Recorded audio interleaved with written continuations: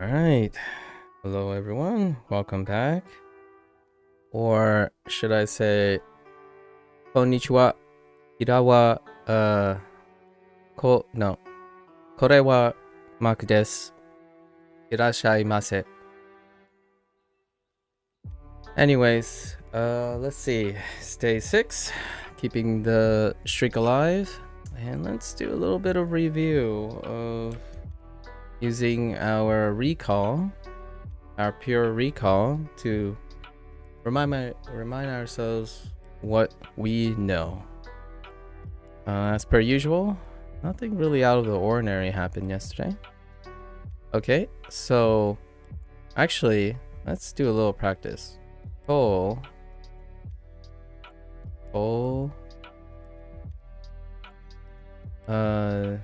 We learned ni yesterday.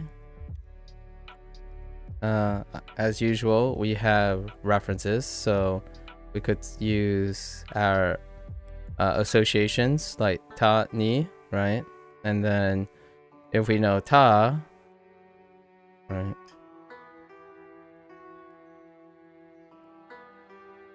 It's a little extended, but that's fine. We're doing practices. We know ni, right?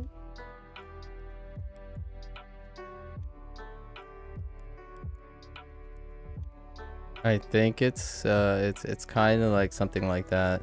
So like this. Ni.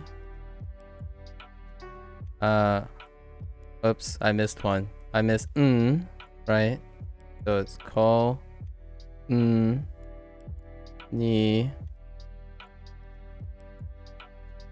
chi,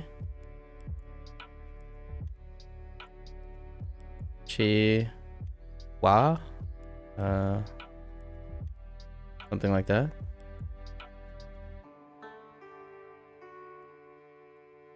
And then can we do ko, re? Do we have re? We have ri, we have ra. We don't have re yet. No re. Yeah, no re. So let's put a space. Oh wait, I learned something. Someone told me this, or someone should use this. We're gonna put a big circle, just because we don't know. So kore wa. Now this wa might be different because I did see that people use there's a chance it could be it could be ha, but instead it's, this is what I'm assuming right now, presuming because I don't know enough, so I'm just teasing, looking at patterns. So wa, sometimes ha is wa, and we'll find that out. It's probably a katakana thing instead of a hirakana thing, but we'll see. And it's so kore wa, and then ma, right? Ma, ku, ku. Oh, we just learned ku 2 days ago. Ku, de. We have no de yet, so no de. So, there. Kore wa maku desu. So we're missing two kana at the moment with any type of combo or variant, right? We're not taking into account combo or variant. This is just an exercise. And then irashaimase is something I remember. Irashaimase is welcome as far as I am concerned. And it's more of a come in kind of thing, right? And we cannot, yes, again, Turnus, you probably miss what I'm trying to illustrate here. I am learning actively without knowing grammar particles. So instead of giving me the information, I will learn the information in that, right? But I am aware that I notice these patterns already, because unlike most people who keep saying that I look at the romaji, I'm looking at both the romaji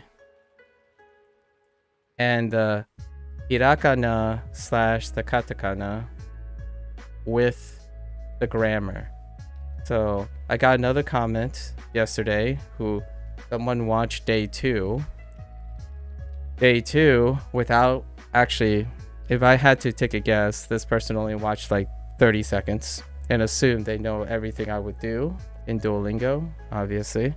So they gave me the really big, I'm kind of getting really, I need to address this. It's not an emotional response, but more of a pragmatic response. Here's the pro tip. Turn off romaji. Romaji is like a really classic traditional input of, hey, you must force yourself to use kana. Now, here's the thing. I understand the thing about being ones versus zeros about the thing, but as a person who is an adult and integrates very, very quickly. So instead of trying to think that you, when you see romaji, right, on top, and then kana on bottom, or kana on top and romaji on the bottom, and then you do this subconscious flip, right, constantly when you're recognizing things. This is 18 years and younger strategy. So what you can take advantage of is you can look at both. You can look at both at the same time and associate them. So just the reason why this is relevant is I notice these patterns, but I can't explain them, right? But you already have to go, so that's but let's just keep this on the pause and keep on reviewing. Oh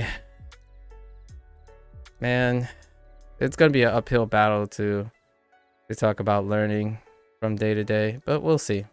Maybe after I learned all the hirakana most of like 6 months, I'm gonna give myself 6 months. There's some credibility. It's here's a helpful advice. I would say it's worth saying. It's not advice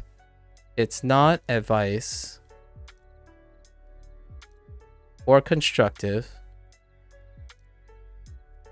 most of the time if it is not solicited.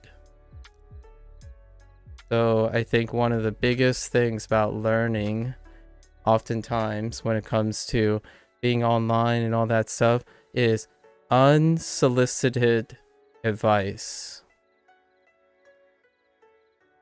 is, I would say, 80% of the time non-constructive. And in a different manner, I would say 40% of the time it's destructive. So just to really drive that home, because I'm pretty sure I'm still going to get this pro tip about romaji being like an intermediary and then having like toxic comments on this is not Japanese kind of comment. Like, well, yeah, most certainly. I agree with you. This is not Japanese. But man, if you are leaving details that are deliberately designed to exist, that's your choice. Anyways, what Turnus dropped in and left a note before leaving is that I am well aware that ha is hiragana because I can write this. I literally think ha like this now. And wa is also hiragana because guess what? I can write it too, right? I can write it. I know the hira. So, but because I don't know the relationship between these two, grammar or not, it could be hitakana, and there is a very good chance there's gonna be a related kanji that kind of resembles these two. The idea is learning is discovery. So when you see patterns, before explainers, this is probably my hot take right here. Video games are incredibly engaging because you can see patterns before the rules are observed. So this is what I call active learning. When you are passively learning is where I feel that most people rely on. They rely on passive information. So you're constantly thinking that passive information making a learner more and more passive. More passive would lead to active learning. That's just not the case. As much as I would love for people to constantly provide passive information, actively engaging in looking at patterns and stuff makes this a game. It makes it literally a learning process. In fact, sometimes I want to go as far as passive learning is being nice. I'm trying to be conservative by suggesting that people can learn very effectively with passive learning, but that's just not the case. It's active learning. Like, being active mindfully is the act of learning. But I must acknowledge that a lot of people like to learn topics passively, which is having the information provided to them instead of using their observational skills. Anyways, so irashaimase. I only have ra, so we can do ra. Which one's ra?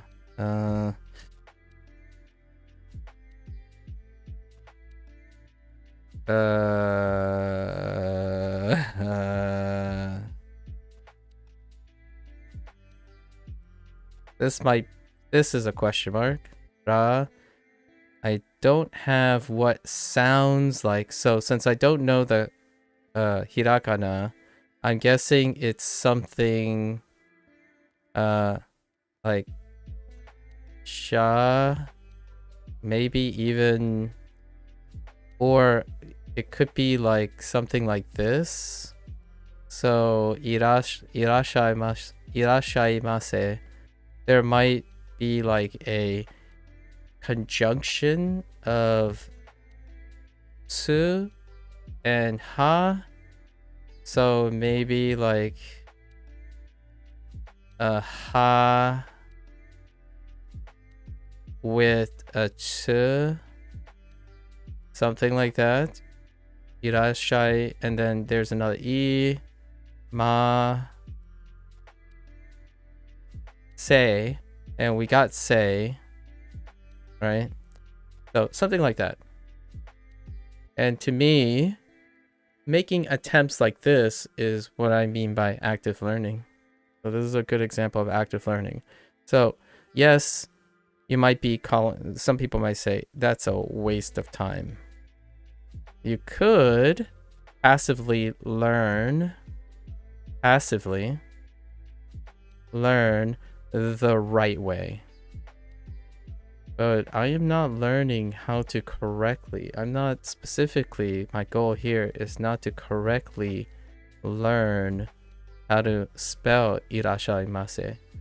I'm trying to apply everything that I know so far to understand and be immersed in Japanese. So it's a very different approach, and I personally think adults work better, quote better, when you do things like this. Why do adults still play video games? Sometimes. Because they're still doing discovery process. Most certainly, this will slow down comprehension. And what I mean by slow down comprehension, I mean your Japanese pace might like slow down in semantics. So certainly, if your goal is to be like right? If you want to be like just like bolting and speeding to the end of the finish line, be my guest. Is it meaningful to you? If the answer is yes, then awesome. It's meaningful for me to have a slow discovery and immersing myself in the language, not bolting to some semantic hierarchy. In fact, I won't ever achieve mastery of semantics. I mean, kanji is semantics, and plenty of people are happy with that, I suppose. They might even drive themselves to a state that they don't preferably like. All right, so with that little side note aside, I do enjoy these deep cuts. Hopefully I get a bigger one next time. In terms of words, right? We learned some words. Can we kana those words? No, I don't have K, but I do have E. Keiki.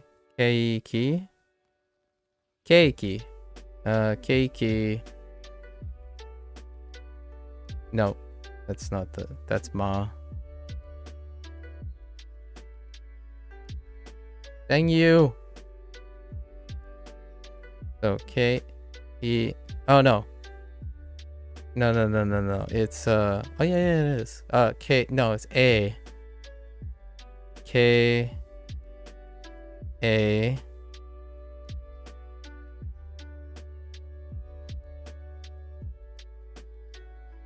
Keiki. I think that is, and then we can do, so we have no K. A. E. I think that's the romaji, and then this is cake. So that's one of our words yesterday. And then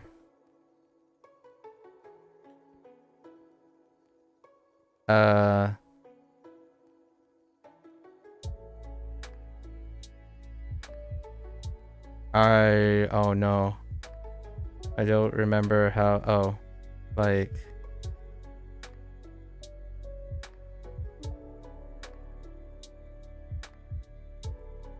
no. Oh no. Can I do the romaji? Probably ka. Re. Curry.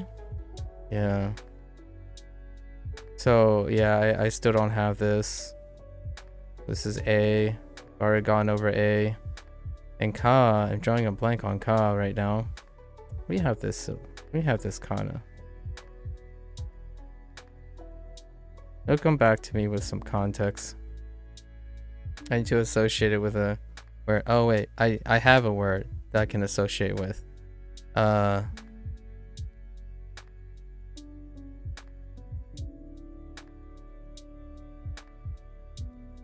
Dang it. Alright, well, unfortunately. So, cake, curry.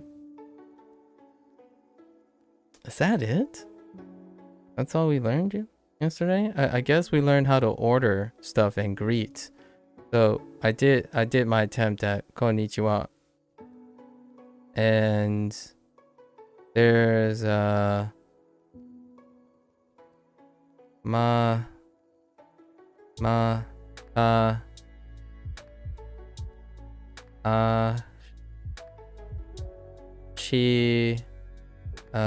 she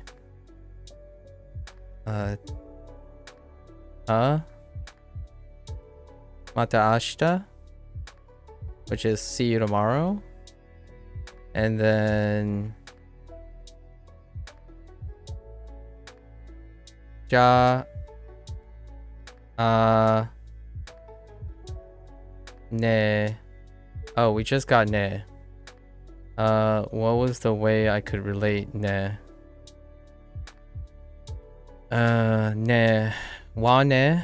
So wa ne. Wow.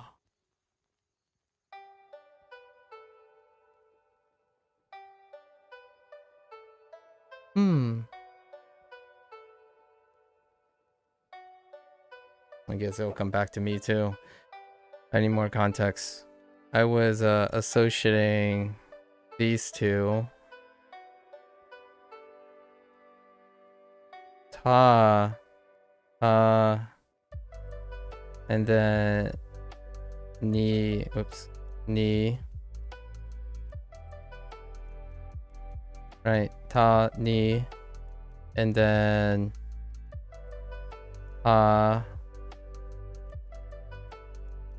which is, then we have ha ge. Ha ge. So our four characters were ke, ni, ne, and ooh. Something like this. It looks like a nose, basically. Fu looks like a nose. Those are our four characters, and I guess we just have those.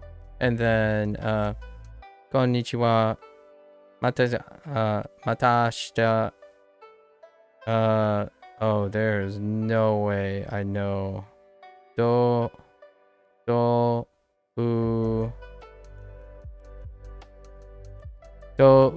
zo yo ro yoro shku. So shku. That's a lot of missing kana. A lot of missing kana. So dojo yoroshiku, which is nice to meet you. Actually that's actually a little yesterday's the day before's segment. And then konbawa, so kon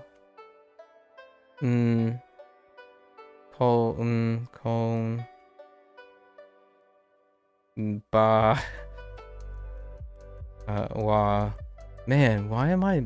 Oh man, I still can't associate wa. All right, well that's enough. Recall again still sucks. I am very under practice with recall. So let's look.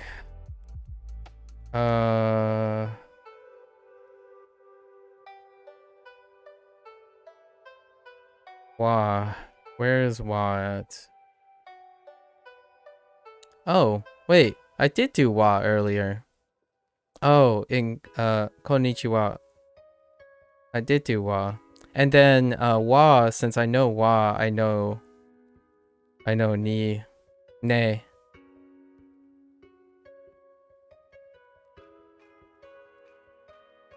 Where's ne at?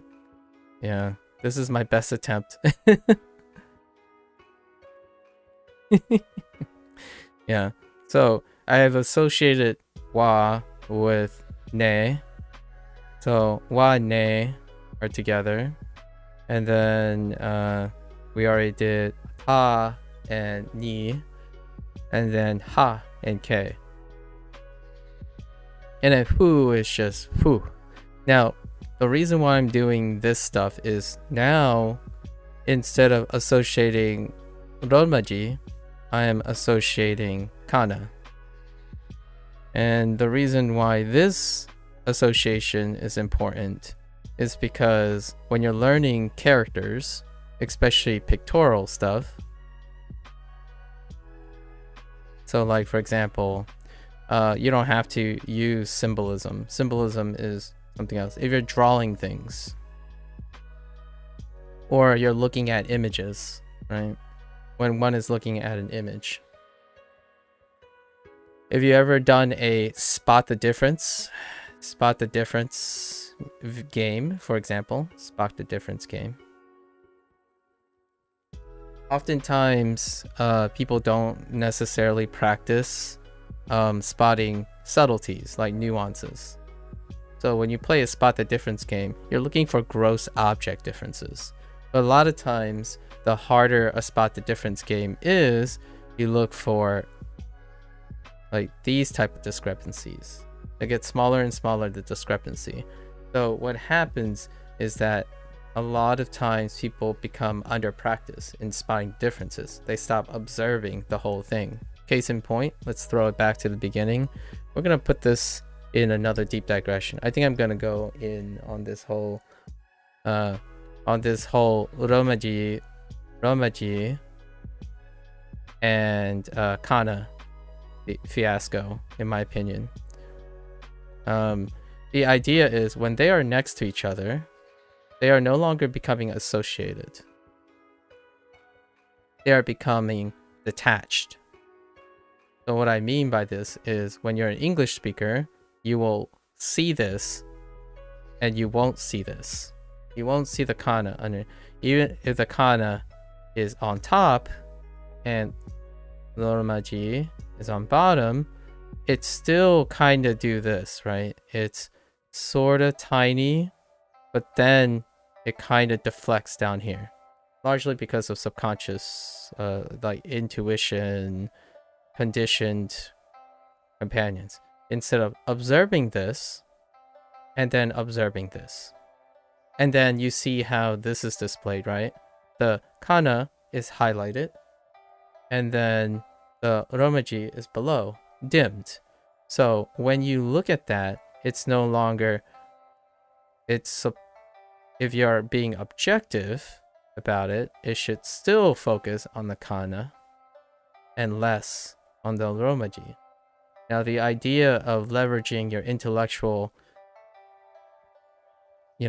intellectual leverage, right? Leverage that experience is the idea that you would probably know from experience what is an effective way to draw your attention to things. Alternatively, you could practice all of these and do romaji on top, kana on the bottom, romaji is highlighted, kana is dimmed, then you do the reverse combination. The idea is learning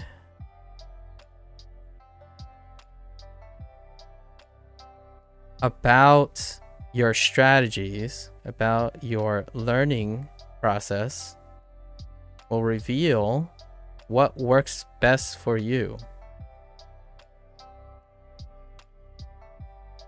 And I don't like using the word best, but in this case, this is what best, the word best is what most people resonate with because they talk about maximizing their efficiency. So in this case, what I'm doing is I'm doing both. So I can associate wa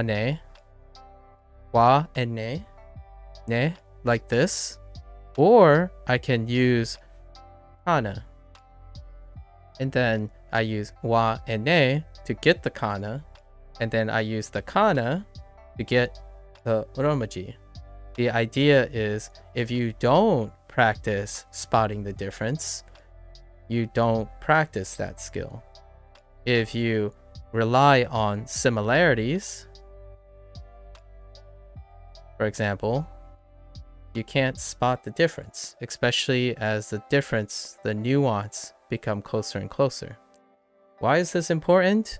Because when you're thinking about drawings have abstraction. And the problem with abstraction, which is some person from yesterday threw in their whole incredibly specialized description of the association. So when we talk about drawings, right? When you talk about drawings, we talk about abstraction. You pick someone up? I see. So when we talk about abstractions and drawings, the reason why someone yesterday dropped in to try to talk about the chicken or the egg question about meaning to, we're gonna say pictorial things. And it's back and forth. Like, does the pictorial thing impart the meaning, or the meaning imparts the pictorial thing, right? Because in this case, we live in between, where something is established already, one or the other. So I fundamentally disagree with that person's comment before, where they thought of it as unidirectional, where like, or actually they thought of it this way, where you have a pictorial idea and then you ascribe meaning to it. You can do both. You can go back and forth. The idea of going back and forth is to produce this exercise. You're exercising and practicing how to impart meaning, how to use meaning to create an image, or using an image to develop a meaning. The idea about doing this back and forth is it aids in languages, whether they are Roman characters or pictorial. And this comes with the idea of artistry, because when you're writing, it's actually drawing, in my opinion, because I'm doing both. I see characters as a form of drawing, because it's and then that meaning comes from abstraction. So when I take kana and go to romaji, romaji, and then I take romaji and go to kana, I'm practicing these are two separate skills in learning. Some people can get away with never doing this. Good for you. Some people never do this because of their goals. Excellent. I learn by doing all of it, because when I learn language, I'm not learning just Japanese. I am learning to learn.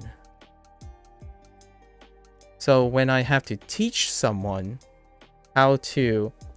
when I learn to teach someone a new language, if I had to practice all the skills necessary to get someone to understand anything, the first thing you do in traditional education that I feel is myopic, and I get this comment all the time when it comes to learning, video games, all this stuff, it's always the advice. When people provide unsolicited advice. And it's incredibly telling if the unsolicited advice comes from someone who's not an educator, in my opinion, especially a modern educator. So where is this coming from? When you think of traditional advice, you think of one size fits all.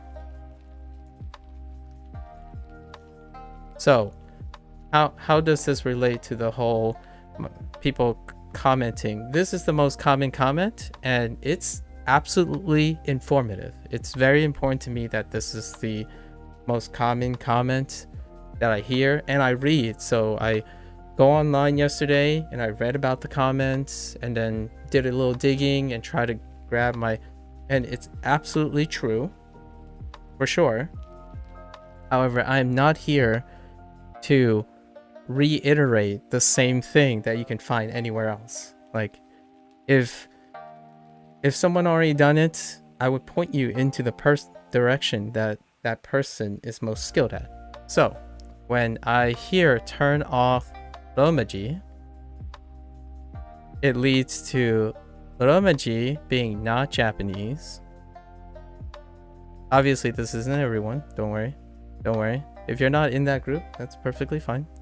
Turn off the romaji, not Japanese. It's a crutch.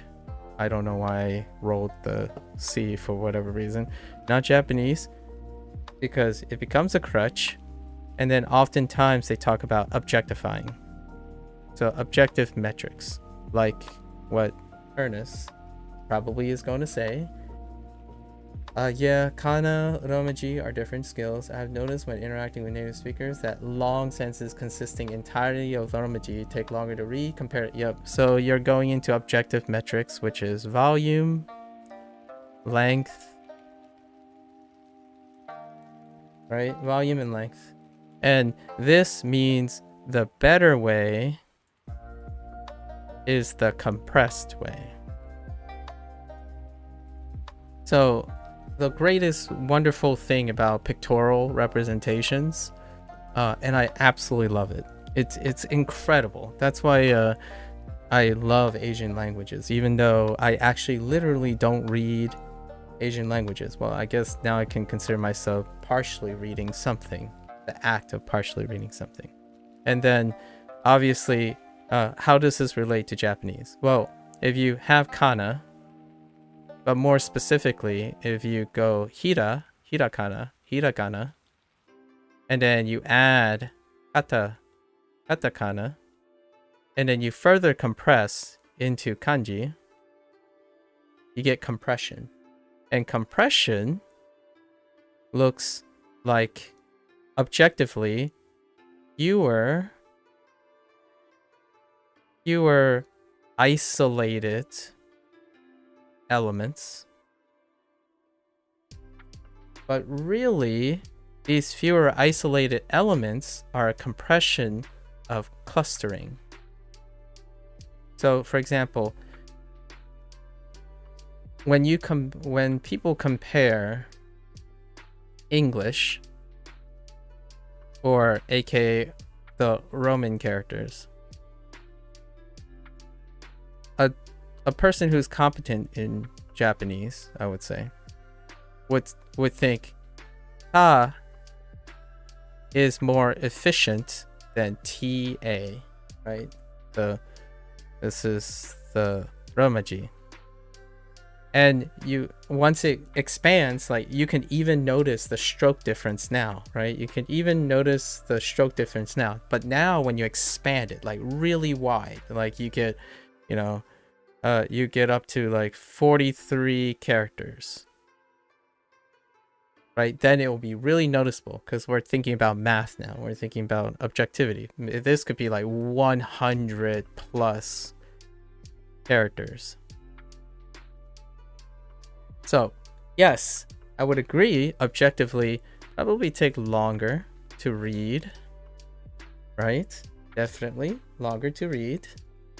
And I'm sure Turnus is gonna go into the whole, okay, so romaji probably, I just saw a paragraph, so probably romaji has different systems, common things I notice, it's inconsistent, etc. Yeah, that's more objective stuff. I get it. Objectivity is awesome, right? So you probably said that. It's interesting to know that on Minecraft servers with native speakers, they're using Romaji, specifically the Nihonshiki. Yeah, Nihonshiki system. Duolingo uses Hepburn. Yep. And their sentences look like this. Yeah, fair enough. Got it. Yep. So this stuff, which I did read about yesterday, because I really wanted to get to the crux of how this relates to where I'm going, because I'm about to go to the punchline at some point. It takes me a while, because language is a process, right? And learning is a process, so it takes a really long time to explain. But I really love talking about it. So don't get me wrong. I'm not being annoyed or anything. I absolutely love this stuff. In fact, I'm probably going to learn Japanese slower and slower as we go, because learning Japanese, just as a disclaimer, learning Japanese is secondary. As much as this is going to sound really biased alert, hot take. If you learn how you learn, it doesn't matter how difficult something is objectively. It will inherently be subjectively easy. Just because you will have the utmost confidence in being able to overcome the barrier of learning. So that is my goal. I love Japanese for all it's worth, but it is nowhere near my goal of showing people and enabling people on how to define and redefine and iterate on their ability to learn. So let's go back to here. This is the punchline we'll eventually get to here at some point. So let's say, yes, this is longer, biased, and you can make sentimental arguments. Japanese people don't do this. They don't like read or write or understand this. That's perfectly fine. I agree. Absolutely. So, and then you can use standards like Japanese people does this. They mix kanji with kana to further compress. That's great. So what is their objective to compressing characters? Well, you want to be faster. Express more. Now, this is very desirable. I would agree. It's incredibly desirable, right? So somehow being able to read longer things, spend longer time using different levels of connection and association became a waste of time. And now we're going to go in my punchline. My punchline.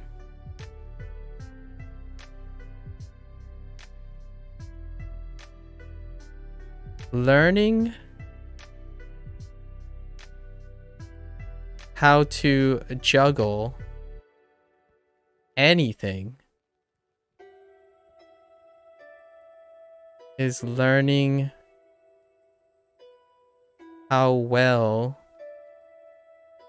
you can learn. So while Romaji is not Japanese, what are you practicing with Romaji?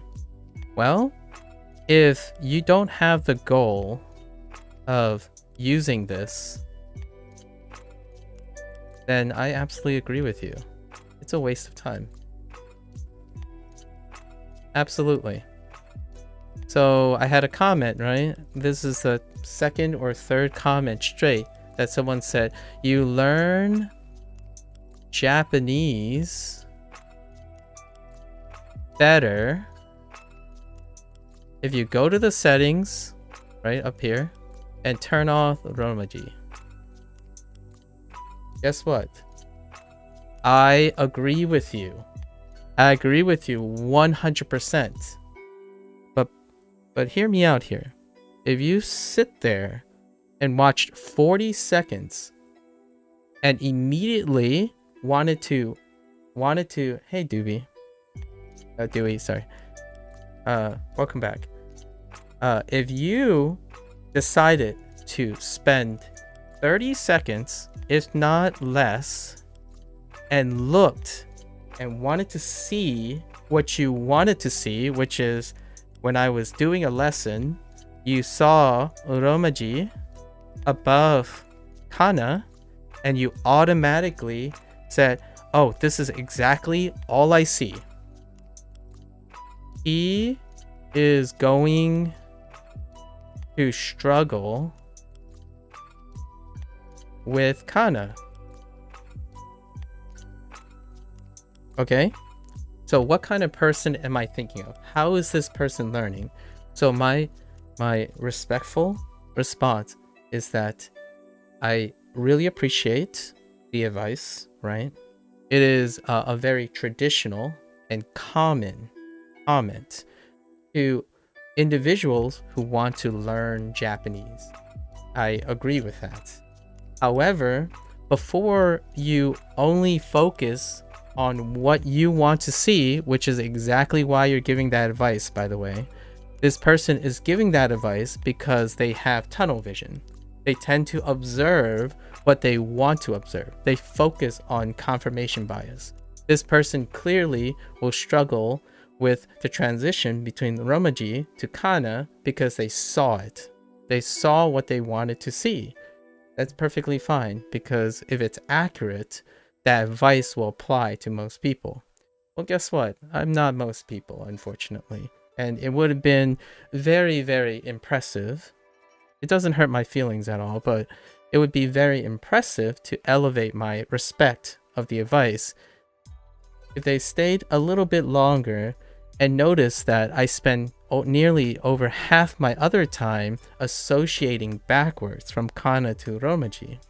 Because I believe, in my opinion, when you do tasks, if you go in both directions, Roman to Kana, there are other skills involved in learning going both directions. Not for learning Japanese better. But I'm not doing that. I'm learning how to teach. I'm learning to learn things. If someone is struggling from going from Uromaji to Kana, and some snobby person, respectfully snobby, entitled snobby, because they spent a lot of time mastering Japanese, and they go to this person and say, you suck. Best way is to go cold turkey. Are you teaching them something? Are you helping them understand why they are struggling with this? You are not. I guarantee you, 80 to 90% of the time, you are not helping them. So, yes, it's not an insult. I'm trying to be as respectful as possible. When someone becomes really, really skilled, right? When you become super skilled, right? As skill increases,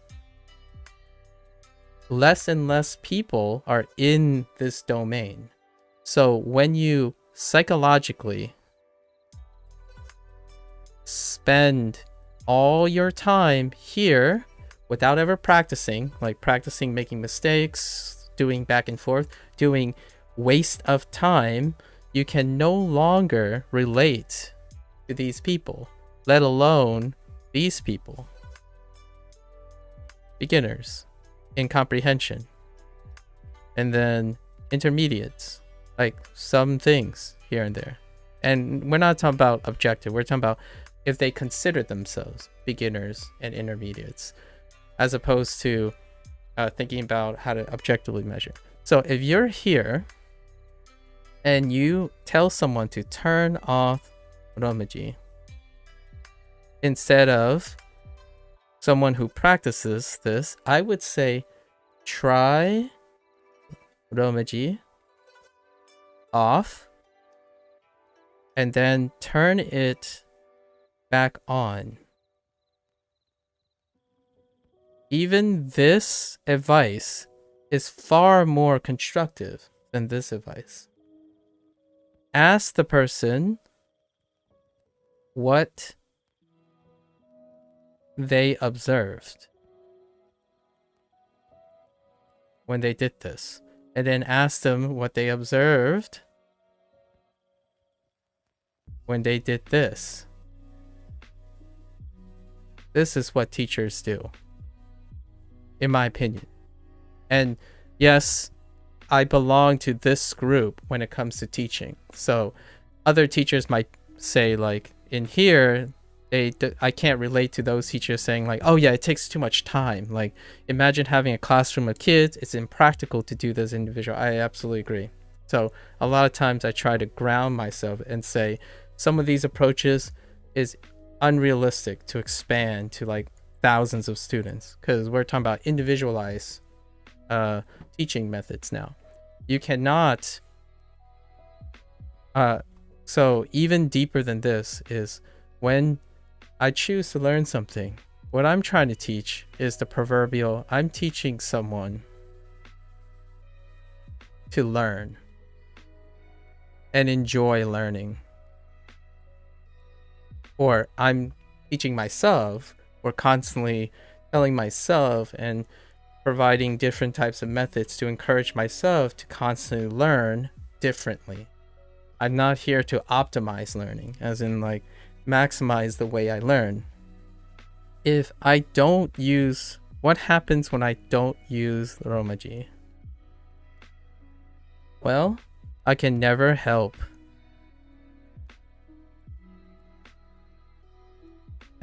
anyone who does over time. What does that do? It limits your ability to teach someone. It's great if your goal is to be the best Japanese speaker ever or the best bilingual. It limits your ability to be able to find out what's happening with someone who's struggling or trying to learn. So it's the paradox. It's the paradox of human condition. That's why when you have super smart people, they appear to be a bit less and less compassionate. And it's not their fault. It's subconscious, or it's practiced. The smarter and smarter you become, the less and less relatable you are from the people who are struggling. When you become a very skilled person, as a professional athlete, as a native English speaker, as a native Japanese speaker, and ask them to vividly, in detail, try to describe. And this is the holy grail of teaching. If you go on YouTube, which I do love a particular YouTuber, and I will sort of shout him out, I guess, but Dogen, he really does kind of make the attempt, and it's very hard to keep close in hand what these intuitive nuances are, because it's very hard to remember and describe to them when you have become an expert in something. So one of my particularly interesting videos that I found very provocative is your voice different when you're learning a different language?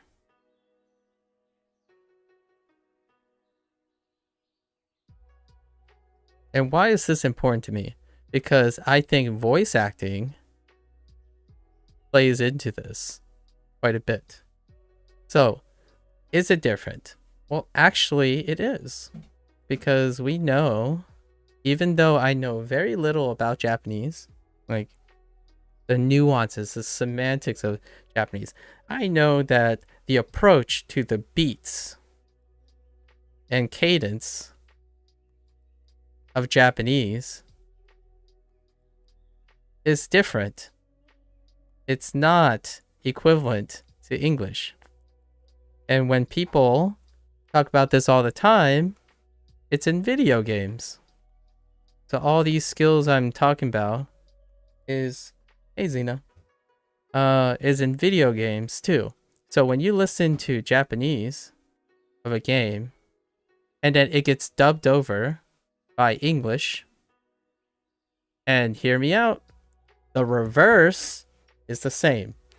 When you listen long enough and notice these things, you notice a difference in beat and cadence. Those are the words I would use, but different background. I come from a different background. This is more of a music background, as opposed to Dogen, who is a professional teacher and whatnot. So beats and cadence. And guess what? I know nothing about Moda. Like, nothing about Moda. Oh, no, it's not like a palindrome, but let me illustrate beats and cadence. And it goes with voice acting too. So I played Like a Dragon. I played lots of Like a Dragon games, and they recently, like the last 4 or 5 titles, have Japanese and English audio. The restrictions about it is there's animation and timing, right? And Japanese and English cadence and beats are different. So you can think about this in a way that I've been doing this for fun. Like, for example, if I had a fluent person who is Japanese, but also English. So there's a person who is both fluent in Japanese and English, and they try to say hello. Hello, English speaker. Hello, Japanese speaker. There are very defined ways, or hello, hello, hello, hello, instead of hello, hello. So there are very distinct things you can pick up that you can take to a language, even when you're not actually using the specific language. So, for example, I'm trying to capture some of the things. So we trail a lot in English. So like, hey, how's it going? Instead of, hey, how's it going? Because, hey, how it's going, they're all similar beats. It's a very consistent beat. So when you're trying to say Japanese words like konnichiwa instead of konnichiwa. So even if you are, say, very fluent in subtext like semantics, characters, grammar, and stuff, speaking is another dimension, right? And what does Romaji have to do with the nuances of kana? Well, they're different skills. Romaji is a waste of time if you're trying to understand kana, because Romaji is not kana. So when you're working on kana and you're using Romaji, what else can you use Romaji for? Well, there are a lot of other tools for a teacher, not for someone who's learning Japanese. And I absolutely understand that most people's goal is to learn Japanese. My goal is to find out all the possibilities of making learning useful to someone. So is Romaji a waste of time, which is comes up a lot To me, absolutely no. Actually, most things are no if you can find constructive use of it. And that's like a well duh. If it is useful, then it's not you know, a waste of time. So that's fair, and I keep to that. Thank you, lots of strangers who give me advice that Romaji is a waste of time, but with all due respect, I am not using Romaji to learn Japanese.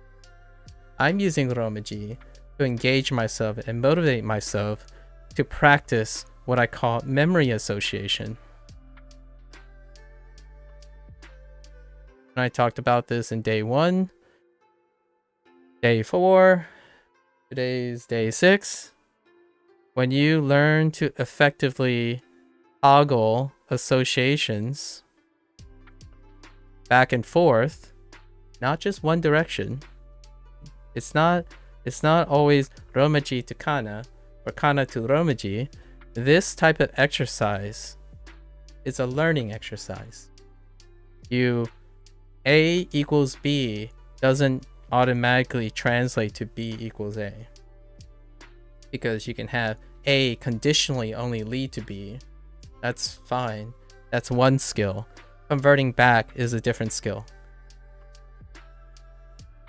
Because it's context specific, right? If those people are like, nah, if you go A to B and then going from B to A is the same, right? Then what is your problem with Romaji going first and Kana going second, and then Kana going first, then going to Romaji? So you're talking in a paradox here. You're talking in circles. They're just different skills. I see different skills. I see a different tool. So before, back in the day, I used to want to be a teacher, and I thought about it as a traditional linear relationship. So like when you're learning capacity, you just go up in terms of delta T, right? Time invest, but you're always going in one direction. For teaching, well, for learning, the goal is one directional. For teaching, it's both directions. So here's my irony here. Here's the thing that I'm always constantly feel like I never stop learning about this, is because in order to teach, you always have to go backwards at some point. How else are you going to find new tools to help people who are over here and not up here? And that is why it's so impressive when I see people who are great teachers. But here's the sacrifice. Great teachers have to delta T. They have to spend time to not be specialists in the thing they're teaching. Because here's the common thing. Don't waste your time with Romaji, because to understand Japanese, you don't need this. Absolutely agree. Absolutely, 100%. If it's been demonstrated that you don't need this to learn high-level Japanese, that's great. That's because you want to be an expert, or you want to be a native speaker in Japanese. And most people do want to do that. Personally, if it was possible to be a native speaker in Japanese, which takes a lot of time, lots and lots of time, you cannot waste time learning the significance of Romaji. 100%. Do not waste your time if you want to be a native Japanese speaker on Romaji. What is Duolingo's purpose? Duolingo's purpose is to teach Japanese. So when lots of native speakers start saying like, oh, this sucks, this is lacking something, well, you have to ask yourself, are you an expert of Japanese or are you teaching Japanese? And this is why that comment, that person only watched day 2, they didn't watch day 1 of my video, which I spent quite a long time talking about evaluating how Duolingo is using teaching tools. Like, what is it doing as a teaching tool? Not what is it doing to master a language, technically. It is a product of it. But the goal of my intent of using Duolingo is to understand what else can they incorporate. So, what does this mean? What does this mean to the way I'm approaching it, right? I personally love that they have learn and characters. Although it would be kind of interesting if they had learn words and learn characters. So what happens is that both of these two things get equal weight. Equal weight. And then make a separate character map that is reflective of learn. And what happens now is that, well, it draws this draws less toxicity, in my opinion. I actually do believe when you give unsolicited advice a lot of times, it can be misconstrued as toxicity towards a learner. And sure enough, even on Bushu and Renshu, there's plenty of discontent, and those people are in the minority though. When a traditional approach works, right? If it works, if it's greater than 50%, minorities are squelched, and not intentionally, like maliciously, but it still does not prevent these minority learners from feeling like it's toxic, right? And your goal as a person who's providing a teaching tool is to continue mitigating this feeling of isolation. So you're trying to jack up your traditional, and what I mean by traditional is orthodox, as in the most common practices. So Bushu, Rensu uses a lot of optimized orthodox, but they will constantly gonna have to try to mitigate minority squelching. And this happens when there's no equal weight in things. So for me, most people see this first, which is ironic because what is the problem? What do I feel is the problem of turning off Romaji? If this is a problem, what type of psychology requires this type of behavior? Well, if you don't want this, ignore it. If you don't want Romaji, ignore it. Focus on the things that are more important. Okay? So, yes, that's very efficient. What does a teacher do when they see a student? When a teacher observes a student, what is their task? Oh, is it to see what you want to see? And focus on what you think is important. What you think is important.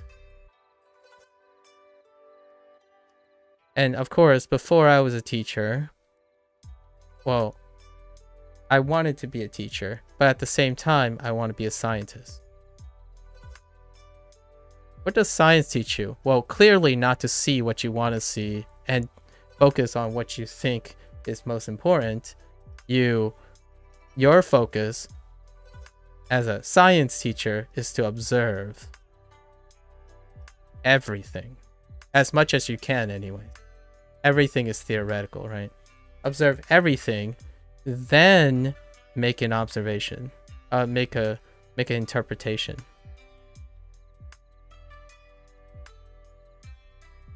And this here, it's a luxury. This way of teaching is a luxury. You can't do this with like hundreds and thousands of kids. I absolutely understand. So my hat's off to those teachers who have to rely on traditional approaches where it basically is a one size fits all, one size fits most is my phrasing. One size fits all model. Like turn off Romaji, learn Japanese better. Absolutely fine. So if I were to do that, maybe more people will say like, oh yeah, I don't dislike this guy, because I did get dislikes, obviously, because I disagree with this guy. It's not important for Romaji and say, I absolutely agree with you. It's not important for most people. I'm not talking about those most people. I'm talking about those people who struggle. Because I can teach people who are already good at learning. But what am I teaching them? They're already good at learning. So they already know how to turn on Romaji and work to their best intent. So if turning off Romaji helps you, you already learned how you learn enough to learn Japanese. That does not benefit me at all. Like, if I somehow become a Japanese teacher, Japanese English teacher, right, in the future, is this important to me? Well, I see most people do it, so I won't need to practice seeing that. I won't need to practice someone who benefits from turning off Romaji. You can see that all the time. It represents a bigger proportion.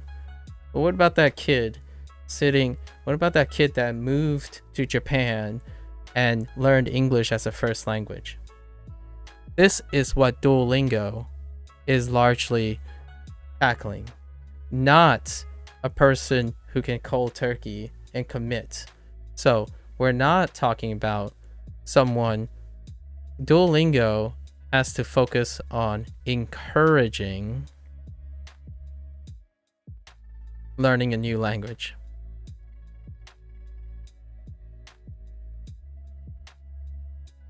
That's their goal, right? That is their goal. So when you have experts or native speakers saying this is right, this is wrong, you will appeal to you'll appeal maybe to a majority, maybe around 50%, and then excommunicate the minority.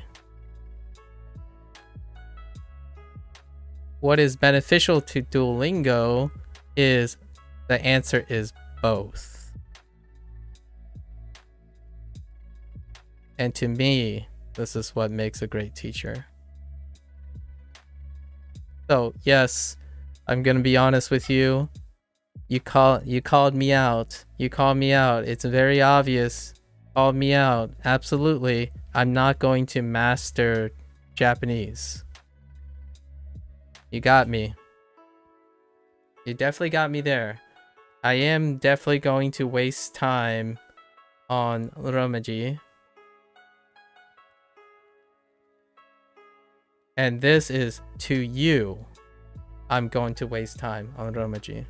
So before you offer unsolicited advice, at least to me, I'm not saying anyone else. I don't represent anyone else. Solicited advice. What I want to know, I welcome that stranger and all the strangers. I want you to explain to me how that helped you. Like, what are your experiences from doing that? Instead of providing unsolicited advice, explain to me your logic and your experiences. That is the most helpful thing to someone who focuses on teaching and learning, in my opinion. And that's why streaming is fantastic. When you stream, you're sharing experiences. When someone's offering unsolicited advice, you can draw parallelisms with backseat gaming. These personalities are incredibly associated. Now, here's my concern about people who have a natural tendency for unsolicited advice, right? Is that they often will go through life passively learning things. What does that mean to passively learn? Well, there's this wonderful association, very strong, we'll just say very strong association that I at least personally notice and others do. Strong association is that passive learning, as when age goes up, passive learning also goes up. And what is passive learning? Passive learning is getting info. And this is motivated by efficiency. So when you start something, what you ask yourself, what is the best way that I'm capable of to start something? So what happens here is being older is associated with passive learning. So what does passive learning look like? Well, language is a great example of passive learning that slows down an older person. What do kids do when they were younger? When you were younger, you were involved in active learning. And what does active learning do? You do mistakes, etc. You do things, and then you observe what happens. So yes, adults, you can make the argument, this goes into like the whole adults, like we took the Romaji thing. I'll connect all these things. We took the Romaji things, why Romaji is not great for kana, and then how kana leads to understanding the Japanese thing, which goes down a rabbit hole of why do older people struggle with learning language specifically, just language. Oftentimes this is a topic about older people learning new things, which that's a whole different topic. We'll discuss that maybe in the future. But learning language, why do older people take longer to learn a language versus the younger one? And often it's a contrast between the reliance on passive learning versus active learning. Now here's my 2 cents. Yes, there are some neurological studies that show like neuroplasticity, that timeless, age-old, looking for the physiological explainer to why older people learn things, quote unquote, slower, right? That doesn't account for behavioral changes of older people. And then some people would say objectively, like older people don't have enough time, less time, some things like that. It doesn't restrict an older person from trying to participate in active learning again. And this is what I'm doing. So an older person has XP, And this XP is broken up into passive and active learning. Your younger self has no XP, so they rely on active learning. Now, there is a duality between passive and active learning. While you're actively learning, you're obviously not doing passive stuff. When you're passively learning, you're not doing active stuff. But the thing is, an adult is made up of passive and active learning. There is some passive, slightly passive learning, right? And then together is still 100%. But this proportion is different. I usually think the older you get, the higher the passive learning becomes, and the lower the active learning becomes. And as a kid, your passive learning is actually going up as well and going down. But the magnitude is way bigger in the beginning. So how do you shift some of these? Well, you can choose to continue passively learning. That'll be a great way. So as for a language, when you passively learn, what you think about is rules. And oftentimes that relies on total recall, which is where the whole theme about how older people have a harder time remembering things and like picking things up really quickly is because total recall is reliant on your memory. Well, here's the problem. Memory's plasticity is different for adults because they have lots of memories. And it will continue to have more memories. And you throw around these terms like interference. Cognitive interference is a big one. Basically, the colloquial is you have to unlearn certain things to become more flexible in learning new things. So like, how do I uncouple Roman characters from Kana, right? How do you uncouple them? And this process takes time, which effectively means adults, or the older you get, take more time. Now the question is more time equivalent to efficiency? Well, here's my thing about this. If you're only focused on learning a language, absolutely, it will always take more time. Like, if your goal is to pick up Japanese, pick up another language in an older age, I absolutely agree, it'll take longer. But what other skills are you practicing while you're doing that?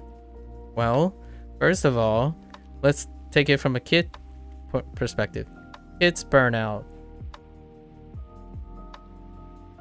Adults, if you know how to learn, adults don't burn out as often. Because what you can do is you can learn language passively and actively, efficiently. So let me give you an example. As a kid, if you give a kid math and they hate math, this isn't going to happen. If you give an adult math, if they've mastered how passive learning works, they are likely to still learn it with their experience. And what are these experience points? Motivations, patterns, associations. So when someone says Romaji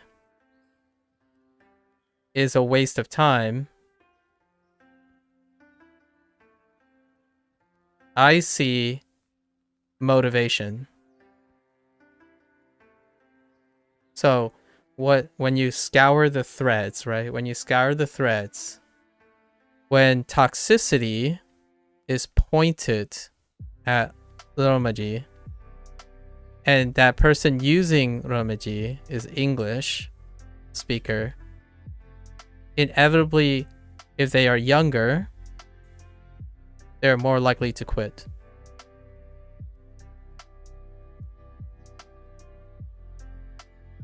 As an adult, when you get older, they're like, nah, don't care what other people think. Think about my motivations.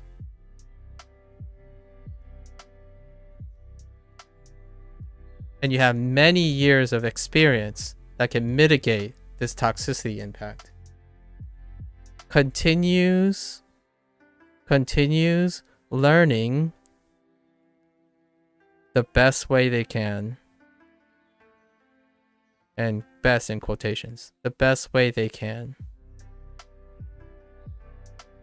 And this is what teachers have to worry about. And to me, this is what Duolingo has to worry about their product. So how do you simultaneously provide motivation and motivation to the young people? So younger people actually requires more motivation. And then adults have to be engaged passively. So how do you engage an adult passively?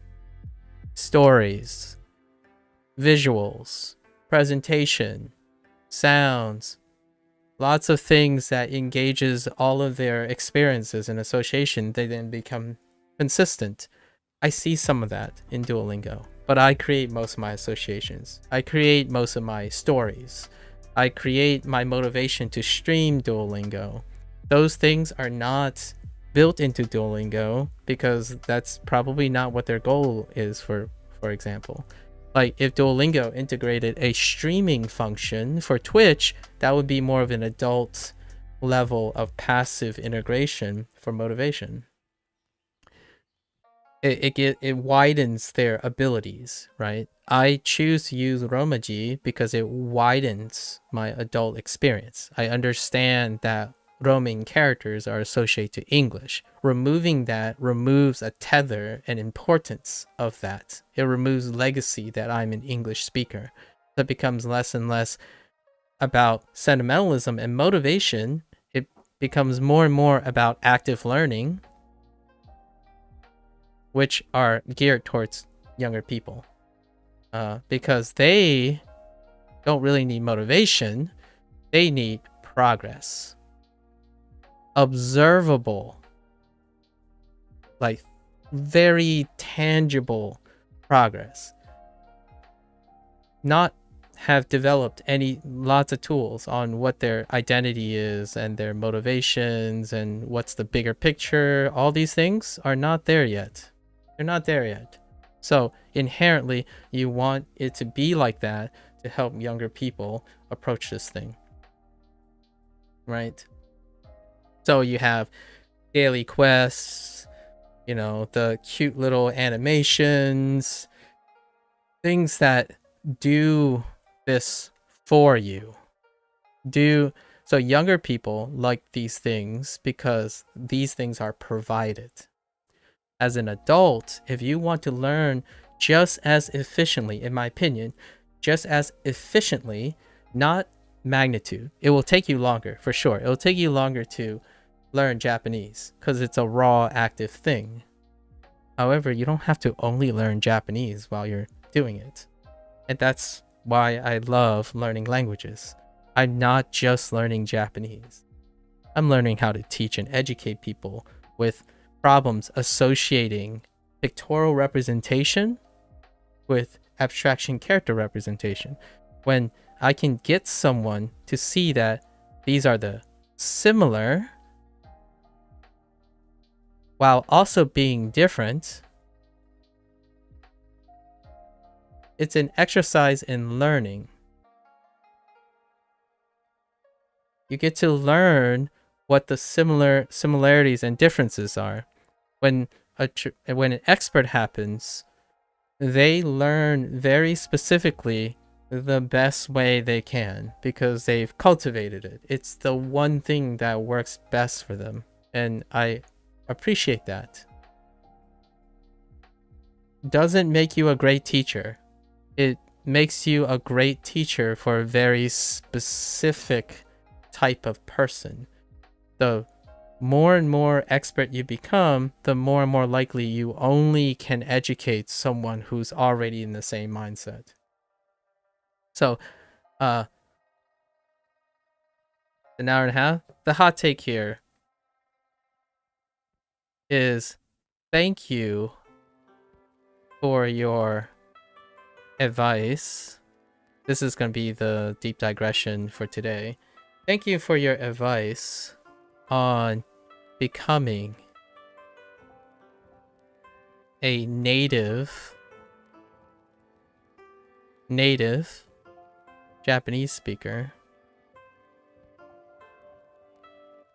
Tell me what your journey was like.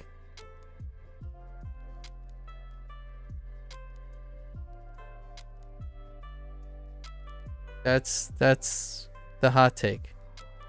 Express yourself because I'm learning. I am learning this, not this. It just happens that I can do this and that at the same time. The answer is I can do both. What separate, in my opinion, I choose to be able to see O in Romaji and Kana. I'm not using this as a crutch. I'm using this as a tool. It's only a crutch if my goal is to only understand this. And that's not the goal. That's not the goal of only understanding Kana. I don't want to only understand Kana. In fact, why is this important? Is because when I learned English, I still don't know how IPA works. Or is it called IPA? I still don't know how English phonetics work. And I always wondered if I could learn a new language. These are all deep cuts. I always wondered if I learned another language that uses some sort of phonetics that contextualize things, what will that be like? What will that be like? I don't know. Like, if I explain to a Japanese person, oh, it sounds like this, what am I going to use?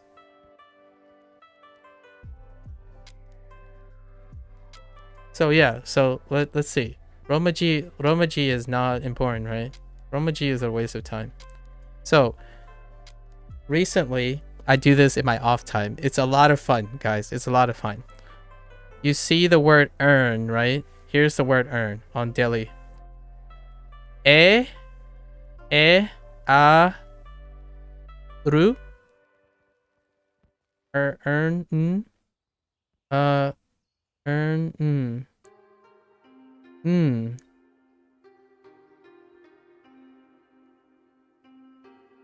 I probably put ra.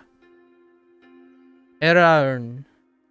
That's close. That's kind of fun. Eran. Eran. Just because. Like, hey, honestly, if you say this roll enough long, like, who knows? It might make it fun to learn how to pronounce earn. Right? So, it's all these things. Like, because the Romaji is being toxically, there's toxicity against the Romaji. There's no development of the Romaji. And this leads into programming. I love talking about programming because programming involves languages too. And programming are task-oriented tool operations, right? So programming, if you remove something, that tool cannot get better.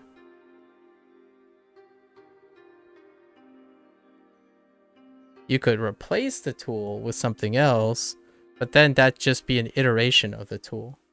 So when people say Romaji sucks, it doesn't account for, I don't know, homophones and phonemes and whatnot, is largely because if you are toxic towards something and you are making it seem useless, then it doesn't change, it doesn't improve.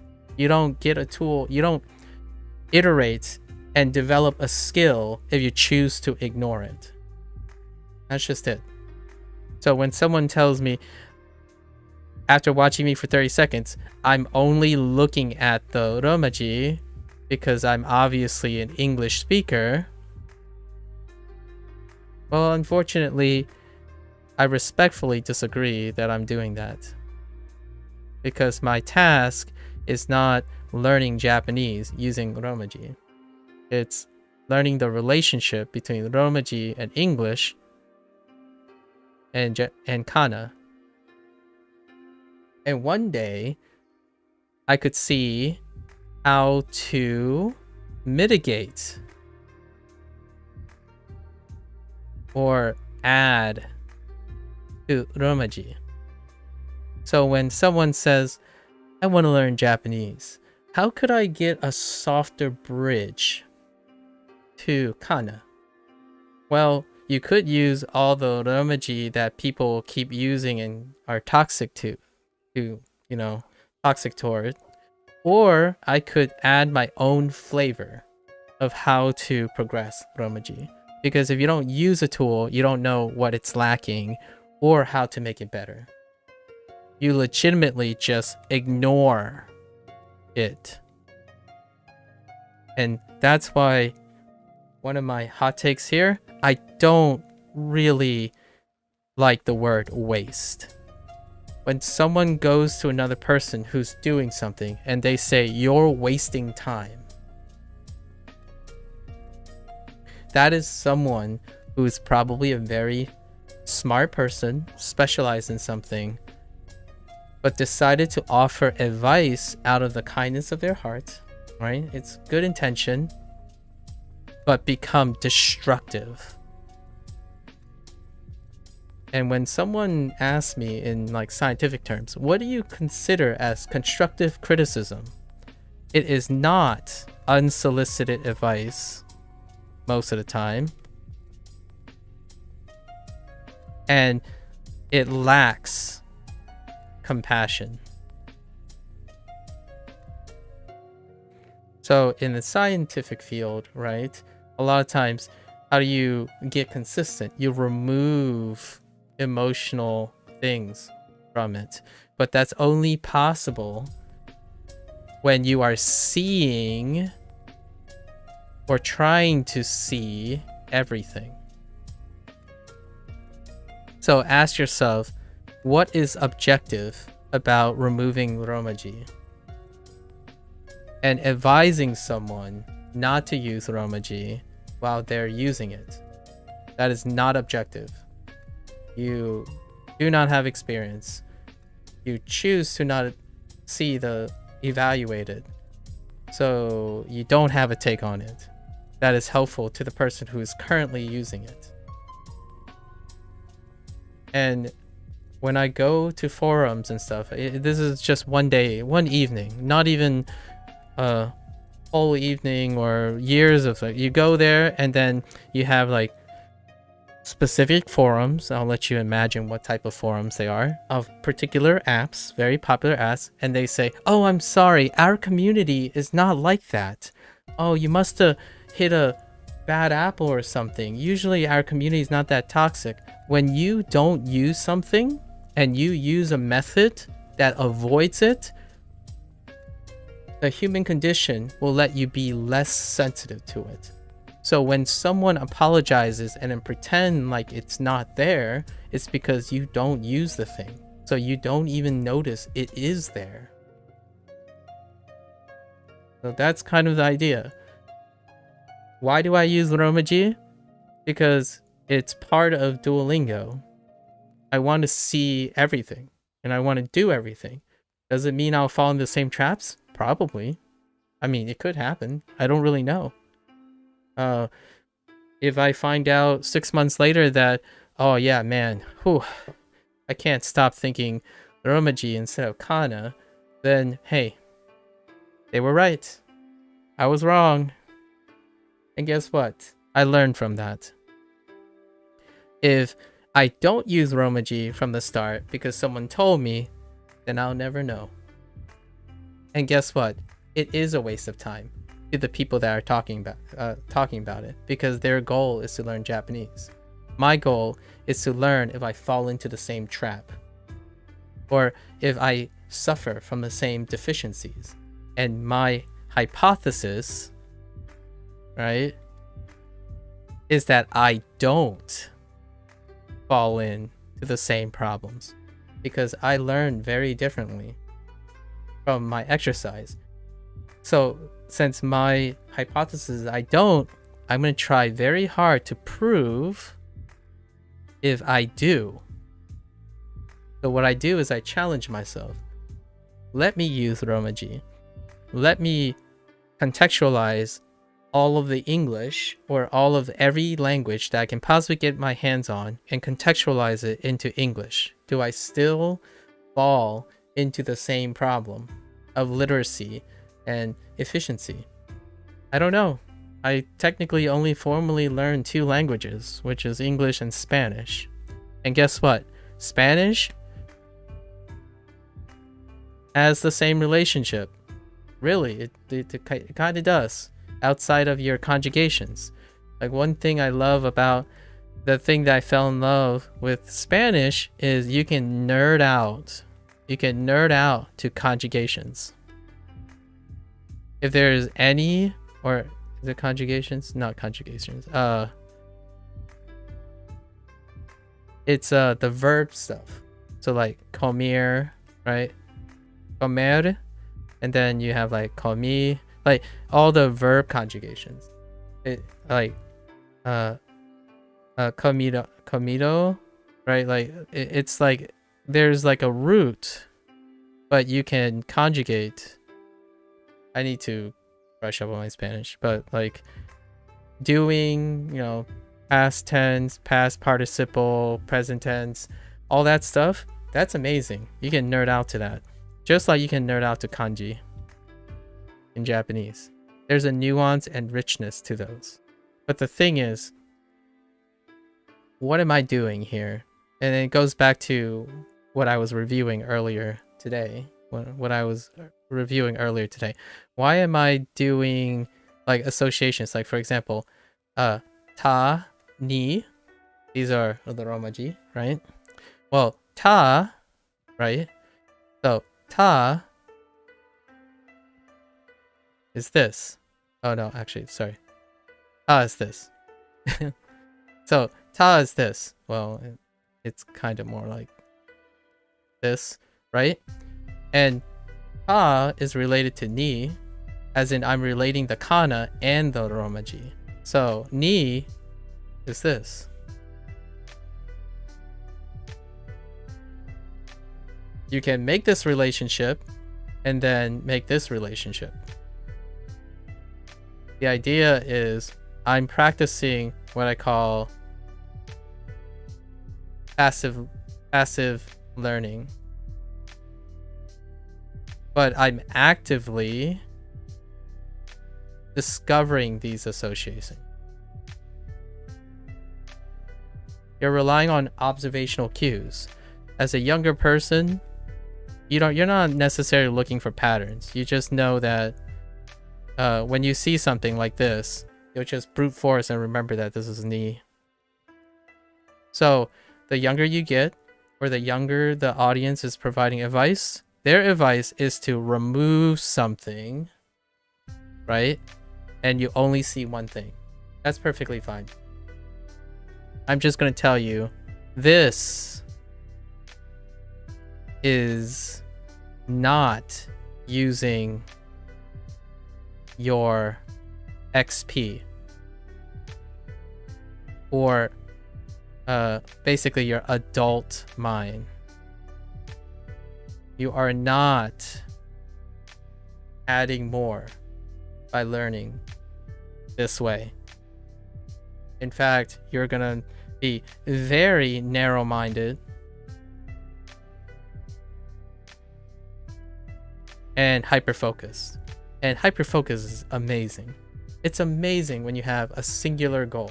Your singular goal is to master Kana. If your singular goal is to master Kana, the advice from someone is just spend 2 days straight. Just 2 days straight. Write all the Kana 10 times over and you'll get it. It's like, great, awesome. Now you're great at Kana. When I'm doing Kana, I'm not just working on Kana. That's why things slow down. When things slow down is because I'm not focused. So I trade off focus to be open-minded. And sure enough, guess what? When people are open-minded, it takes longer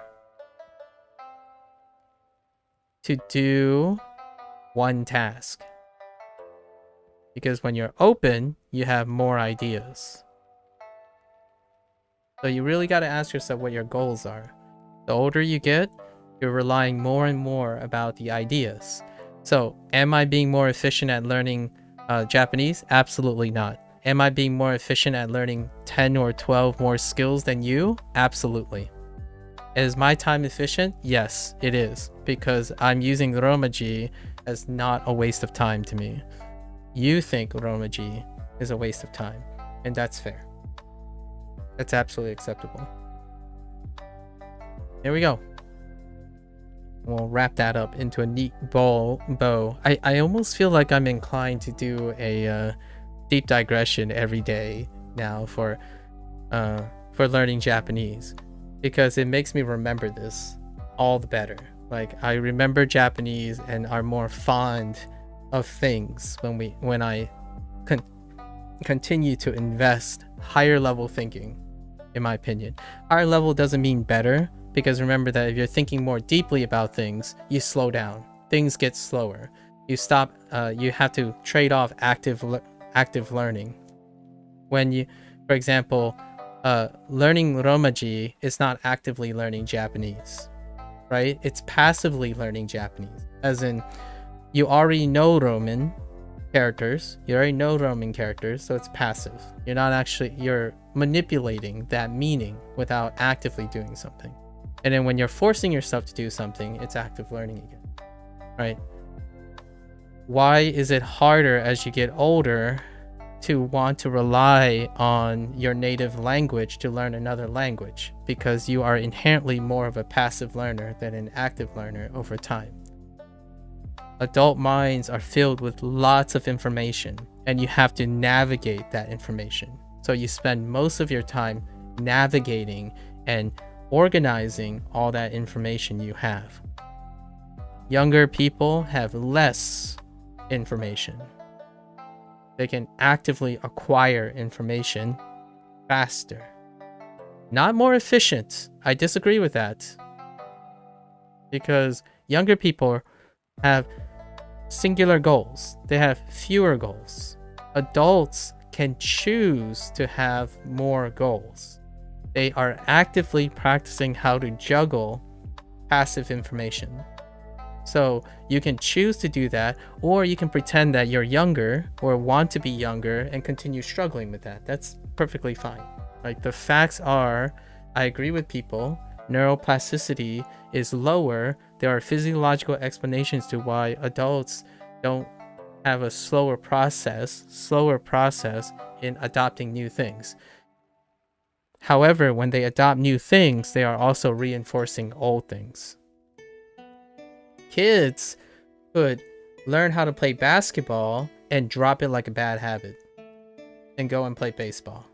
And then when they grow into adulthood, they will be crap at the things they drop and great at the things they are good at. Adults, when you learn Japanese, your English tend not to, like your native language tend not to suffer because you're holding on to it. You're juggling it. So effort is divided. When an adult learns a new language, they are retaining older ones because they have to. It's a passive response. So yeah, what am I using Romaji for? Well, I'm using it so that I can help people hold on to whatever they're trying to hold on to, and then using that to embrace a new thing, which is kind of just a different thing. Just a different thing. Okay, that's enough. That's enough for an open thing. I love talking about it. There you go. And I think we're gonna do this differently today. I want to start with hiragana because I actually I love this part. I do really enjoy learning characters. So we'll put in some time on characters. Ma, right? We know ma, right? In fact,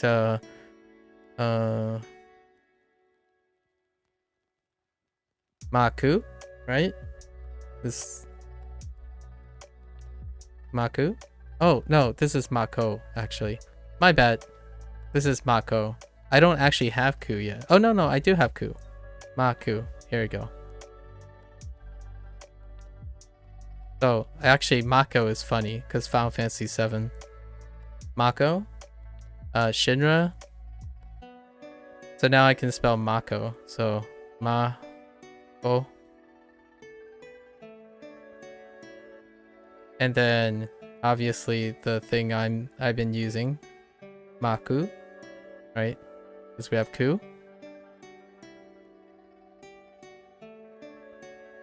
Notice I didn't notice that I'm writing the kana and then writing the Romaji, because I actually see these characters first before I see these. However, if someone provided me ma and ko, I will be able to provide these as well. So it goes both directions. And it slows me down, right? I'm doing two things at once. And it's perfect. If someone tells me I'm spending double the time, absolutely. That's exactly the whole purpose of the way I learn. So, and here's something that slows down even more. I'll explain. So is a table. And this is a laptop stand.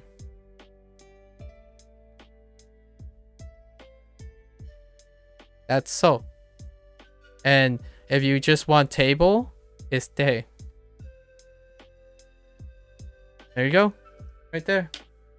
Did it take me extra time? Absolutely. If I was comparing myself to myself, all these extra steps is extra time, right? But if you're comparing to another person, I got to this really, really fast because I've done it a lot of times. So even if someone says Romaji is really long and is really hard and stuff, it's like, well, you're comparing apples to oranges. That person with repetition will become short and short. Oh, and I missed one of my take homes. Like, there was a time as an English speaker, was is long. Now I'll use a word that I like, superfluous. This is not a long word because it's clustered into one kanji. And the reason why I shifted to kanji is because you no longer think of words as separate characters. You think of them as clusters. Now, yes, you can go objectively and say mechanically it takes a really long time to write this word. Agreed, 100%. That's why kanji is a compressed way to circle meaning. But guess what? Superfluous, when you think of superfluous, you don't have to think about the actual word. You could also think about, how do I think of superfluous? This is how I think about superfluous. If someone did this, wow, that's excess stuff. So all these are relational. And if you're comparing apples to oranges, certainly. Like, Romaji is slower than Japanese, right? Than kanji. But let's think about this. Okay, I'll use the same logic that you use. If you're saying don't learn Romaji, it's a waste of time, it's not Japanese, then why are you comparing Romaji with kanji when it comes to speed and mechanics? If that is not Japanese, then they can't be compared. So if you're using the same logic, the same circular, right? That's a bad circle. The same circular logic, right? Hey, kanji is greater than Romaji. One of the big reasons is because Romaji is not Japanese. Alright, well, logic dictates that you compare apples to apples. Ironically, most people compare these by a metric that would assume they are the same, or they are similar enough. Ironically, the same argument is that they're not similar. So stop comparing them, in my opinion. If you want to embrace the idea that you should learn kanji, kana, before Romaji, then they are different things, because that is what you're presenting. Then stop comparing them with metrics. One is clearly longer than the other because one is clearly not Japanese. That's a logical fallacy. It's a cyclic argument. Learn both if you want. Learn one if you don't want. Like, what is your goal? Ask yourself what your goal is. Stop applying objective, like trying to objectify subjective things. There's so many subjective undertones in learning. Like, it's kind of like saying, I want to make learning objective and spend my entire life trying to objectify learning without embracing subjectivity. That's so paradoxical. To get someone to effectively learn is literally involving subjectivity. So when you ask yourself, what is the best way to learn? Share your objectivity. But if you remove it from the subjective nature of that person, your advice is destructive. It's largely destructive. 80% of the time, it's destructive. Don't use Romaji. Instead of asking yourself why this person is not using Romaji, ask yourself, why are they using Romaji? Logic dictates that you observe something and ask yourself, what is it? Not what you think it is, because that has already happened for you. You already did that thing. Is it adequate advice? Well, observe. Just saying. It's a little tough. I get it. It's a little tough. No, personally, I don't think most people, I don't think 99% of people are toxic. I actually think it deals with the self-awareness of emotional intelligence. And being an expert, I sit in a room with some of the in my opinion, I had the privilege, and I really had the privilege of sitting in a room with some of the most brilliant minds that I would consider some of the brilliant minds and I just could not get on the same page as them because they are incredibly brilliant, right? Unfortunately, they're so brilliant that I am lost. I'm constantly lost. So when one is incredibly brilliant, there's a trade-off for being helpful. It's very difficult to remain helpful the more brilliant you become. It's a hot take. Hot. Ah. So here's a fun thing I do. So ha, right? Ha is ma. Oh, is ma when the kid leaves home. So this is the kid, right? This is the kid. So this is ma. Although I just think of ma, right? And this is ha. Oh, this is the haha joke here. How's haha, right? So haha is specifically more used in the context of my mother, like your personal mother, right? Haha. Or even if I remember correctly, haha oya? Haha oya? Something like that. I think this might actually be longer. I haven't learned this word, but because most of the time I know the formal one. If I remember, it's Oka-san. Now, I haven't learned this formally. There might be two ways. So it might be that really weird notation or the extended vowel sound that I've seen before already that I haven't learned formally yet, where you take like this and then you add a one, like the one dash. It could be Oka-san, like sa-an, like this. Sa-an. Maybe it's notated this way, or maybe it's two, like it's sa and ah separated. All these things, right?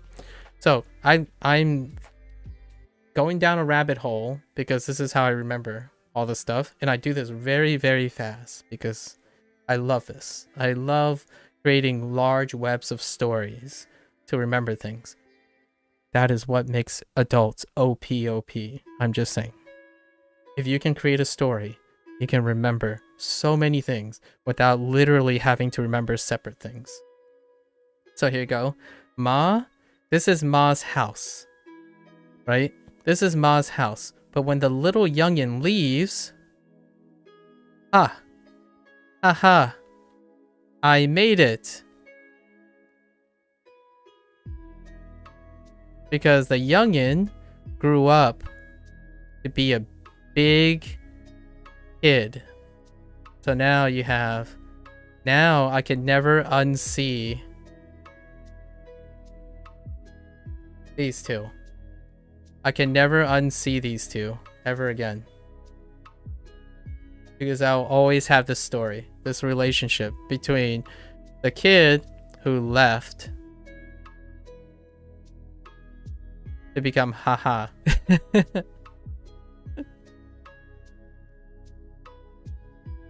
Fun stories.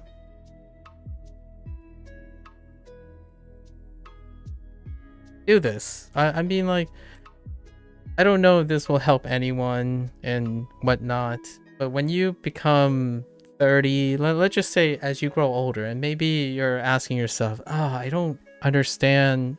If you're feeling this already, think, oh man, I don't understand why I keep forgetting certain things, like, or certain relational details and stuff, or maybe two unrelated things. Try it. I'm not gonna say it's a life hack, so this is not a life hack. Not a life hack. Create associations. If you practice this, in my opinion, it works as you grow older. The older you get, the more this strategy becomes incredible. Because you are going to be very creative. You will become more and more creative. Your stories will become more elaborate. How do I remember the Japanese kana?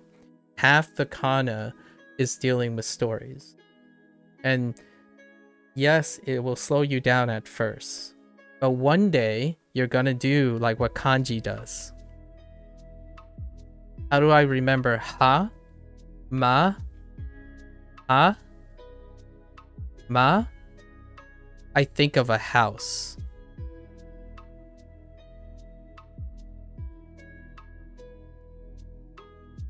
What does kanji do? Or what does kana do? It's a compression of memory. That's it. And what's another way to remember hama? Ha-ma. Guess what?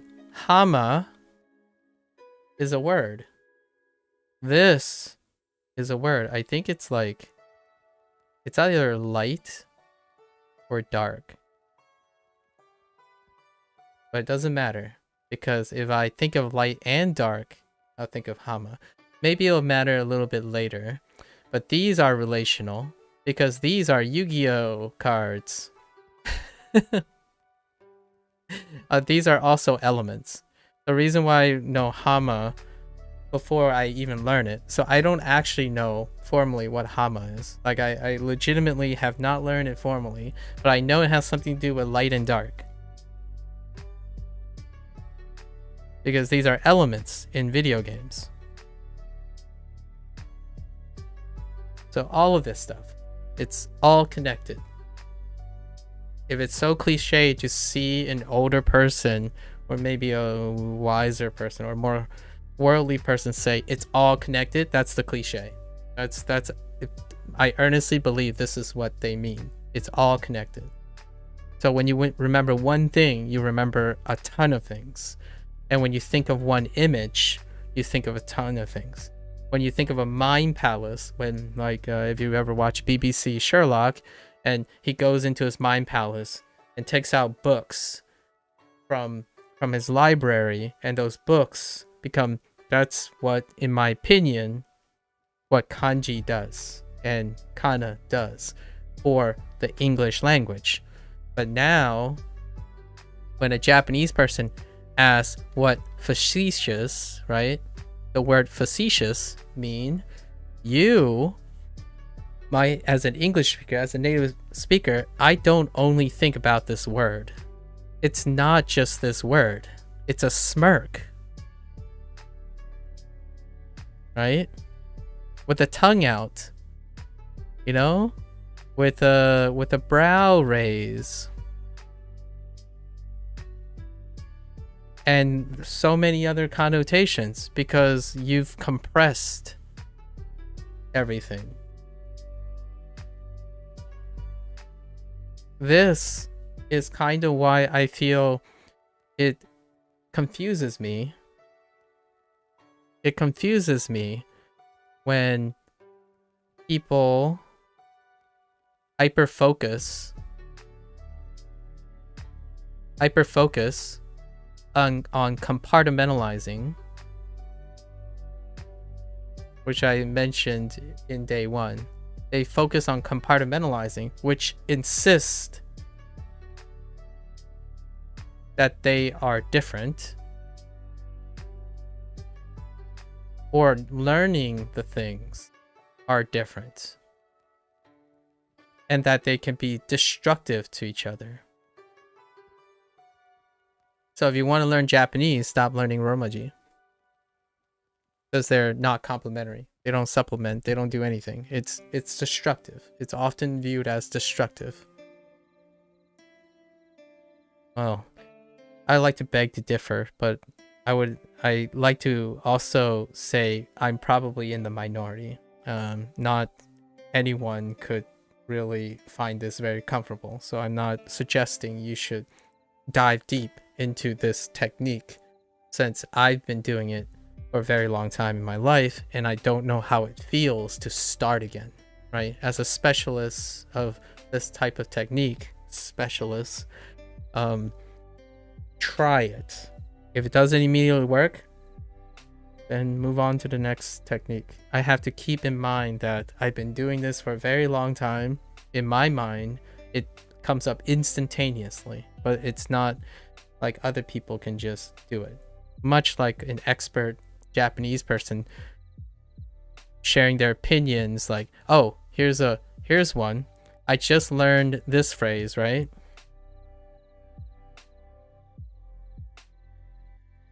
E, A, right? E, as in like no. And someone said, this is such a waste of time. Like, even within Japanese, this is such a waste of time. Like, no one wants to hold this longer. What's the point of that? So you could say ya, which I don't have a ya symbol yet, or just simplify it to ie, right? Say no, and then this person said like, oh, real Japanese people don't generally say ie, right? Ie, as opposed to ie and iya. I don't have the hiragana or ya yet. And my thought was, that's very informative. And then everyone's very positive, like, yeah, it's great that you're making these comments on real Japanese. And I told myself, I am not a real Japanese person.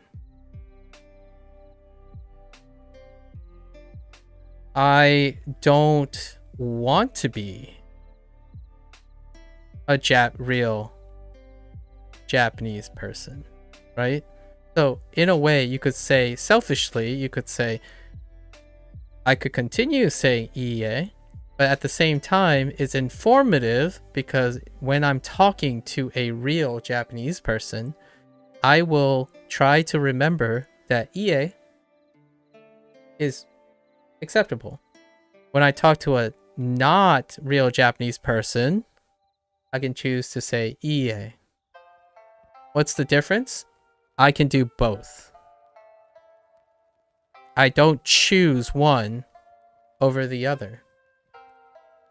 What does that make you? A better teacher.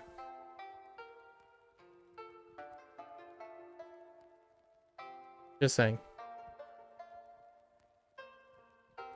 Because you're relatable. You understand the background. You are compassionate to the person you're talking to. You can choose to save your time. Absolutely. You can choose to save your time only remembering one thing and conditioning that one thing. It doesn't make you a better learner, and it doesn't make you a better teacher. Because why does it not make you a better learner? You are choosing to learn one way and not the other. You are constantly reducing the amount of things you have to learn and passively remember. You're not doing so forever, thanks to that guy's video, forever I will know this detail. And then when I get ya, why am I using Romaji right now? Because I don't have ya yet. At least I think he's saying ya. So like, this is a circle right now. So I'm using all these tools all the time. As an adult, the more tools you use, the more likely you're going to remember everything. And it's going to slow you down at first. But when you're talking and you're bootstrapping, it becomes almost negligible, almost insignificant. So while you're telling a learner, like, don't waste your time here, it becomes naturally insignificant if they have the motivation, lower barriers,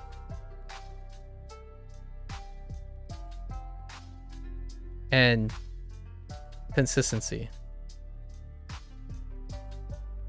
If you keep asking yourself, in the end, what allowed you to learn a language? Consistency. And it's a culmination of so many things that's outside of the whole hyper objective nature of advice. I can use Romaji, my friends. Become that crutch, and then challenge yourself to relinquish the shackles of Romaji. The more challenge you have, the more you'll learn. Perhaps you quit. You know, you get reliant on Romaji and you quit. Use whatever you learned that got you so good at Romaji for something else. Because whatever skills you develop there can be used for another thing. Sure, Japanese wasn't cut out for you, but how did you learn how to juggle the heck out of Romaji? Because that is impressive to me. I actually lean on other people and say, yeah, I kind of want to learn kana and kanji because holy heck, Romaji becomes, I can't read that. And people are right. I still can't read that. But for people who can, man, go apply that skill somewhere else, man. If you pick that, Romaji practice will get you really far in Spanish. It will get you really far in a lot of language. Heck, you might as well just become an expert in English. Oh, no, Latin.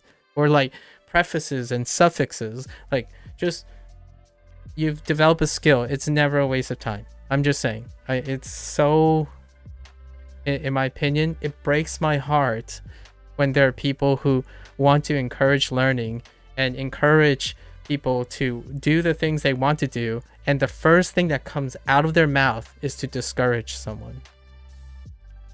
Even though it's behind the guise of, oh yeah, but we really care. Like, you just have to follow this specific method. Come to our cult and learn the way we learn. Like, but what is there that I can add? Well, I'm going to bring my Romaji into your cult.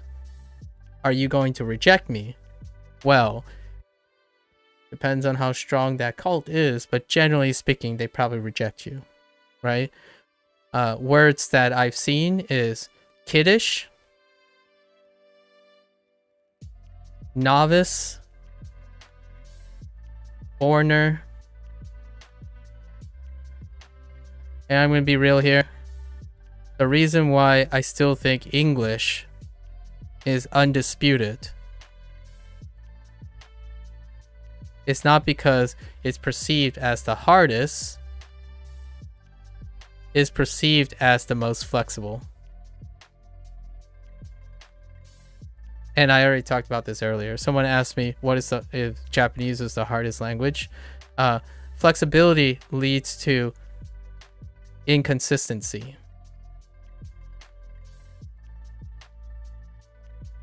What is the hardest thing to learn in life?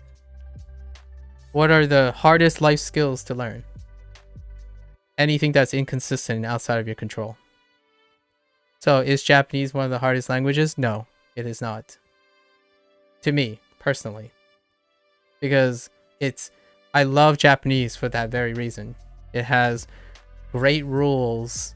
It has lots of consistency. All of its syllables are consistent. Its cadence is great. It even has beats and whatnot. Those make Japanese wonderful. It's a very, very different feel from English. English, the moment you say something, someone can turn those words and warp those words to anything. Like, it's like the Wild Wild West, for lack of a better term. I almost feel ironically that when I think of the Japanese language, I think of nobility. I think of decorum. Lots of executed, just reflective of their culture, right? Reflective of Japanese culture. And then English is just messy. It's just everywhere.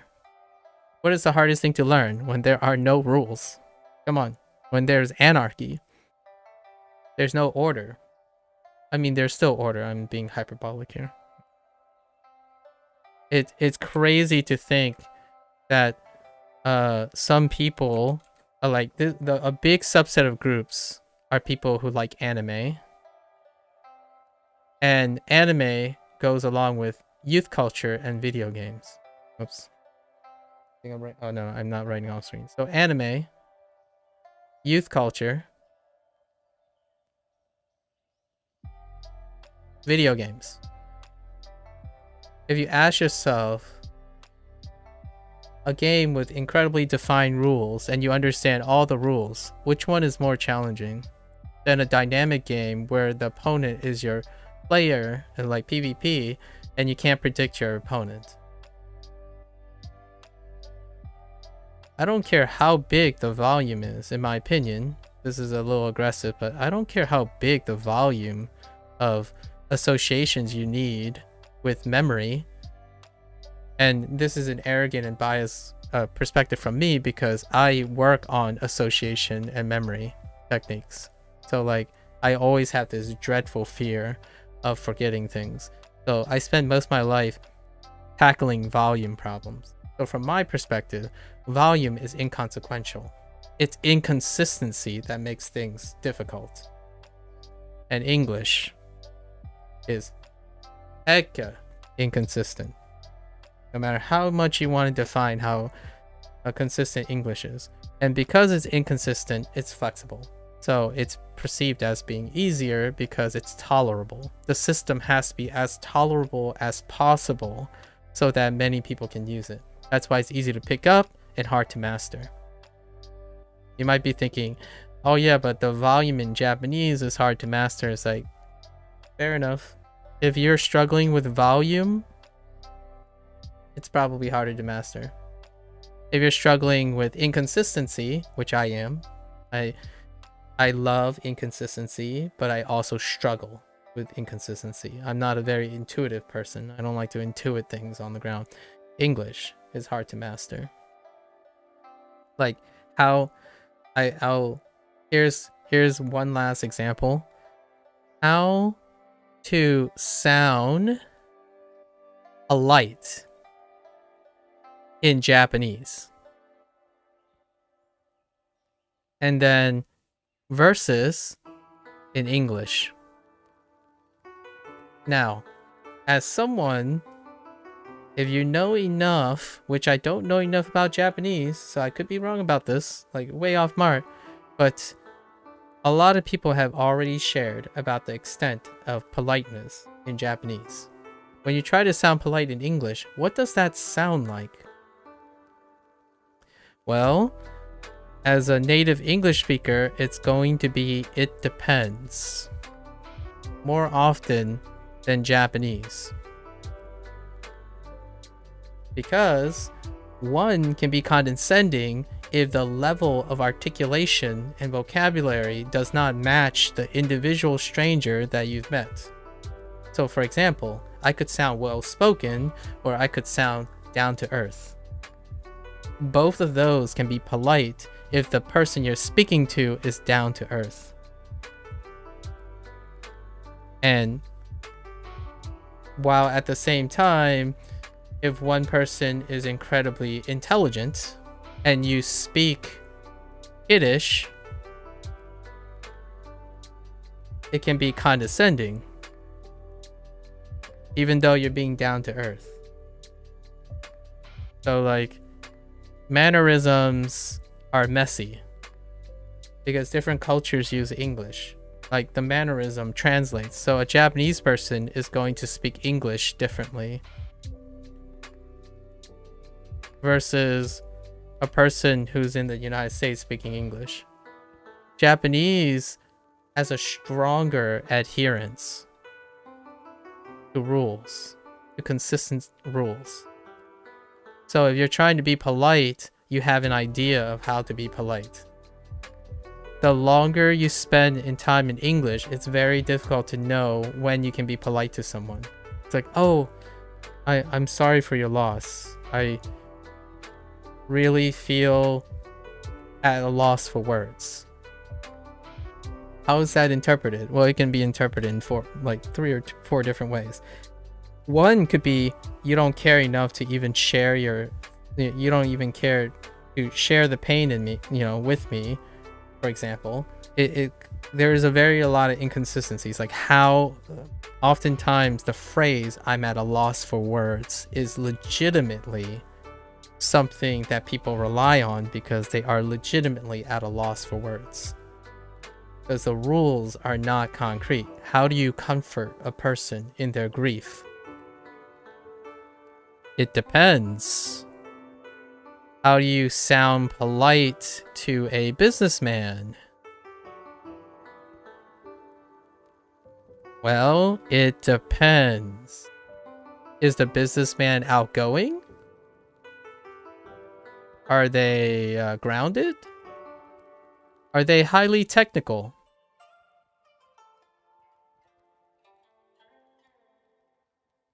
And what's even worse, what to add to this is cadence changes. Beats, cadence, uptone, they all change with who you're talking to, at least in my opinion. Because I love spoken language. And Japanese is so elegant. It's constant, like, so consistent. You know, konnichiwa.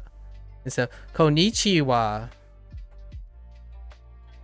Gouzo yoroshi.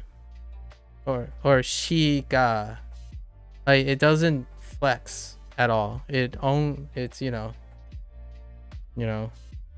dozo, dozo, sorry. Dozo yoroshiku, right? So it's very defined. You can still be playful in it though. Like, I love that they're being playful where, like, you can be very airy and a little, it's just not as flexible in my opinion.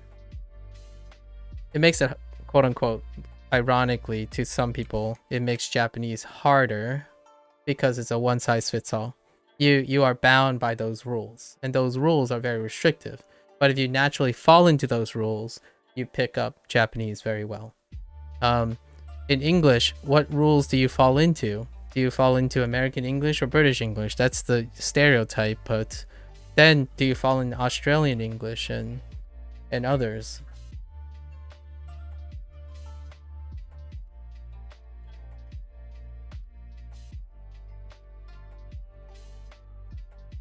Okay. All right, let's keep going. De. Again, that's a table. De is a table. Hama, right? Hama. Hama. Hama.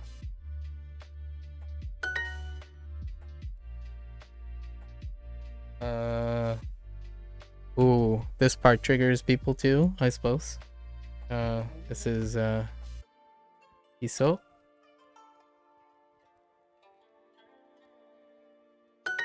Hana. Hana. Ha. Na. Na. Oh, the thing I was thinking about is na. It's not ni. Yeah, earlier. Flower, right? Hana. All right. Mayu. Hana. Hana. Ama. Kiso. Tetsu. Tetsu. Ate. Ate. Hate.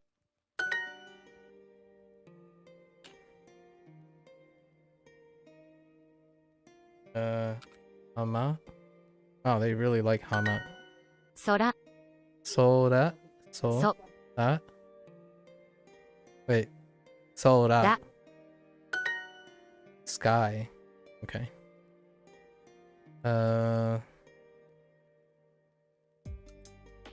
So hate. Hate. I don't know if hate is a word. Mari. Mari. Tetsu. Tetsu. I feel like Tetsu reminds me of, oh no, I'm thinking of Raigeki or something like that. Raigeki? Yeah, I'm thinking of Raigeki. Or Geki? I don't know if we'll ever encounter that vocabulary word. Mayu. Hama. Kiso. Kiso. Kiso. Kiso. Ashi. Tera. Tera. Te. Te. Ra. Da. Temple, of course. Tera. Ama. Ama. hama. 浜 Sora. 空 Suki. 妻 Oh, sorry. Oh, hey. Hello there. Konnichiwa. What's up? Doing some hirakana. What are you doing? Page.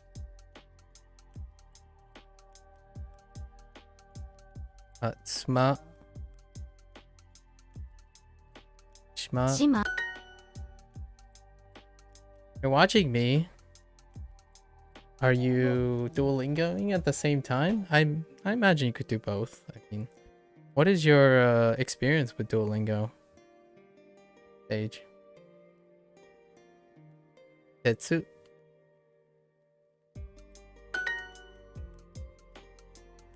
Kinda creepy to say. Yeah, I can see where you're coming from.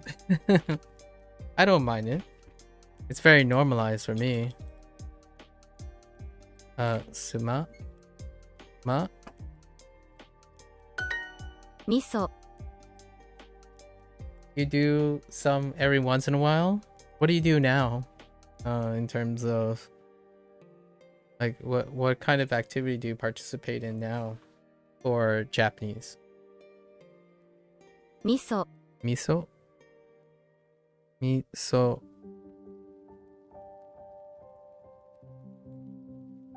Miso. Mayu. Ashi. Suma. Shima. Sorry. Shima. Island. Right? Shima. Hachi. I mean Hatsu. Sorry. Hachi. Hatsu. Hiso. You don't know, read. I really don't have enough time to study as much as you wanted. Oh, what were your goals in mind when you were learning? Actually, do you do anything that you typically use your Japanese in?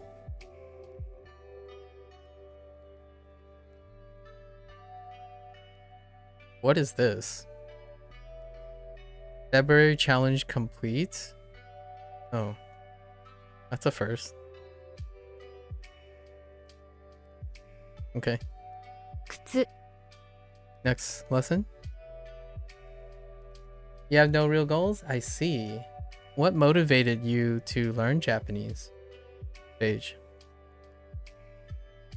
Kutsu. Right. Semi.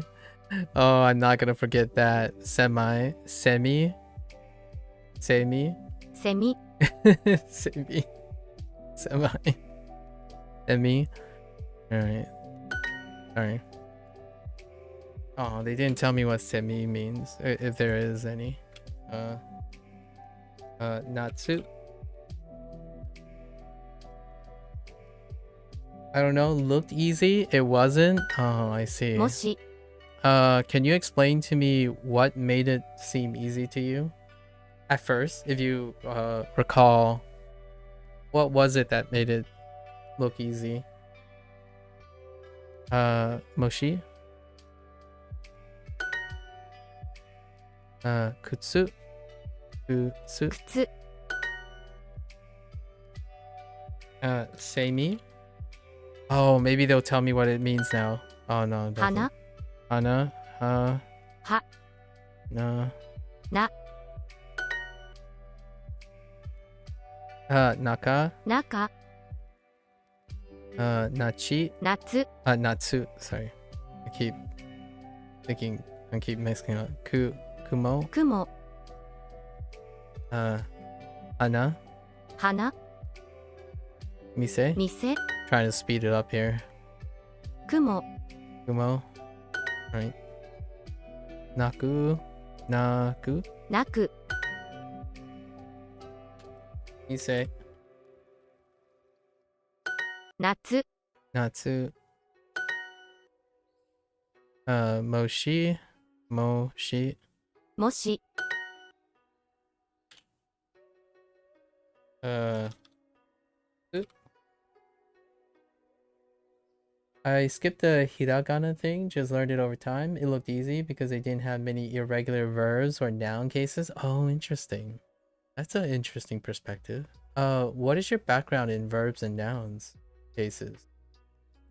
I almost feel like English is also, you know another language, don't you? It's actually really hard. Yeah. Do you know more than just English? I'm kind of curious about the irregular verbs and noun cases. 中、 Naka. Na. な、 か、 Middle. Naka. Okay. Nachi. 夏、 Natsu. Nachi. Natsu. Kuchi. Tsu. Mise. 店、 Naku. なく、 And Moshi. もし、 Okay. セミ、 Semi. Se. Semi. Kumo. Kumo. 雲、 Kumo. Ku. Whoops. Kumo. Semi. Kumo. Naka. Kuchi. Kucho. Again. Kuchu. Kutsu. Sorry. Kutsu. Every time I rush. Kutsu. And then, Naku. Mostly Spanish. That's it. Sorry. My first thought is I was gonna lean towards Spanish, because when I think of irregular verbs and noun cases, and when it comes to the frequency of population of spoken languages, and then given the time, like the time of day and hanging out, I immediately thought Spanish. Spanish is actually my second formal language that I learned in like school and college. It's been a while, but the first thing I think about when I think about irregular verbs and noun cases and stuff, when it comes to Japanese, Spanish, or languages related to Spanish as well, like the Romance languages. Those heckin' conjugations. I just talked about that actually earlier on reflection. So what was the thing that made it hard? So when you finally found it's actually really hard for yourself, what was the thing that was there anything that stuck out to you that made it particularly difficult? Why does this keep yelling at me?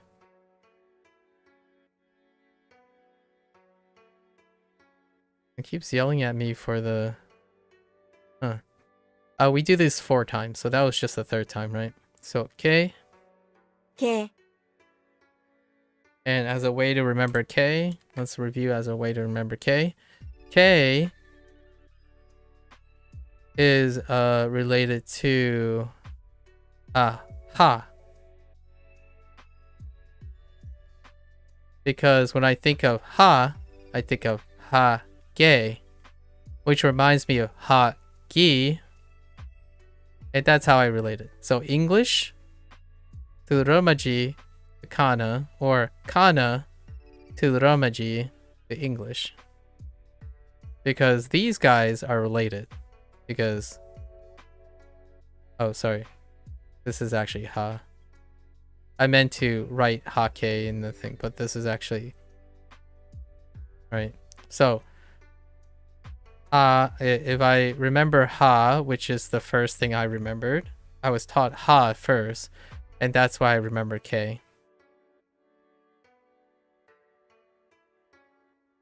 And it sounds like hockey.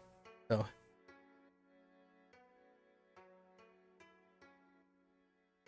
conjugations, participles, adjectives, yeah. Gonna head out in a bit. Take care. Thanks for stopping by. It would be interesting to know why Japanese became more difficult. Ha is also pronounced wa. Yes, that's true. And that deals with grammar, which I am not in that unit yet. But yes, I am aware of that. So we have not come to that part of the learning process yet. Of the passive information. ふ Who ふ knows? Take care though. And also, good luck with everything. Ni, にね ne, ね which is related to, let me remind myself. So, ne, if we think of wa, we think of ne.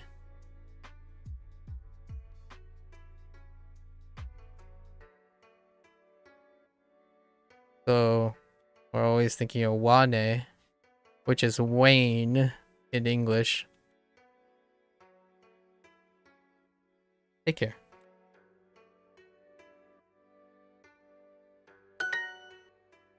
Okay. Ne. Who. Ni. に Ke. け Ha. Ha. Ha. は姉 Ne. Ne. あ Ne. ね肉 Niku. Ne. Ne. 千 Oops. 年 Ne. 人 Nin. 人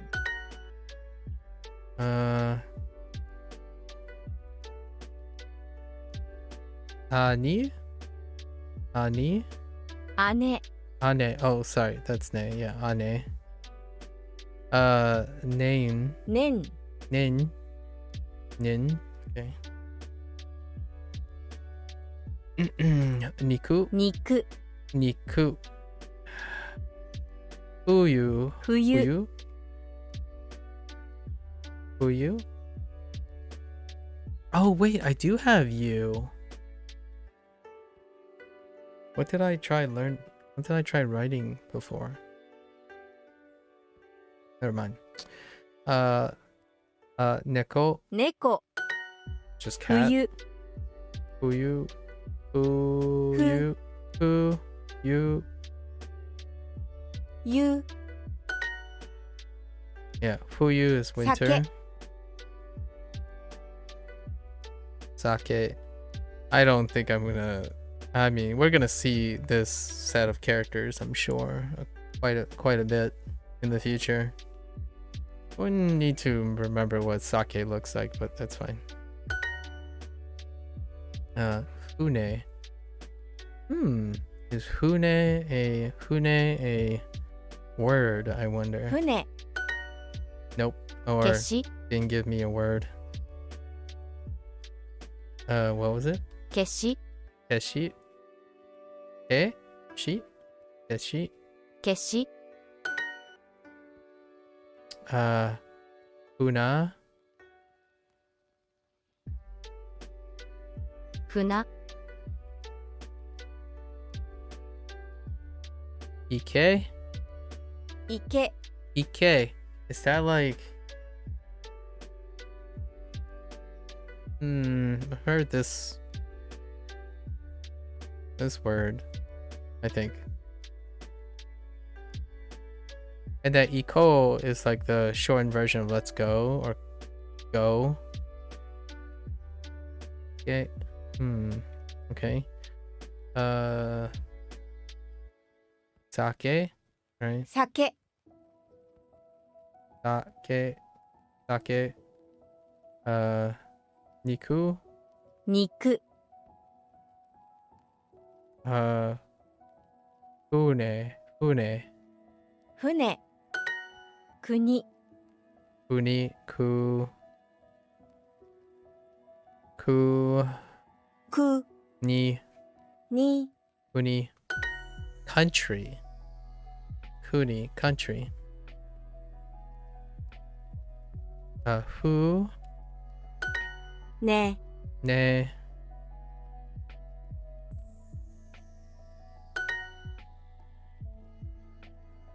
Ni. E. U. U. Ne. 行け Ike. Oh, I feel like on the tip of my tongue what it means. Ike. On. That's right. Pond. At least that's the one that I remember.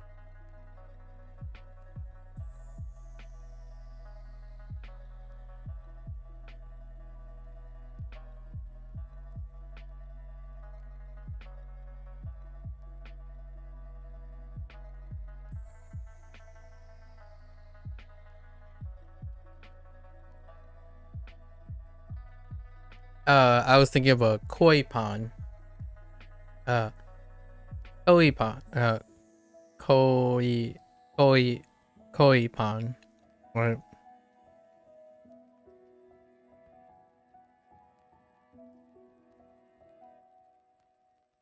Huh. I wonder how they do adjectives. Is it just koi ike? Or ike koi? No grammar yet. We didn't learn any grammar yet. Who you? Who you? 庭 Niwa. Niwa. Niwa. No, I don't think I've heard that before. Okay, what do we have here?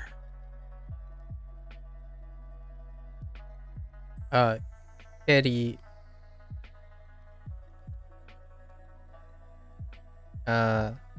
Neko.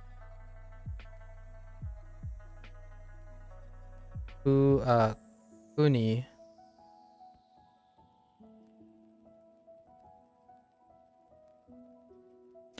Kashi.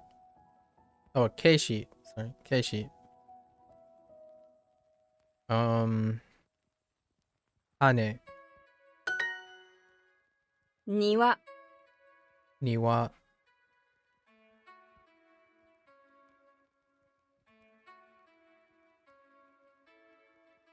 Niwa.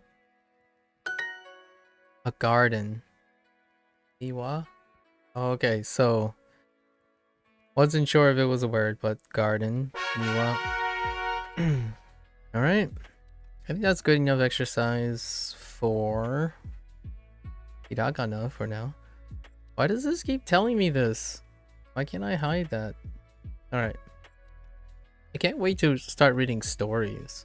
At some point, there are stories. And we're gonna definitely hit hard on the stories. Alright, back to ラー food メン and とお drink. 茶 Oh, ramen though. Ramen. Ramen was the other food item. Oh, and oishi. Oishi. So I totally forgot those two words. And then we have kare and keiki. And then the others like yeah. Hai and ie. ラーメンとお茶 Ramen. Ramen do ocha. ocha. So do I have this word? So it looks like ra changes. May did not get May yet. Oh wait. Oh, these are katakana. Oh yeah, and do is no, I don't even have this character, so I don't even know. And hirakana. Yeah. And then O is we know O. And then cha. And I saw this before, so we don't know combinations yet. But we got the chi part. Chia. I get it. Sure. So ramen and green tea. Tasty ramen. Oishi. おいしい Oishi. Oishii ramen. ラーメン。カレーとラーメン。カレーとラーメン。カレーカレーとララーーメン。メン。これは美味しいラーメンです。 Here it is. これは Let's see. Kore. Oh no. Rei is Why is Rei slightly different too? Oh wait, no, we didn't get Kore. We didn't get Rei yet. Kore was okay. Was still there. O E Shi E, right? And then that Ra. Yeah, ramen is just different. And De. Do we have De? No, we don't have De. But it looks like it's a modified Te. So De and Te are related. De is just a fancier table. And then Su. Su. Okay, what does that actually say? Kore wa oishii ramen desu. This is tasty ramen. これは美味しいカレーです。これは美味しい。美味しい。What do you say? これは美味しいカレーです。カレーです。カレーカレーです。です。And so we have ka, right? We have ka, and then there's that extended vowel again. So kare. There's the wa thing, using the ha, right? With the context, right? これはカレーです。これはカレーです。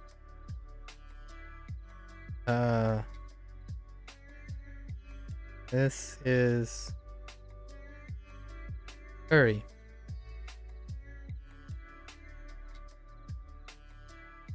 Yes. ラーメンとカレー。ラーメンとカレー。カレー。Yeah, still has, yeah, this ramen is oof. And then do is I just don't think I have the character. This might be hirakana.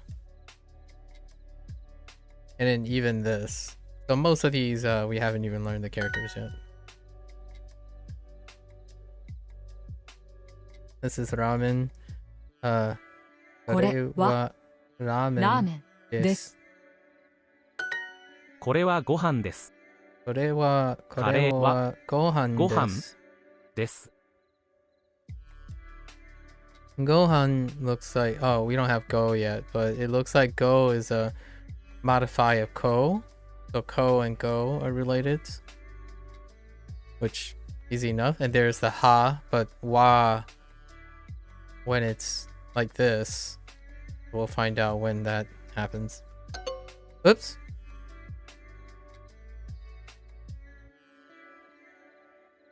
Oh, I picked Kare.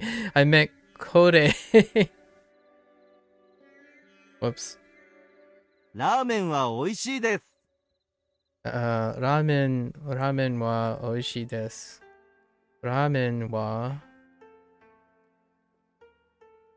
So tasty ramen. Oh, no. Ramen wa oishii desu. Ramen is tasty. Curry is tasty. So there's the wa thing. Still haven't an explainer for the wa thing yet, so kare wa oishii desu. What does oishi? Oishi. Okay, oishi still checks out. お茶は美味しいです。 Ocha wa. Ocha. Oh, there's that ocha. Ocha wa oshi desu.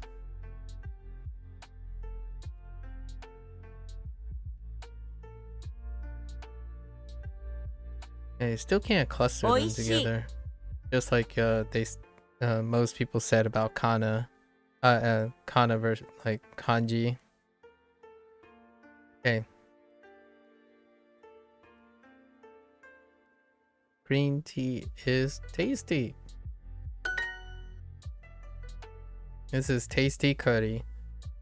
これはこれは美味しい美味しいカレー。カレー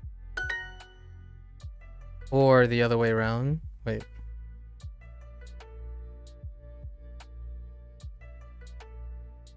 Yeah, another correct answer is これは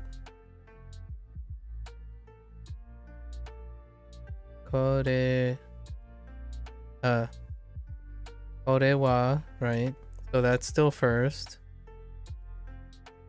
おいしい wait. Oh, this. Oh, interesting. So they were able to accept this or no this. That's interesting. So I would have gotten yelled at for this before. Yeah, so they just added this to then. カレーは美味しいです。 Yeah, I should remember to add that, I suppose. I'm curious why they accept that response too. これは美味しいです。This is tasty curry. Or no. I'm getting kare a little bit mixed up with kore when I'm just listening to it. This is tasty rice. これこれはは美味しい。美味しい美味しいご飯です。です。これはご飯です。これはご飯です。これはこれはご飯です。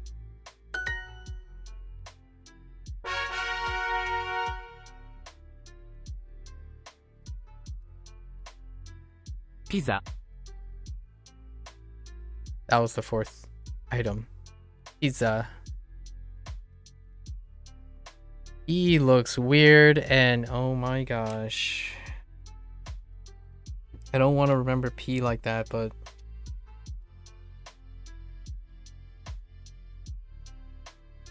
I was asking for trouble. I'm telling you, P is asking for trouble.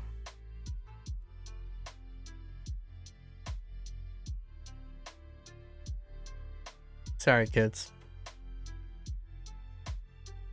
Za is like a mirror image say with two strokes at the corner. I don't think it looks like anything else. ピザ Pizza. Pizza kudasai. I mean, pizza please. So, pizza ピザくだ kudasai. さい。 Ooh.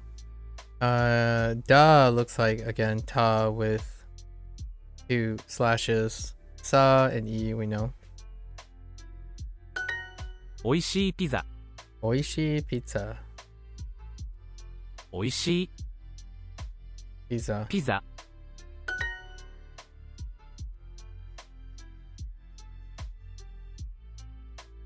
Tasty cake. This is where I do the weird thing? Oh no, I don't. It's only when I'm trying to say that it is tasty. 美味 Oishi. しい Keiki. ケーキ。 And this key is different too. This key is like kind of lopped off. So I'm kind of curious what this is. And then this is the hold from K. And I have K, but this is different too. Like K key in general. Probably is completely borrowed or something. But yeah, All of this is done. Different. Okay. これはピザです。これはピザです。これはピザピザです。おいしいケーキ。美味しいケーキ。tasty cake。それはラーメンです。それは、それははラーメンです。ラーメンです。それはケーキです。それはケーキです。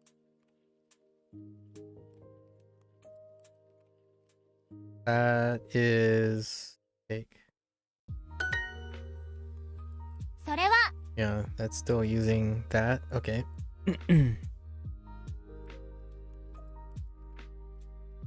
それは美味しいです。それは美味しいで。ですす。So close. So close. I just need day and re.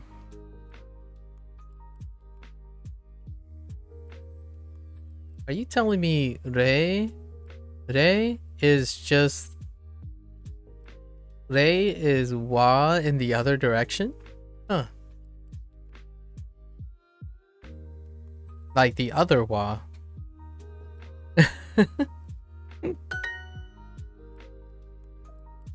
Isn't that kore to こ sore? れと、これと、それ。 I like this phrase. This phrase is wonderful. それは美味しいです。それは美味しいです。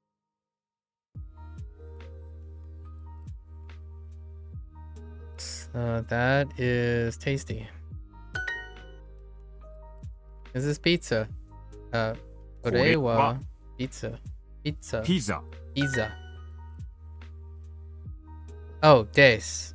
Don't forget to add des. Right. これはケーキです。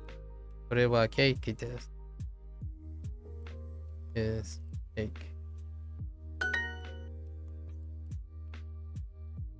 This is Tasty Cake. Tasty Cake. It's a brand. Sorry. Tasty Cakes. これこれは美味しい。美味しいケーキです。ケーキ、寿司、 Not 寿 sushi. 司です。 Stop. Pizza is tasty. Pizza は美美味しい。味しい。 Oh, heckin' days. Desu. I keep forgetting Desu. I don't. Gotta be trying to speed up a little.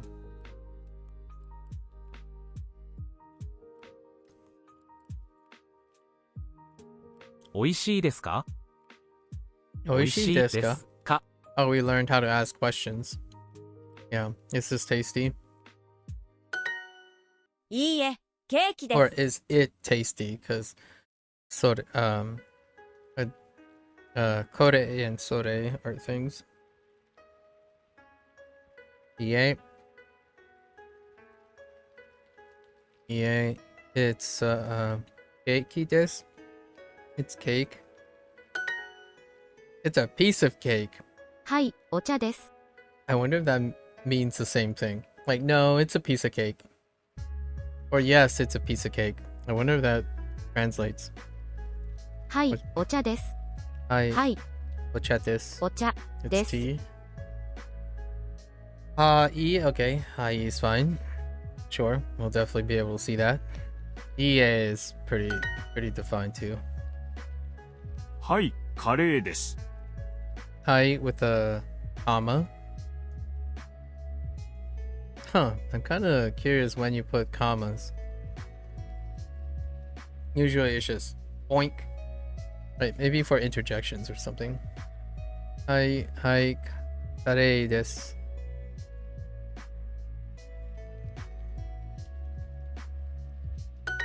はい、これはラーメンです。 Hi, はい、 ramen ラーメン desu. です。 Oh, did I skip a word? Oh, I just skipped これは。Whoops. いいえ、カレーです。いいえ、カレーです。いいえ。No. What? Okay. No. It's curry. いいえ、それはカレーです。いいいいえ。え、カレー、 No. カレー、いいえ、それはカレーです。それは。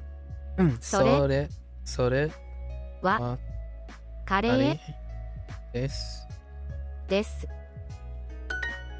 はい、これは美味しいです。はい。これは美味しいです。Getting comfortable here. Yes, this is curry. Or tasty curry. No, this is tasty. Where did I get これはい、これはご飯です。はい。はい、これは、ここれれははご飯です。です。いいえ、これはラーメンです。いいえ。I don't even think that いい guy え。 wrote it that way. いいえ。これはラーメンです。いいえ。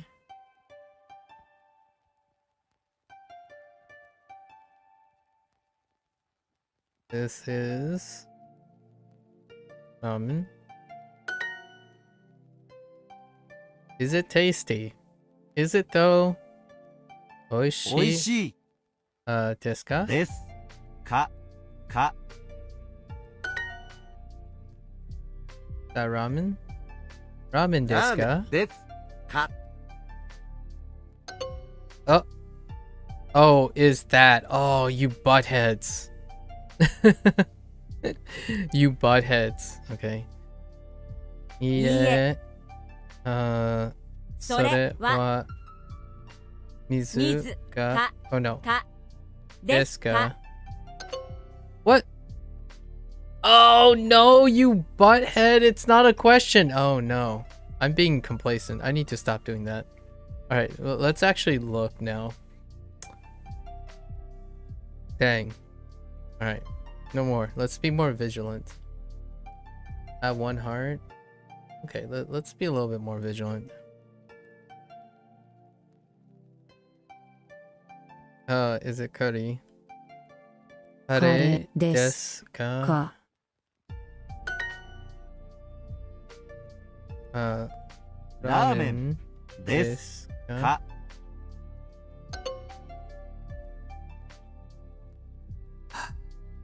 I'm not reading the entire prompt. I'm so annoyed that I'm not reading the entire prompt. I'm skipping because of simplification. Ooh. All right, let's go get us another heart. All right. Luckily, we can always practice. 優しい人、優しいと優しい、 No 優しい人 E? No he's. And it looks like do is that symbol, same symbol as the do in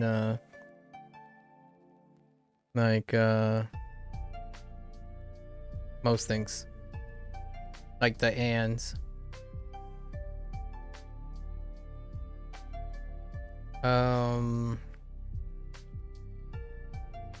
Nice person. 優しい学生、優しい優しい学生、優しい人です。優しい人です。He's a nice person. かっこいい弁護士と優しい医者。かっこいい。かっこいい。弁護士 I still don't have two of the kanas. 弁護士弁護士と優しい Isha? 医者。か What'd っ you say? こいい弁護士と優しい医者。 Yeah, Isha. Don't have these. Well, sort of. One of them. 弁護士 Bengoshi? 先生と学弁護士生。先 Let's 生、 say. 学生、 Oh, 学生と学生、先生と学生。学生です I'll say this. Student.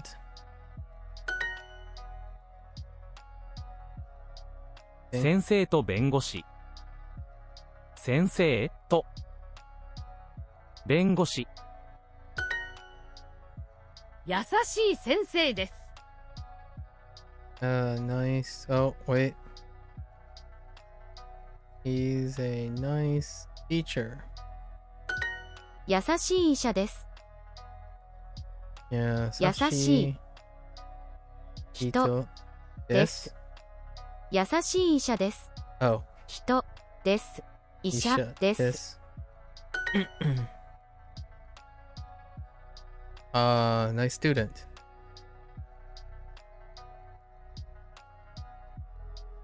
Wait, she's a nice student. 弁護士 whoops. 弁護優し Yasashii い学生 gasei で des. す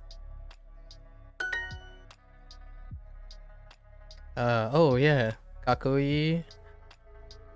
I mean, technically, I know all those kana, all that kana. I'm guessing this is kind of more like a diphthong thing or something. I don't know. Like a combo? Maybe this is a combo. It's a combo of tsu and ko.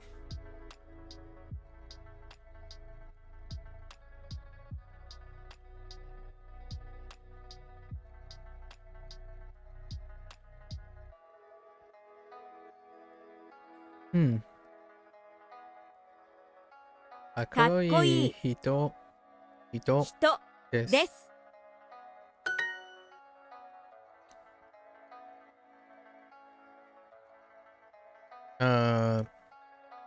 優しい医者、優しい医者、優しい先生。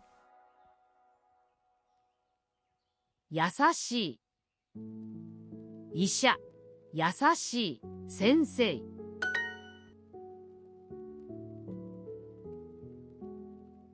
Cool teacher. かっかこいいっこいい先生。先生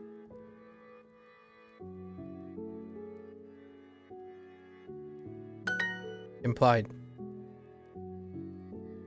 He's a doctor. 医者で This. す。 He's nice. 優優しいしいです Hooray! We gotta practice かっ again. こいい弁護士と優しい医者 We'll keep it to 2 hearts and be a little bit more vigilant. かっこいい弁護士と優しい医者。Okay. 弁護士と優しい医者。優しい学生です。優しい優しい。優しい学生です。学生です。学生学生です。です。優しい人。優しい人。What? A nice person. 人。I need he and do. I need hito, man. And day. I need day, man. 優しい医者です。 And yeah. 優優しいしい。 What? 優しい医者です。医者です。医者 Yes. です。 Huh. I have a feeling I won't learn sha in for a while, because that kind of strikes me as a combo character. So it'll be a bit before we get to combos, I suppose.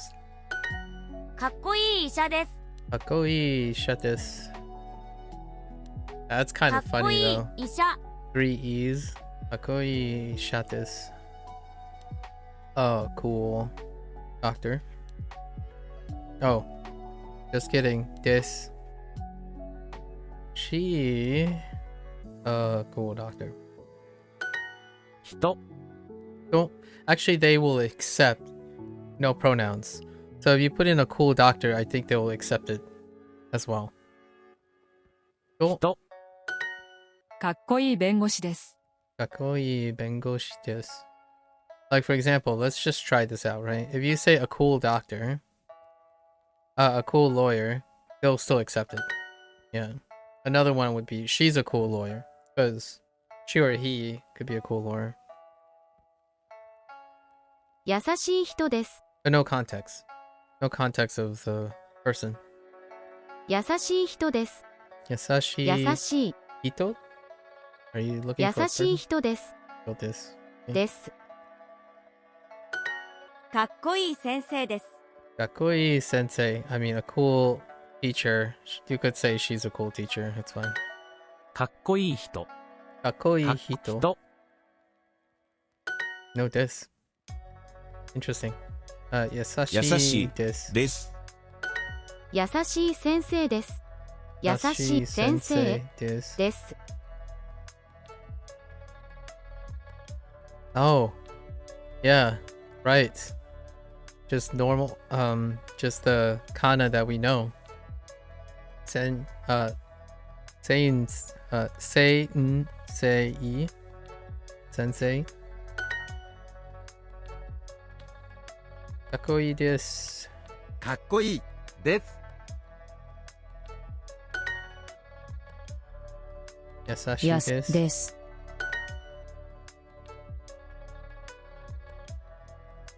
Bengoshi. 弁護士、 Isha. 医者、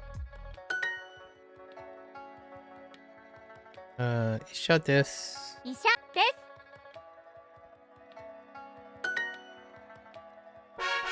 Alright. Alright. We got 2 hearts. We're good. Alright. Let's try to complete this unit. I really want to get to more units. And then...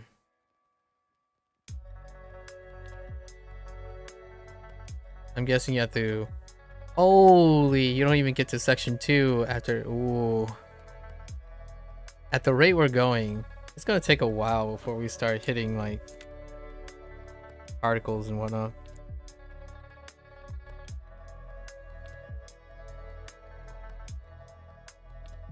Something that isn't just foundational semantics.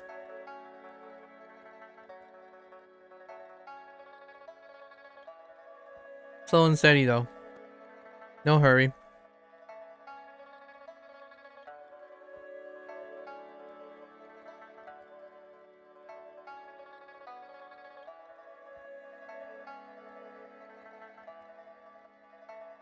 Okay. いいえ、ケーキです。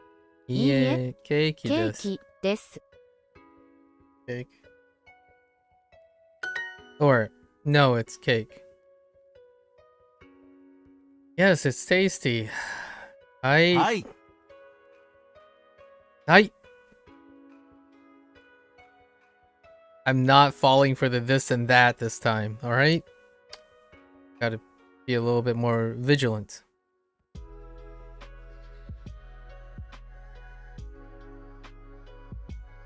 In English, I barely use it in that way too. This, that, and it's not descript enough.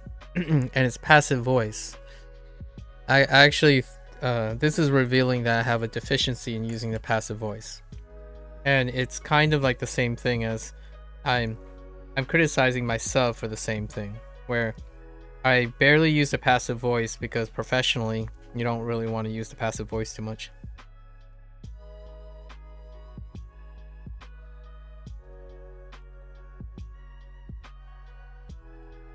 But because I don't, I'm too loose with it. And keep forgetting that there's a difference between it's tasty, that's tasty, and this is tasty. Or this. Yeah, this is tasty. I rarely use that type of passive voice. So this is a, what you call it?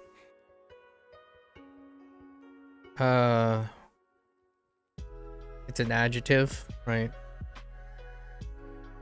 Because of the helping verb is.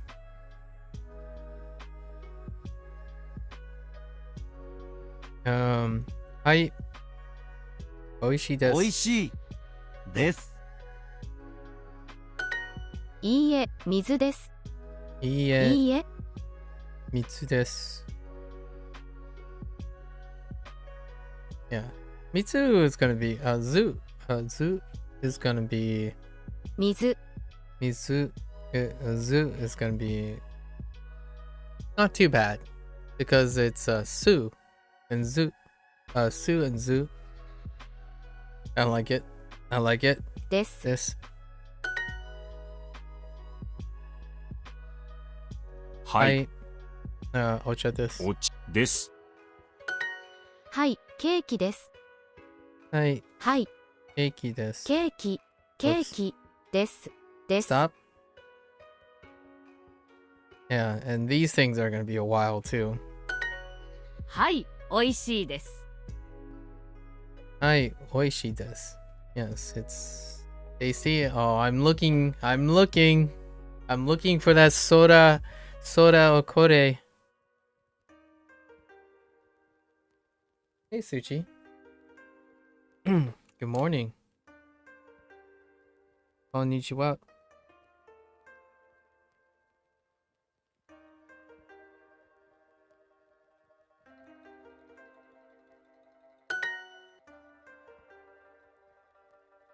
Yeah. いいえ、 Yeah. You have to be moody every time she comes up. Like, yeah. Keiki.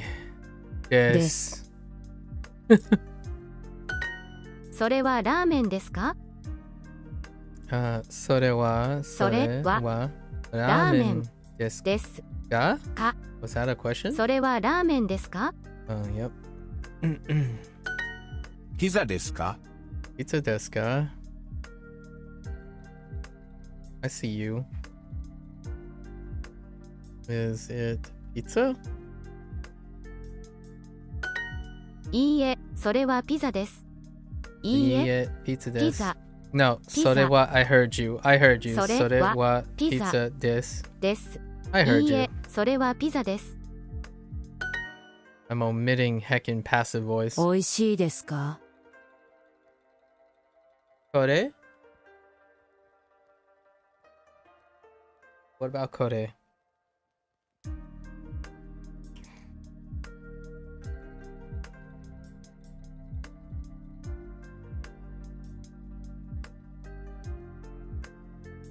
Oh, you mean this? I don't know. What you mean by kore with a question mark?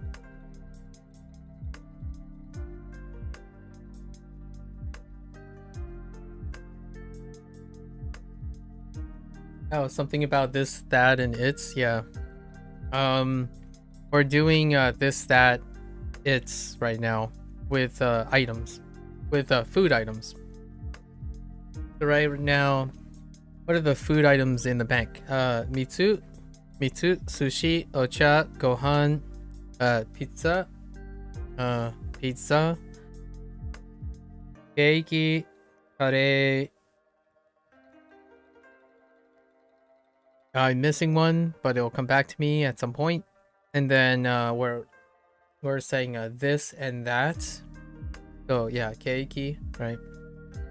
And then we're saying like this is, that is, or it's with this, right? This, and then we're saying hai, ie, right? So hai, sore wa sushi desu, something like that.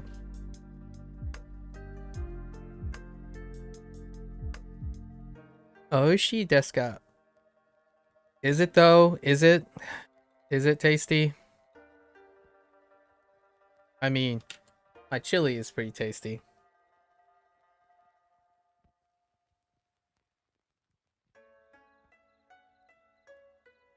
Is chili a borrowed word?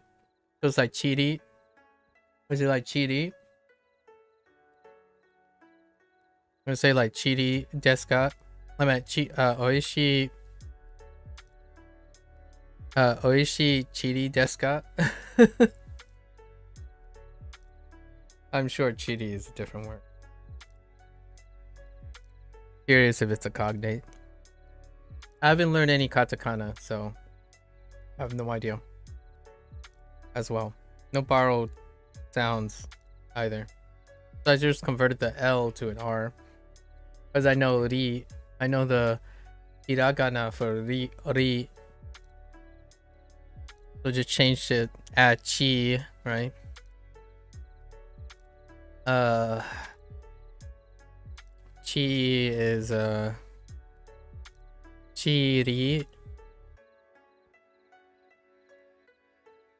Something like that.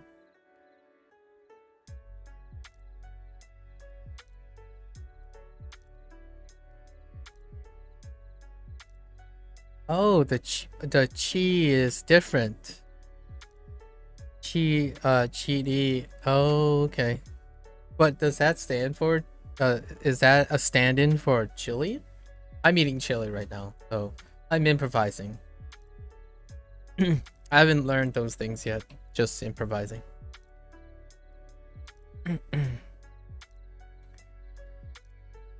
Oishi desu ka? Yes, this is ramen. Hi. はい。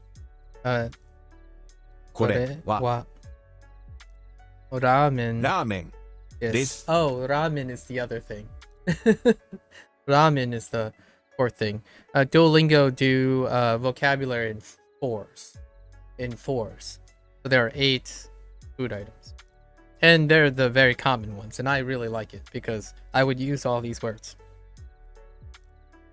It's not like sake. Like, if their first food item was sake, I'm like, for a Japanese person, maybe. Definitely not for an American. At least for myself, personally. I wouldn't immediately think sake would be where I would rush to. But we do have some classic ones, you know. Ocha is a good one. Hi. これはラーメンです。No question? Okay. Sure. いいえ、それは水です。いいえ、それは水です。Okay. No. That's water. Hey, Lotus. How's the study going? Pretty well. Pretty good. Got some deep cuts. I think we're gonna start every day now with a 1-hour discussion about learning and teaching. That's how it started. But yeah, Japanese, this part is going pretty well. It's kind of interesting that you use the word studying. Do you study Japanese? Like, so I know this sounds like a weird thing, but we're talking about language here. So I usually use the word learn instead of studying. Studying would often strikes me as someone who is trying to bootstrap through something. So like what I mean is they're repetitiously trying to encode memory. That's kind of how I feel about the word studying. And learning is you're actively discovering new things. So it's a combination of it. The studying is going pretty well because it's repetitious. The learning is the fun part. I absolutely love learning more hiragana each day. So I'm right now we're averaging four kana hiragana a day, and we're averaging 4 words a day. So we're learning 4 hiragana a day, and we're learning 4 vocabulary words a day. And the studying's mix, because I like to wander and talk about stories and stuff, and it gets me caught with repetition. I think I study, learn, and practice. Oh, practice is another great word. That's another great word. Yeah, so practice involves strictly those things. I am learning that in Japanese. Yeah. I just got to the whole idea of learning to learn. So, yeah, things are going well. And obviously, just as a reminder, the only what I'm doing here is I'm trying to demonstrate to myself how to learn. And so it doesn't necessarily if my study goes well, that's fine. If my practice goes well, that's fine. But if I learn something new, that's great. And then how I learn that new thing is the thing I'm demonstrating. So even if I don't remember any kanji, as long as I had fun discovering the kanji or the katakana or the hiragana, that's fine. So today there's some fun words that we learned in the hiragana section. Like tare, right? Or tera? Is that temple? Is tera temple? We're trying to remember all the slight words that come up every once in a while, and they're only mentioned on the bottom of the screen, but I like those ones, the discovering the ones. There was a word for garden. Okay, yeah, tera, and then there's the kanji. Ooh, the kanji looks fancy. It actually looks like a temple. Of course, that's how it is, but yeah. And then the word for garden, I forgot. We got garden. Eventually, with enough repetition, I'll probably remember. But we didn't learn these formally in the vocabulary section yet. But they're not grouped. It comes up every once in a while. And then the words that I already know, right? Like ski, like the ski and suki, right? Those are the common ones. And then hama, kami. Occasionally, whenever ski is moon, and ski is I know it as love or some sort of affection. And then kami is God. That's the only context I know how to use kami at the moment. And then yeah, whenever they come up, it's a lot of fun. So doing hiragana and just randomly coming across words that sound familiar is great. Oh, the word for, was it sora is sky, of course. Sora, right? Sora, we knew that before because Sora is the name of the main character of Kingdom Hearts, but Sora, yeah, the sky. There's like two garden words. Park, Ko. Okay, let's see. Koue. Koue. Okay, so Koue. Oh wait, is that connected to that? Koue.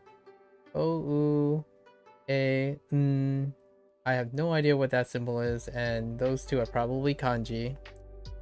And then yard is, oh, that's an equal sign. Okay, so kouen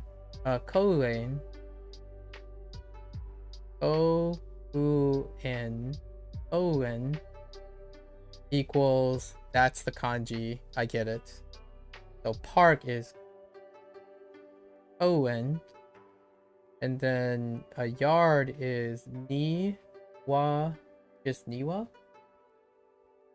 Oh wait, niwa. Oh no, is that adding kanji at the end, or is that an equal sign?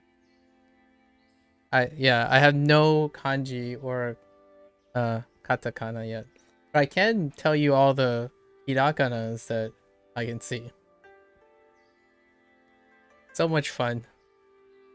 That's my favorite part. so far. Exactly. I'll leave off the kanji. Sorry, probably more confusing. No, I like it. It's something to look forward to. I don't plan on probably Lotus. I don't plan on picking up a lot of kanji. However, I will learn a lot of kanji from other people. I prefer to learn the more complex stuff or like the heavy, passionate stuff from other people when I have found foundation to learn it. So once I learn all the kana, I will have other people tell me what the kanji is. So in the future, if I know kana, someone can share with me what the kanji is, because kanji is a compression of kana, right? So in the future, I don't plan on actively studying kana, but I want to learn kanji. Sorry, I want to practice kana eventually, right? So right now I'm studying kana and I want to practice it. And once I understand that, I want to learn kanji from other people, as opposed to learning kanji myself. I don't really have a motivation. Kamikaze. Oh wait. Oh no, I don't have ze yet. Sorry. I have Kamishiro though. Kamishiro. I can do... Wait. Do I have roll? No, I don't have roll yet either. No, I don't have those yet. I have ka, mi, shi, and that's it. No zeo rolls at the moment. Not yet. Ri and ra. I don't even have re. Anyways. It's gonna be the future. I'm looking forward to people telling me what a kanji is, like what a way to simplify my kana. That's what I'm saving for the future. I don't plan on probably studying it at all, or I mean, I don't plan on actively learning it myself and then going to study and practice it. Phone has similar sounds too. Oh, I see. Wait. Phone? What is phone? Or do you mean phonemes?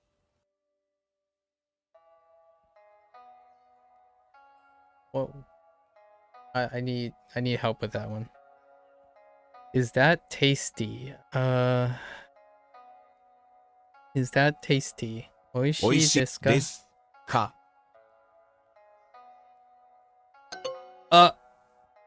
Is that... Oh no, I lost my attention span. I forgot that again. Okay. Shh. You're distracted. Is this... Okay, I'm not falling for this again. Is this sushi? Alright. Kore wa sushi desu ka? か Heck you. Sorry, I'm just... It's not the Japanese part, it's the English part. I just don't use this, that, and it's too often. It's too passive.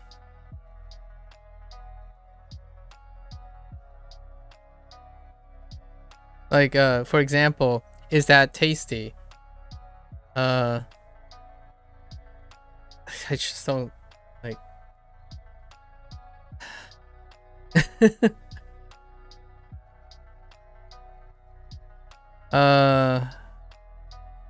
Like I would say something like, with it, I would say, does it taste good?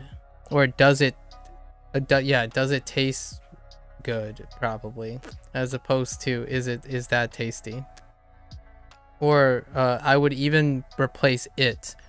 Does sushi taste good? Something like that. Oh yeah, denwa. That's right, denwa. And dianhua. Yeah. Dianhua. Oh, I don't know the Korean one. Yonhwa? Yonhwa? Man, I have no idea about Korean pronunciation, but that's cool. Yeah. Whenever I hear dinhwa, Dianhua in Japanese, I usually think of Dianhua. And in Fujianese is Dianhua. It might sound the same, but they're really different. Dianhua does not come out with the same as Mandarin. But yeah. Or what I mean is, it could be mistaken for something. Dianhua is the Fujianese tonality. Or Dianhua. I think that's how it goes. My Mandarin sucks. So, well, Mandarin is next. We're gonna stagger Japanese with Mandarin once we get through like hiragana and start building vocabulary. Start learning vocabulary with hiragana and katakana. Then we're gonna start Mandarin, and then we're not gonna look back, and we're gonna go to Spanish, which Spanish is technically my second language, like second learned language. All the verb conjugations. I'm curious how Duolingo is going to do all the verbiage conjugations. Okay, is that tasty? So, I see you. This is the previous mistake. それは美味しいですか? Yeah, you better be happy. Oh my gosh. You know what? We're gonna practice for a extra heart. じゃあね. Yeah, we have no combos yet either. No comboing or like multi-character stuff. じゃあね. We got あね though. あね. じゃあね. I tried spelling konnichiwa, which works. Now I have all these hiraganas. I don't have da, but da is like ta with 2 lines, so that's fine. Kudasai. じゃあね。じゃあね. She sounds so happy to say goodbye.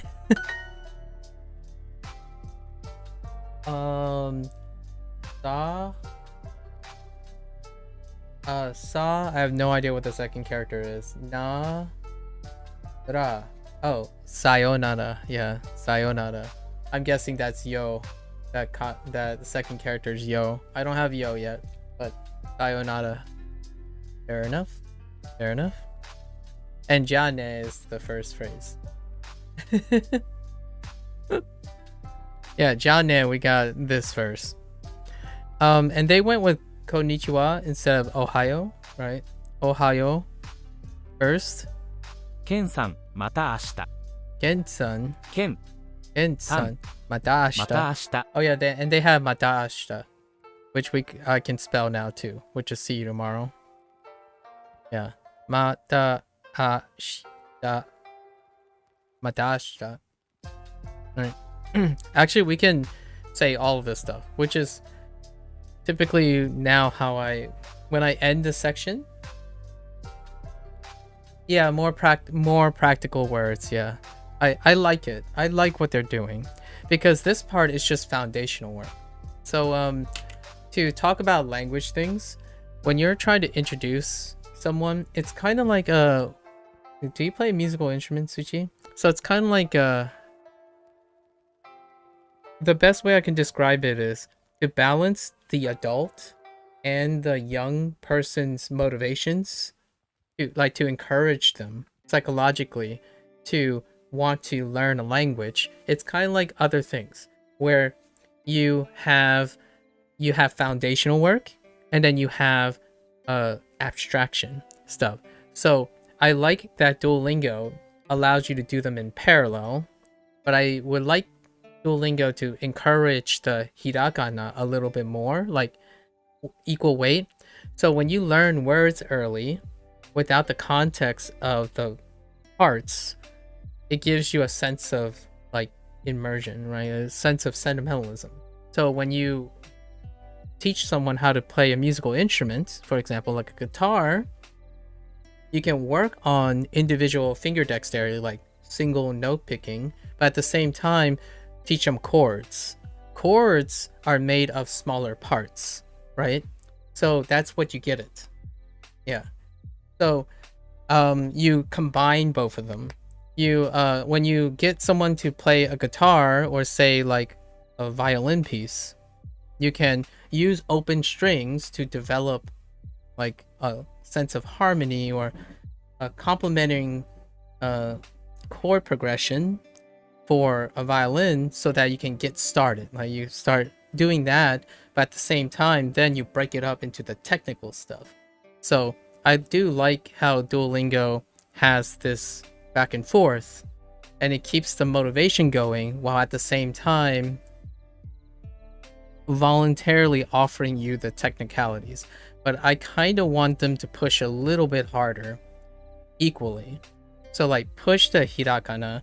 So hiragana is only pushed once, which is like the third unit, or like in unit 1, the third section, they tell you that there's a character section. But I really love the character section. Just it doesn't come up anymore. So for me, I'm doing it back and forth, and it's wonderful. So then whenever you learn this section, you're also plugging in the hiragana at the same time.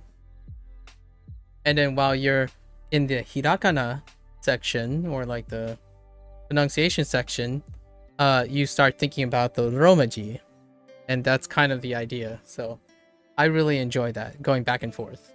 So now I can form associations. So in case I forget one, I know the other. And then if I know the other, I also, like if I forget either one, I need to have 2 points of failure to forget something. And that's I feel should it be emphasized a lot stronger, right? Although the way Duolingo has it, the kana is always highlighted, like it's like brighter. That is to me probably a way to offset people's bias. So to me, visually, I see something that's lit more than something else, and it's always the kana, which is fair because they're taking into the feedback criticisms that a lot of people become heavily reliant on the romaji. So true, intrinsic motivation is super important. Finally, being able to speak to others is super rewarding. Indeed. I think even more rewarding now, since I can't speak to other people. When people type in kana, and all I can say is, I know these characters, and I can sound these characters out, that's already rewarding enough. Like, I legit can read all the kana that I know so far. So all the learned kana that I have, I can speak and read those, and that's just fun. And just saying I don't know the others yet is my favorite part about learning. Specifically, learning is dealing with new stuff being absorbed, right? And then Duolingo is doing the practicing and the studying for me. I'm not creating these routines to repetitiously repeat, study, and practice what I've already learned. So that's kind of the nice part about Duolingo. You get to repetitiously do things without designing it yourself. You haven't played any instruments in ages, Suchi? Huh.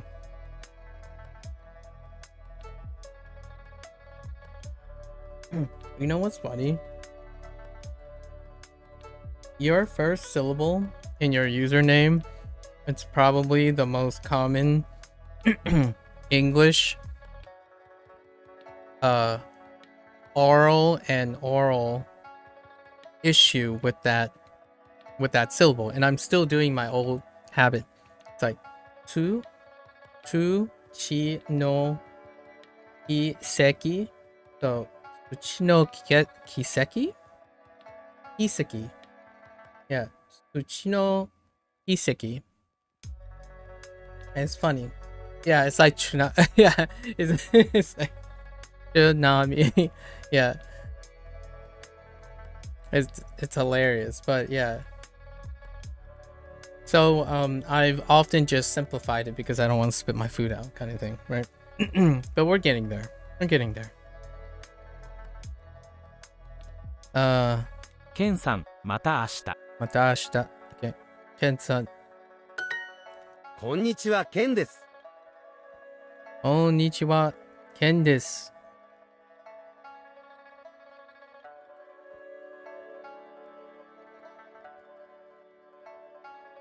He's such. Oh yeah, yeah. That's how it goes. Yep. Yep. You add the extra end. Yeah. こんばんは。こん Konbawa. ばんは。 So konbawa is another one. Can I spell this now? I don't have ba, but ba is related to ha and wa in this context. And I don't know ha and wa's usage yet. So I know that I see it.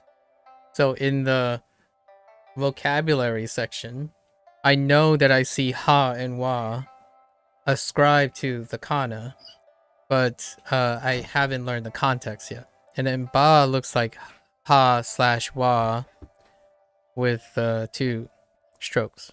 I usually do the stroke section, like when I'm writing section, when I'm doing hirakana. Oh, okay. Ba equals wa with. Oh, okay. More on that later. こんにちは、花です。こんにちは、花です。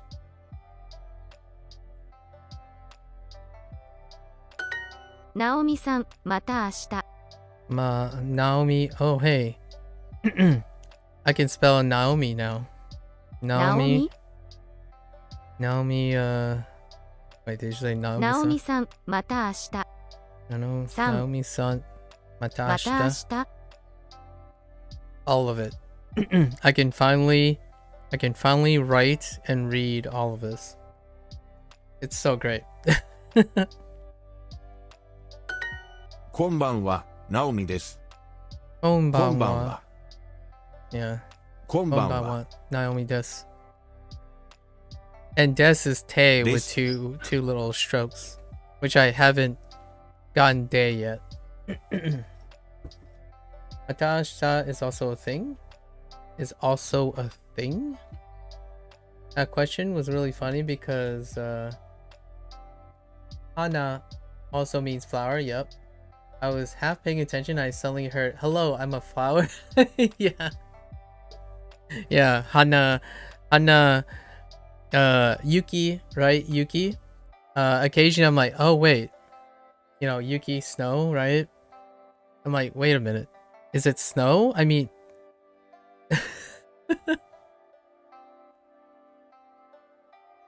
so yeah, classic names, right? I mean, I can only imagine what it's like when you're watching Dragon Ball Z and you go with Goku and Gohan. Anime do be funny that way. Thank you, anime. Especially what's his name? Akira Toyo Yama? I don't remember his name. His surname. Dragon Ball Z guy, or Dragon Ball artist, mangaka. See ya tomorrow. What do you mean, see ya tomorrow? Oh, are you leaving? Are you going off now? Mata ashita. Yeah? No, like, are you actually leaving?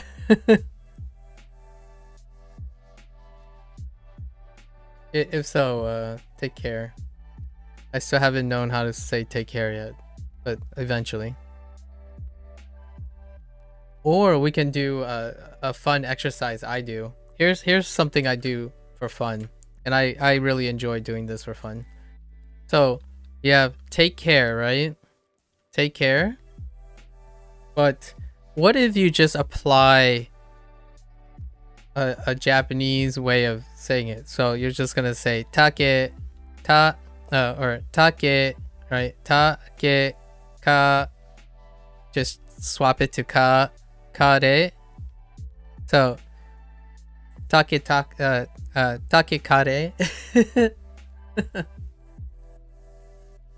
just I've been doing this for fun as an exercise on really getting like, so I've been interested in voice acting for a while now, right?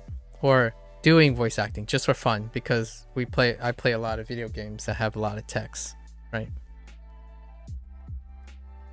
Yeah, I know. I know it's another way to say goodbye. Jane. We just went over that. It's in this section. But mata ashita is, yeah, also that.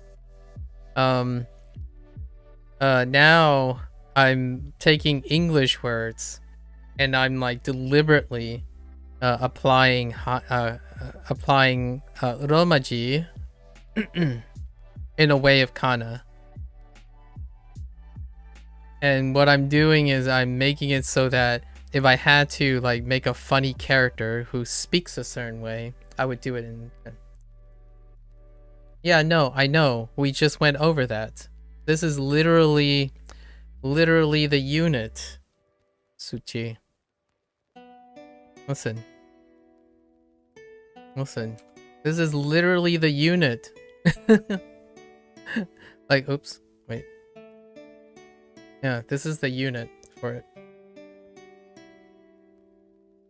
Konbanwa, Naomi desu. Like, I know all these words, so because we have to do these words. Yeah. Good evening. I'm Naomi. また明日。 Mata また明 ashita. 日。花さん、じゃあね。 Hana-san, ja ne. Bye, Hana. Good evening. I'm Ken. こんばんは。 Konbanwa. ケン Ken desu. です。 Actually, ケンです。 no, there's a. ケン。こんばんは。 It's actually it's probablyこ either んばん or. は。ケンです。 Konnichiwa. It could be either here too, probably. Hana Hana this.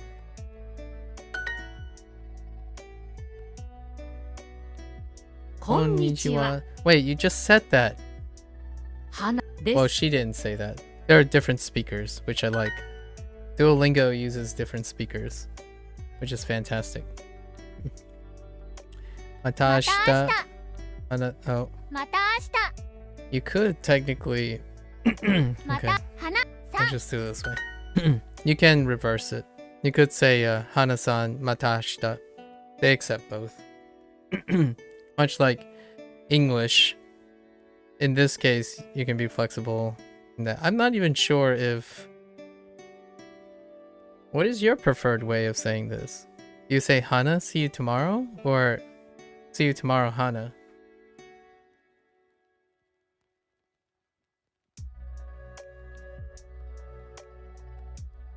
Ja ne. じゃあね。 Oh, じゃあね。 we could do ケン Ken-san. さん。じ Ja ゃあ ne. ね。 Naomi desu. ナオミです。 Hooray! Okay, we got our second heart, so now we can do this.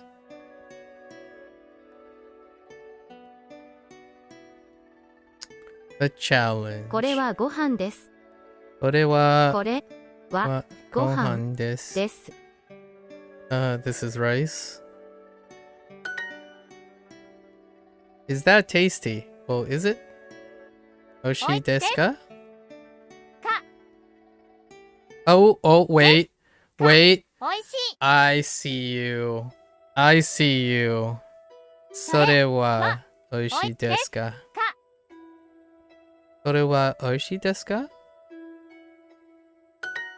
はい、これはラーメンです。はい、はい、ラーメンです。ラーメンです。はい、これはラーメンです。です。これこれはラーメンです。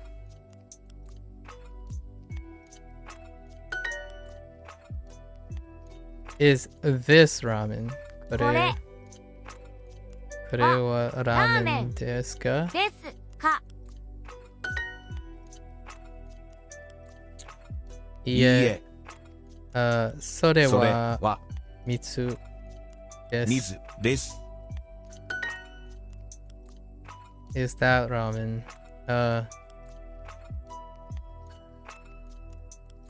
I see you.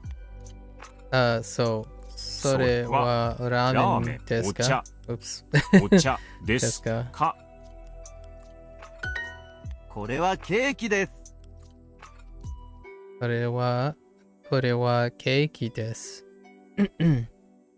This is cake. カレーは美味しいです。 This is cake. I can't wait to say this is a piece of cake. カレーは美味しいです。カレーは美味しいです。カレー美味しいです。 I'm curious. When you say this is a piece of cake in Japanese, does it have the same meaning? Like idiom meaning? Do people say this is a piece of cake?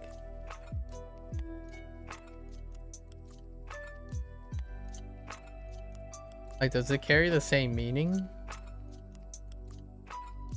Has Americanization reached that level?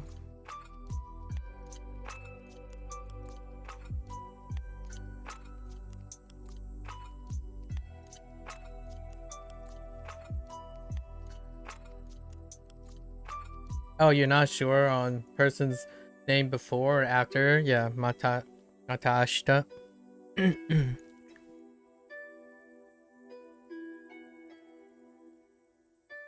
You haven't? Okay. Lotus. That's good to know. Because I'm kind of curious.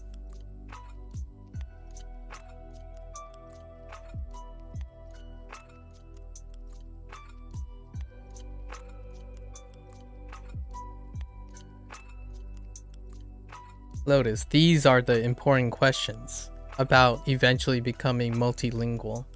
These are the most important questions. Can you say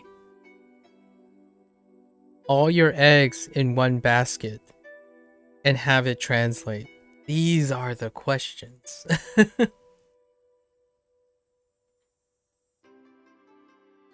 Okay.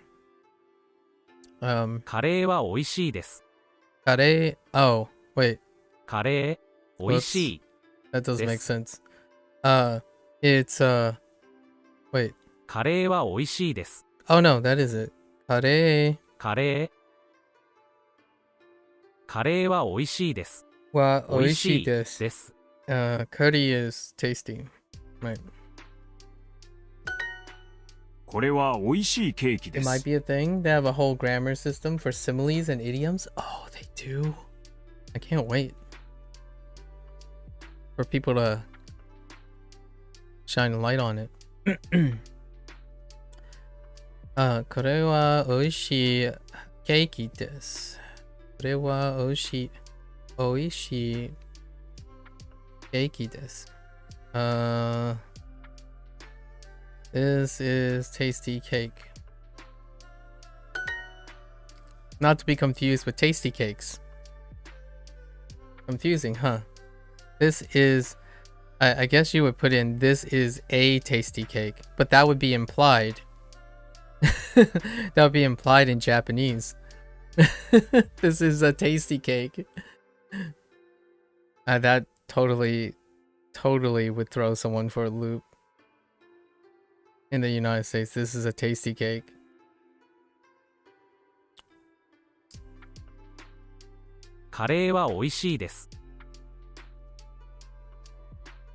And in order, I feel this would be a fun thing to talk about. So, like tasty cake. So, tasty cake is often said that way. Tasty cake instead of tasty cake. So I don't know if that sounded different, but in my opinion, English has become way more tonal lately. Way more tonal because of usage. So when you say tasty cake, so tasty cake, right? Tasty cake instead of tasty cake, where like the way the syllables are emphasized, you can kind of gather if they're referring to tasty cake or tasty cake. And I'm deliberately making it sound ambiguous is because tasty cake is a brand. And when I heard that is a tasty cake, because of the article A is implied, right, in Japanese. A lot of times you can use the article to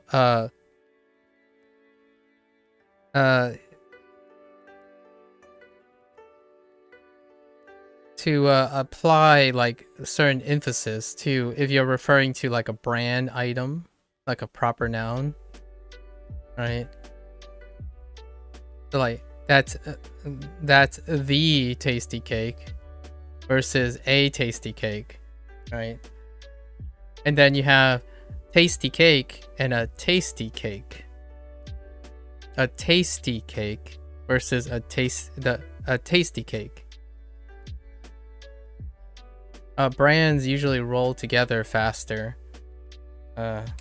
Brands usually roll together faster, like a Kleenex, instead of a, like, I don't know. Kleenex is a bad example. When a proper noun is a name, what's a good example of a proper noun that is a name? I mean, sorry, a proper noun that is also a word. I get emphasized a lot.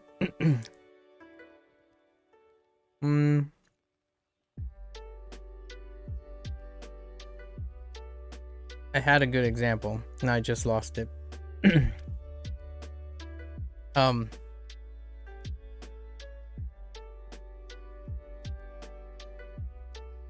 think about it. General Mills? That's General Mills. That's pretty good. That's pretty good. I was gonna think like bazooka, but that's like a boomer thing. Bazooka bubblegum, like that's a bazooka. Like how do you know which bazooka you're referring to? It's like that's the bazooka. That's a bazooka. Or something like that. Bazooka is not a great example. It's kind of like a boomer thing. Oh, there's so many fun things in the future. All right. I have so many things to ask Japanese people. カレーは美味しいです。カレーは美味しいです。カレーは美味しいです。美味しい美味しい。美味しいです。です。カレーは美味しいです。Okay, not a question. それは美味しいですか？それは美味しいですか？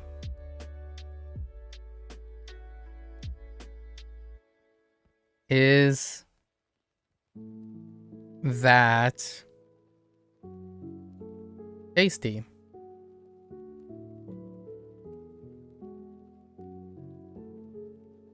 Whenever I hear "is that tasty," my first inclination is what? Is what tasty? Is cake tasty?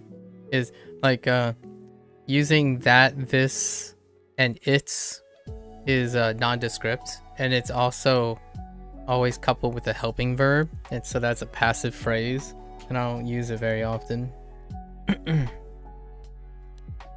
And that's just my bias because of being a native English speaker. ケーキは美味しいです。 Which I understand. There are definitely trade-offs for constantly using the active voice versus the passive voice. Keiki wa oshii desu. Keiki wa oshii desu. Is cake tasty? Oh yeah, this is... Wait.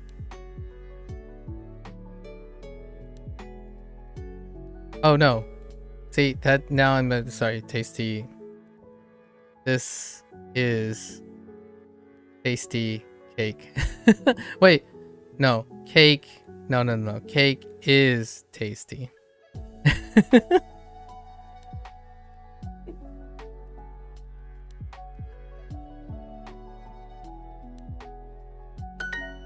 I'm struggling more with the English wording than I am with the Japanese. I prefer to just say keiki wa oishii desu. Oishii desu. Oishii desu. Instead of trying to figure out, do I use tasty cake or...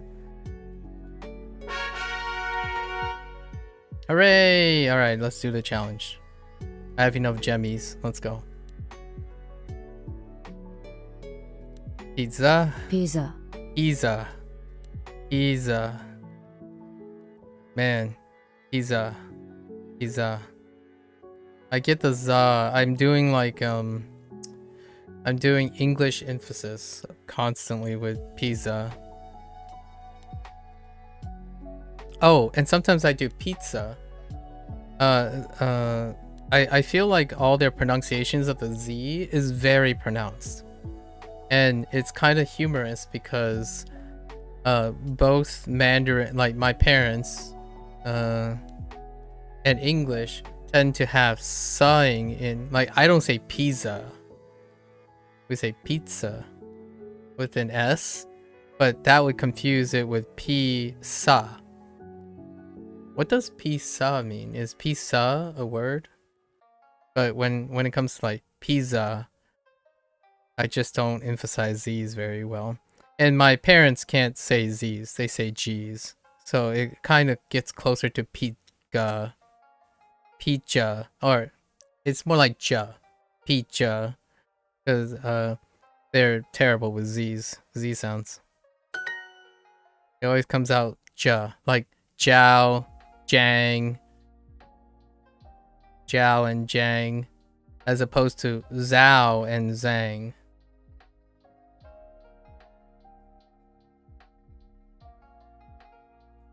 Yes, it's cake. Hi. Sorry. Hi. Oh, right. Moody girl. Keiki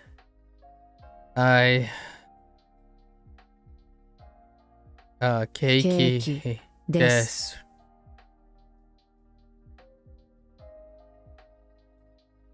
Pizza? Oh, okay. Jisho? Okay. Jisho? Okay, I'll keep that in mind. You can type in Romaji? Okay. Yeah, I don't have a keyboard. I didn't download a plugin. But I think in the future, what I'm going to do is, I think I'm going to do that. I'm actually going to get an extension, right? Where I'm going to do the classic go into Romaji and then trigger the kana. And then eventually, maybe with enough like learning and studying and practicing, I'll do the reverse and just enter the kana every once in a while. But for now, I can see myself deliberately, when I look up something, I will look up something by hitting the Romaji in my keyboard to generate the kana, and then using a database to look for that. So I'll deliberately add an extra step just so that I get to do some fun stuff. Some like extra stuff that I don't normally do.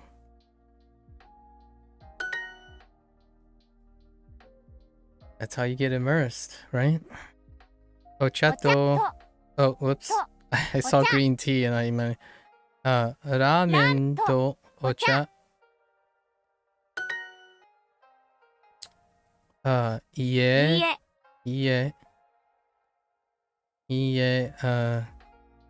Kare desu.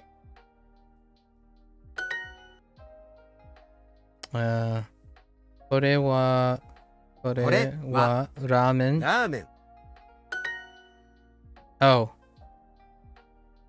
Oh, this. I keep forgetting this. So, yes. They accept this without this. So, what about that? That last one, これはラーメン instead of これはラーメンです. How about that? Because this happens too, and they accept both, which was a surprise to me at first. But they really are looking for, like, this is pizza, right? This is これはpizza です。です。 As opposed to これは pizza. Oh, this is a polite way to say it is. Okay. Got it. Oh, and what about this phrase? You can just say da. Oh, okay. Oh, okay. I'm looking forward to being able to do that. What about this phrase? This and that. Does that mean the same thing as this and that in English? Like this and that? I always want to nod my head this and that when I do it. これとそれ This and that, you know, here and there. Yes and no.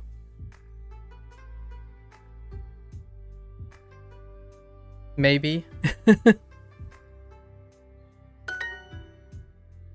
Yeah, it's pretty much the same meaning. Oh, interesting. I would definitely say this phrase. それとそれ. I like this one. それとそれ is a great phrase. Listen that. This is water. これは水。水. You're so unenthusiastic. Oh, and I forgot des again, which is the polite way. Now I know. See, this is the fun stuff. いえ。これはラーメンです。これはラーメンです。ラーメンです。I don't even look for, like, nowadays it's just faster just to say all the things as opposed to, like, just not even looking at anything. I'm relying so much more on my hearing than anything. And it's tasty cake. So これは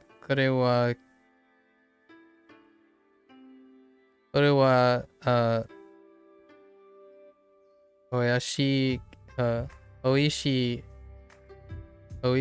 いケーキ? Now I gotta find it. So, これはおいしいケーキ.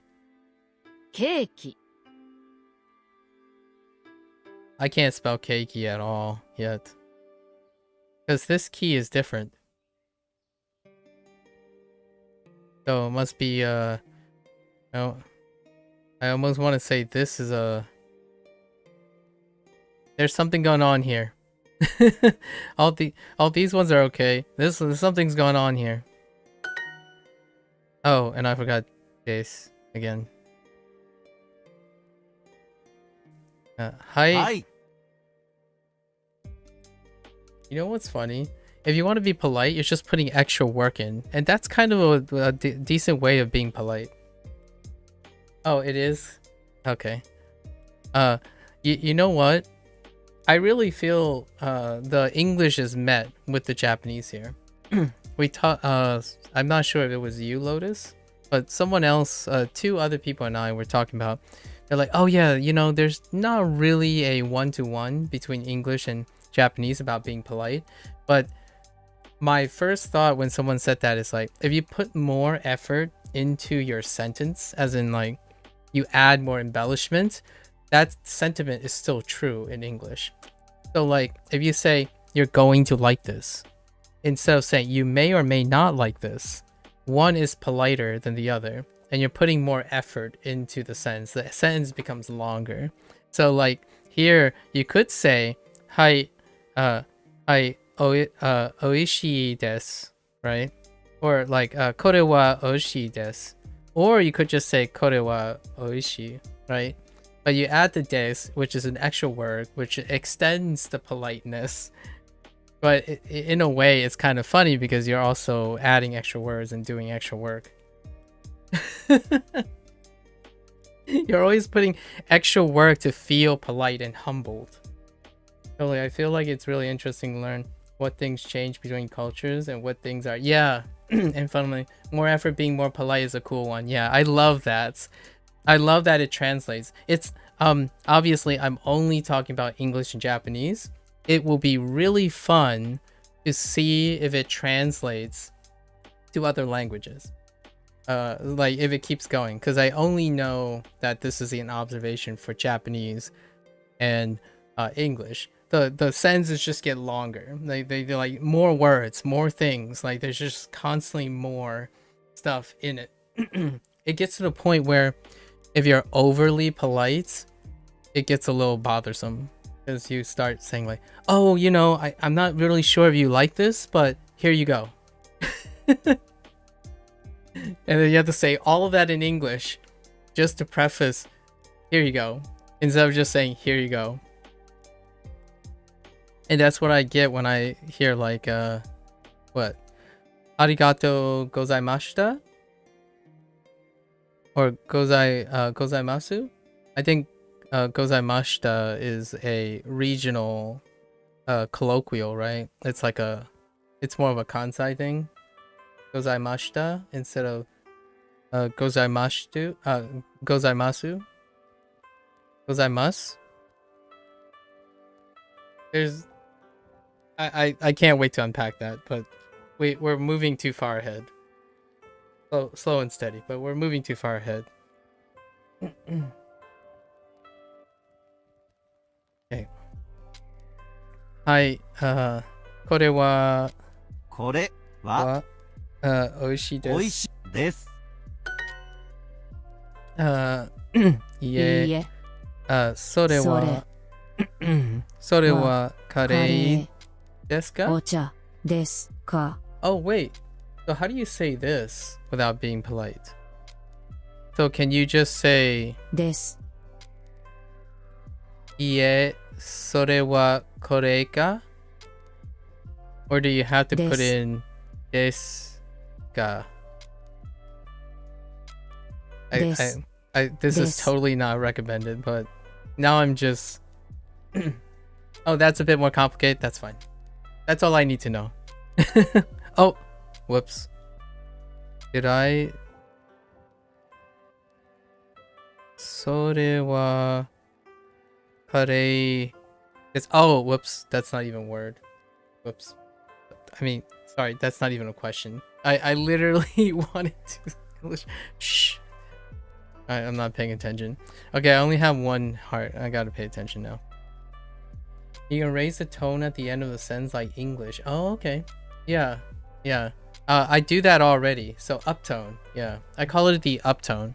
And a lot of time uptone is a funny thing because when you're very young, right? I just did that. And you constantly don't want to end your ideas. You don't downtone, right? In English. So a lot of times people make that funny thing. And then. So a lot of times that makes it sound like a question, right? So in English, uptone is naturally the thing for, but wait, there's more. Or do you have a question?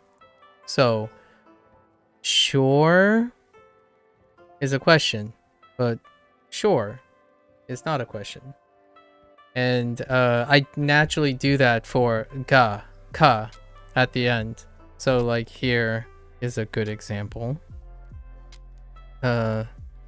それはラーメンですか? So それはラーメンですか? as long as I keep, I'm not extending it too far and saying like ka, like a ka with, an extended vowel, and cut it short, but as long as it goes up fast enough, it kind of still reminds me every time a Japanese person like asks a question, I can hear the uptone, the slight uptone. Although in English, you trail off way more. You definitely trail off a lot more at the end. It's kind of one of the big distinctions between Japanese and English. Like if you get a Japanese person to speak English, a lot of times they don't trail off too much. So like it's not saying, is that ramen? Where it just like lingers. A good example is every time I end a sentence, there's a trail off, there's never a cut. And Japanese people, I like that sharp cut. It's always a sharp cut. Like instead of konnichiwa is konnichiwa. Just ko ni ko n, all the sounds are the same. And I mean all the same amount of duration. And when there is a long duration, you can hear the long duration. But in English, it's all over the place. If you really wanted to, you're not going to change anything by extending extra letters everywhere. Yeah. So it's great. Now I'm kind of curious how I hear it sometimes. So here's a fun part. I like it when Japanese people become playful though. When I'm listening to like Japanese voice acting and then they're kind of doing, you have like a Japanese English speaker, right? Like a multilingual person. You can kind of hear sometimes they're being playful, like they're speaking English, but with Japanese, but not like Japanese words. And I kind of really like that. We're like, so this guy. Like eyes narrow. Like, so this guy. We're like, so guy. I don't know how cringy or interesting formal Japanese people speak. Like do they find that like kind of promiscuous or provocative? A lot of playfulness come from the na particle, which is a super cool thing. Okay, so the na particle, I see. I learned na like 2 days ago. Oh, so na. I'll have to keep that in mind. I'll keep that in mind. English, obviously, the nice thing about English is it's flexible enough that everyone has their own like random thing. Oh, sorry, nay. Sorry, nay. Sorry, nay. Sorry. Yeah, nay. I don't actually have na. Do I have na right now? No, I don't have na. I have ni. Ni is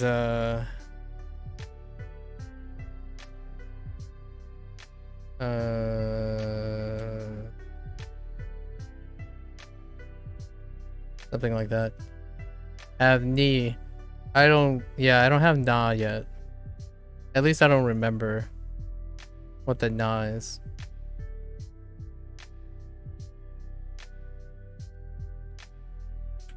I was still thinking of ka.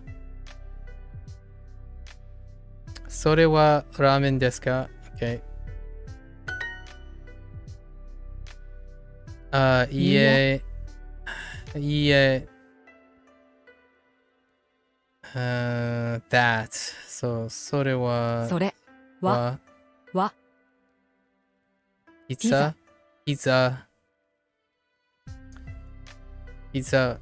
ザですか? Oh, Naka. What am I doing? I'm phrasing everything in questions now, deliberately. Is it curry?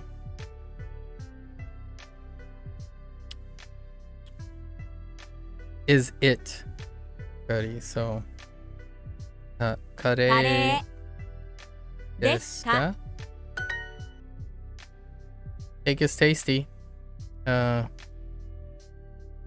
ケーキケーキは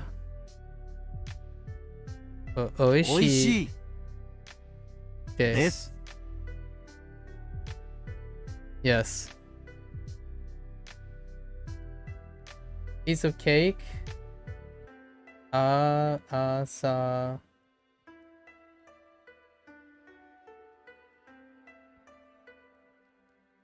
Wow, that character is interesting. Ma e. Okay. Asamashi. Mae. Asamashi. Mae. Before breakfast. Rakushi yo. Because I remember your last thing. Yo u. Okay. Yeah. Raksho. Show. Raksho.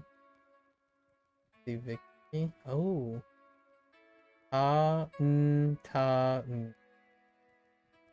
Anton.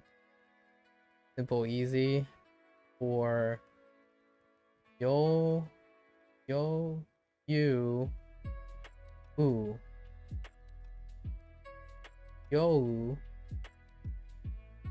You. It's a piece of cake, so oh my gosh. それは朝ましまだ前だ Jeez. Holy. Okay. That's a lot. Yeah, I guess it's all context based. It does look like that. There are so many phrases. Interesting. We'll do some deep dives into all that stuff in the future. This is so way ahead. This is like 3 months ahead somewhere. 3 months down the road.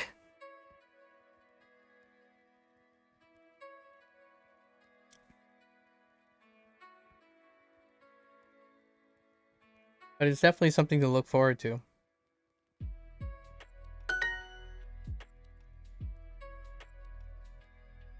Is that tasty? Well, それはおいしいおいしいですか? Oh, this is my favorite voice actor, by the way.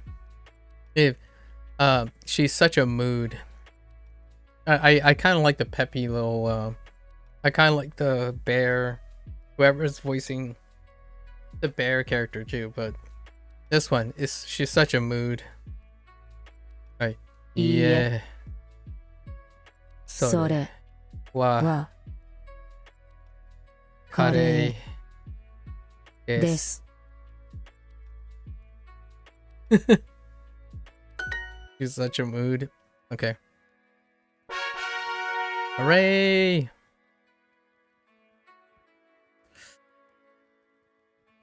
Do want to get to the next unit. Let's do some hiragana voice delay. Oh, you know what? Yeah, it's getting really late. It's been 4.5 hours. Okay, we'll save this for tomorrow. Holy. We'll do some hiragana for the end.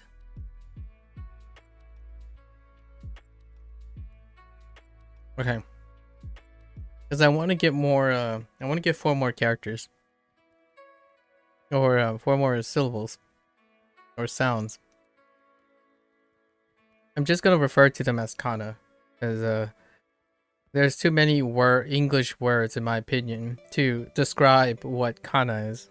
I'm just going to say kana from now on. I want to get 4 more kana. I guess characters is the word. Oh, here it is. Here are the 4 characters. Okay, we got new. Oh my gosh, heckin' new. I'm guessing like. So new, as in like noodle. All right, fine. Yeah, kana, yeah. That's what most, I've gathered that's what most people have used. Oh, I finally get he. Oh my gosh. Why? I meant he. Okay. Oh? Are you serious? So whole, oh, I got a good story now. So when you have ma, right? When you have ma and the kid leaves the nest, this line becomes ha. But hey, if the kid comes home, it becomes ho. So this line right here grows up to be a longer line by leaving the house where ma is. You see? So ma,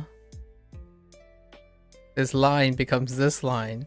But hey, if this comes back home, you got ho. And I got another example. If the house becomes whole again. The way I remember ha and ma is I think of home.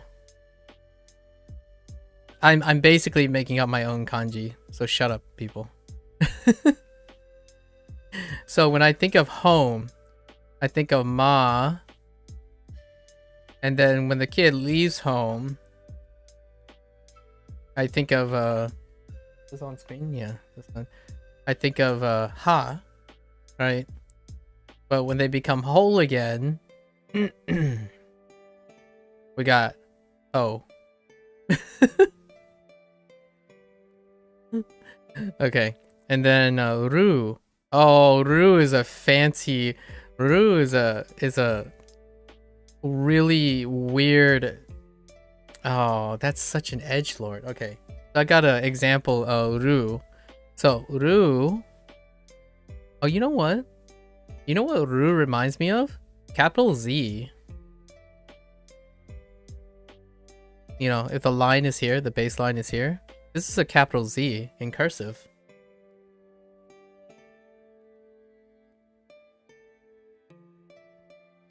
Anyways, but that doesn't help.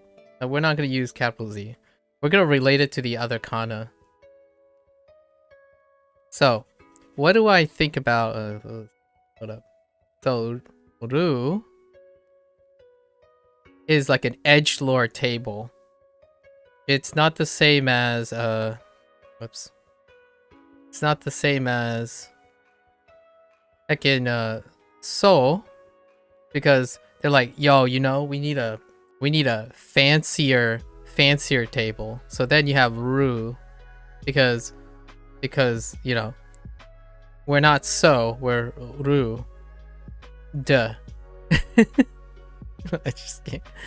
So ru is a fancy so, but te is the OG. See, this is the OG table. No, I know. I haven't heard the audio yet. So what I'm gonna do is I'm gonna hear the audio and I'm gonna imitate the audio. Cause remember that for me, which I agree, romaji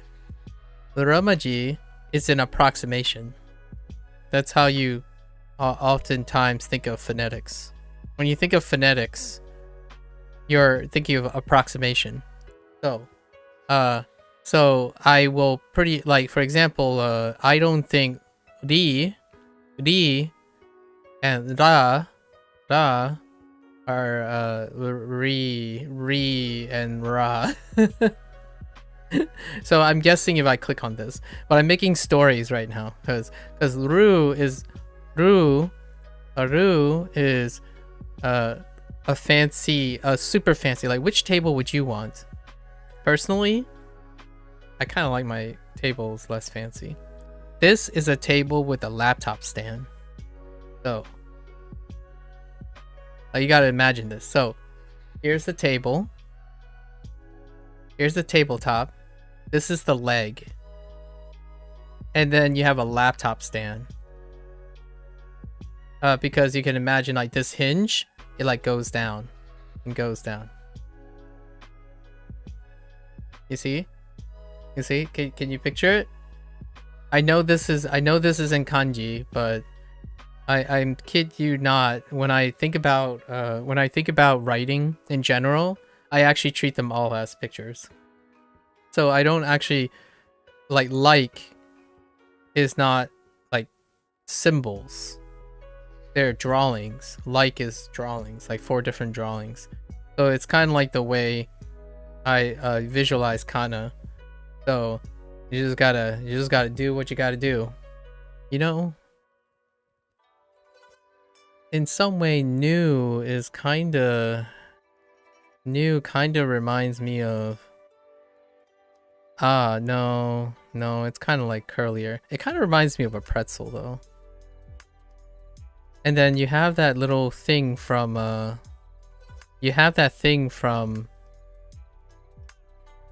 here too. But the swoop is closed off. I don't know how I'm gonna relate new. We'll just listen to it now. Let's listen to the samples. Nu, Nu, hi, I, ho, o, ru, ru. Oh, okay. Okay. Ru, ru, dune, loop, dune, loop, lu, do. It's the combination of the two, which is you're tapping the roof of your mouth, which in English is very hard. Like, it's not as dexterous. When it says lightly, it really does mean lightly. So after a while, you have to do it a couple times. Like English taps hard, like the average force. If you get anyone to tap the roof of the mouth, it comes off harder. Like it's a lot more solid, so you need to do it a couple times, like ru ra ri. And then what's even worse is how I get the R roll. You know, the R roll in like Spanish. I do the same. The problem is sometimes I would tap twice. So that's a problem too. So ru, ra, ri. I'm trying very hard not to roll twice or more with the tap. It'll just come with some, you know, just pronounce it a bunch of times and hope for the best. So what do we have? It's the same thing about the R is the roof, right? It's like kitty, water. In North American English, that's hilarious. Yeah, instead of kitty and water. Kitty and water. Kitty and water. So ru. Okay, what do we got? Nu, I, ho, ru. We'll keep working on it. It's fine. nu, New, right? We got it. That was the stroke order that I would use. nu, New, right? Let's practice since this is gonna be our last exercise. K. K. How I remember K is I think of ha. Right? I think of ha, which is related to K. This is K. And when I associate it with Romaji, I think of ha-ke. And ha-ke reminds me of hockey. Will it be close to room? Yes. Room is a good one. Unfortunately, I'm rolling the R more than once. Everything would be begins with K. Everything begins with K. And then ku. So ku, I'll never forget anymore because ku is forever related to ma. Because if I put in Maku. There you go. I want, well, really, the reason why I remember ku is it's associated with the other way around. Kuma. Right? Kuma, which is bear. And where do I get bear? Tekken.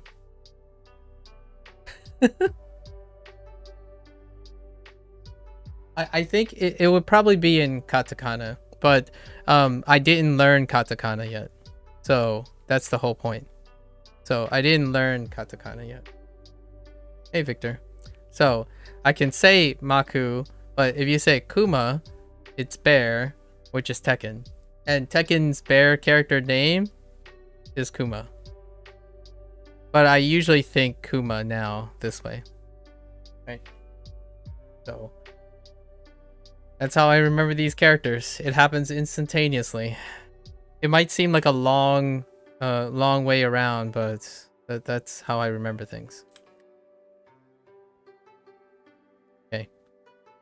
I have so many stories about all these characters. He. You know, he kind of looks like a potion bag. A cross-section of a potion bag. How can I make a story out of that? He.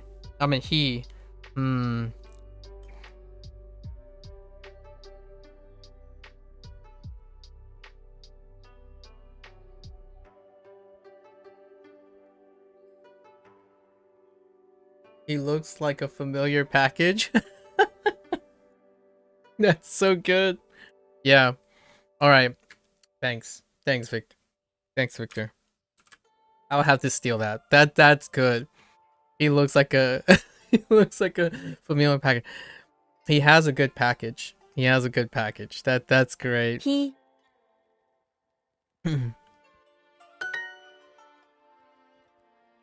New, right? New.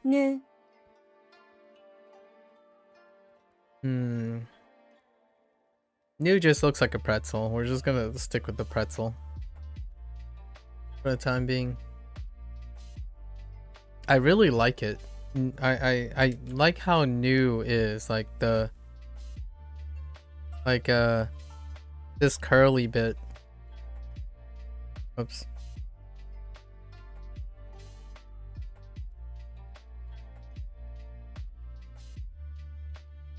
Oh, you know what? Wait. Oh no, I just had an idea. I was gonna convert it into something. You know what it looks like? No, maybe that's not what it looks like. Oh wait.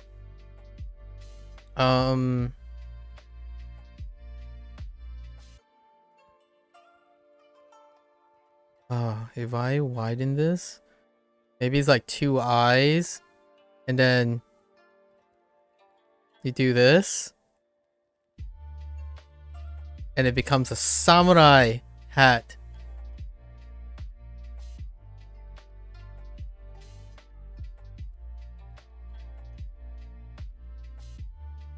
Ah! Sorry.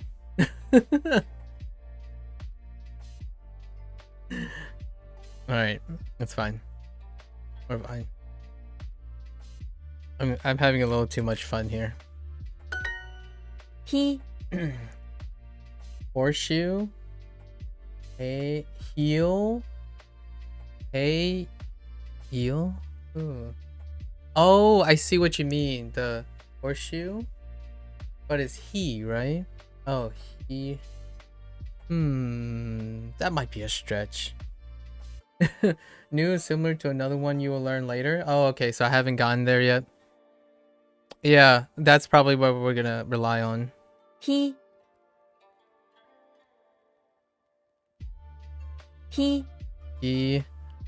Okay, and then this is to, and na. Oh wait, I do know na. Here's na. I lied. I do know na. There you go. Nah. And then we were talking about nay earlier. る Nay. Ru, the edgy table. The heckin' edgy table. Edgy soul. This would make for a very edgy table. る No, no, no. Your advice is to get very familiar with new. I disagree, but that's okay. Oh, what? Oh. Wait. I don't think they suck. I actually like things that are really close together. So, that's a projection problem. I disagree. I actually like the subtle differences between things. It's actually, I talked about that for 30 minutes earlier today. About that, it really deals with your background. So a lot of times people draw contrast. They focus on contrast. When it comes to associations, you associate two things that are very similar. And when you associate things that are similar, you notice the finer details, the finer differences. But most people don't use associations. They actually do the opposite. They practice by finding differences. So when you focus on contrast and finding differences, you often don't associate and focus on finer differences. So this technique that I'm using is to ground all the associations. If you don't focus on associating them, you can't notice the finer changes between them. Most people focus on a technique of contrast and finding the differences. So they learn, in my opinion, they learn things in isolation. So to get familiar with new, right? New, which I just learned, right? I will couple it with something that also looks familiar to it. And because of them being coupled, I can differentiate the differences. It's counterintuitive, but generally speaking, that's how I do it. So when you say no, get used to something, not associate, it's legitimately doing the opposite for me. It's kind of like in the beginning, I talked about, have you ever played Spot the Difference games? Spot the Difference games. So oftentimes, in order to speed up on high diff, spot the different games, you have to start learning about associations. Because when you start focusing on associations, you start noticing the smaller changes. But if you're looking for, when you're tackling spot the difference games, easy difficulty is often looking for gross differences, as in big differences. So like if a ball's there, like if the ball is there in one picture and the ball is not there in one picture. If one hand is there, the other hand, the hand is not in the other picture. But instead now is the hand longer in one picture, like one of the fingers is longer than the other picture. You have to associate the hand first before you notice the length difference. So that's kind of what I'm associating. So I disagree with you, and I fundamentally do that on purpose. So whenever I'm spending most of my time early on associating writing and drawing, is because that's how I get to drawing stuff.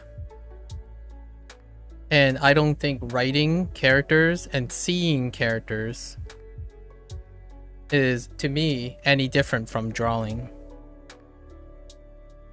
So whenever you go online and go on like a YouTube channel where someone writes 1, 2, 3, and they convert 1, 2, and 3 into pictures of something else, that's what I mean. So they can turn 3 into many related pictures. So 3 ends up becoming lots in different meaning. And that's what I mean. So when you're showing me this, like these, like all that stuff, when I get introduced to that stuff, I'm probably gonna make a story out of it, right? I'm gonna make these stories, and at least I'll be able to that's what makes these different, right? Obviously I can't do it now because I don't even know. Yeah, so right. And also you need to develop the dexterity, right? The dexterity. So what I would probably do for this is I would deliberately look at the form and find what is same and then juxtapose it to what is different. As opposed to the other way around, look for what is different first, right? You could say that it still ends up, you don't really need to do this.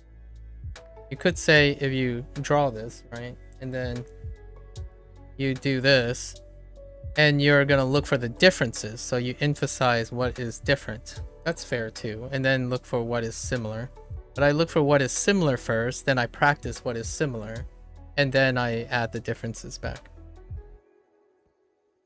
It's more likely you're more consistent with the similar things than you are with the different things. In my opinion. It's the difference between building up or tearing down.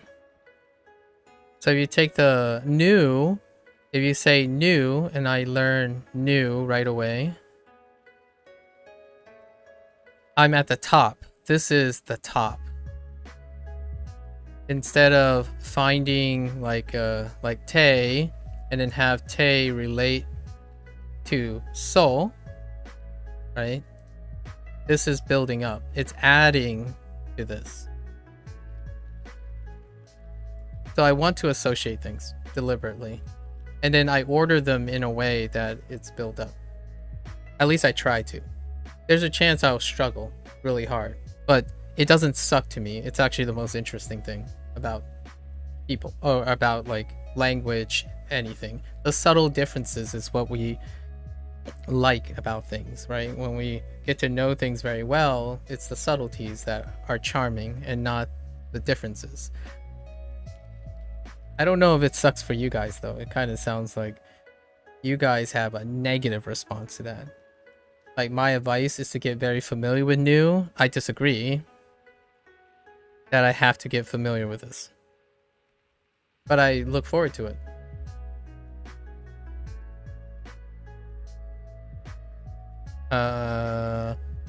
This is the edgy table. Edgy table is ru. So ru. This is ri.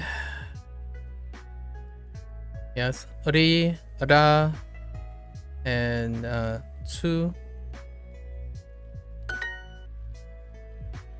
I.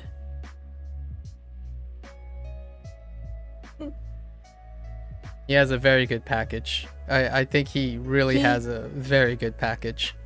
Ri, K. I mean, whoops, K. K because it's related to ha. K. So. New.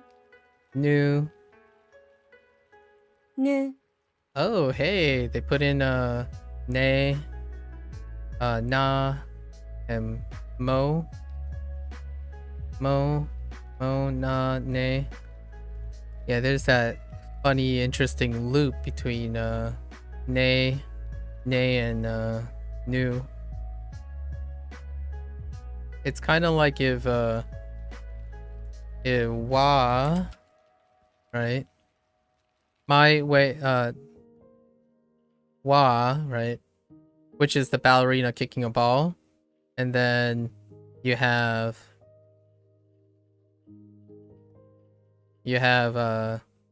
ne, but if wa and ne just fought each other, and smashed into each other. They fell over each other and got new. Okay.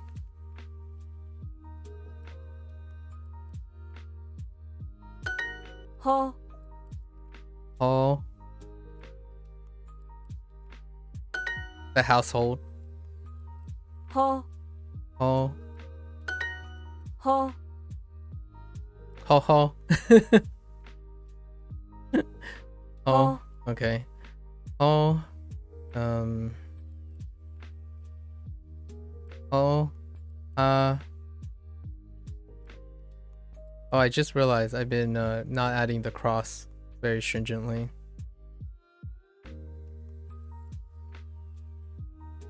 Oh, ooh, which is a nose.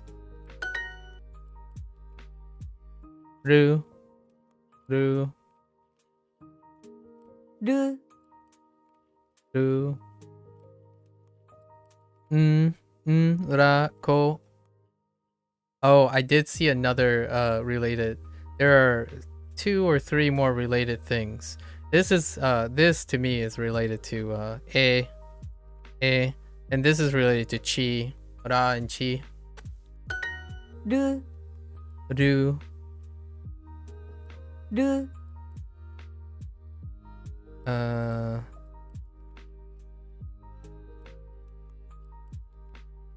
K, ri, so. Ho, ho, Ho. te. There's te, so. So te and so. And then mo. I didn't really come up with some great way for mo. This kind of looks like a hook with stitches. Oops. Oh, I didn't mean to click on it, but okay. Hiru. Hiru. Hi. Hiru. Hi. Hi. Uru. Hiru. Hiru. Interesting. Ru. Hiru. Hiru. Hiru. Hiru. Hiru. Daytime. Okay. Hiru. Hi. Hi. You. You. Ra. Su. Ru. Ru.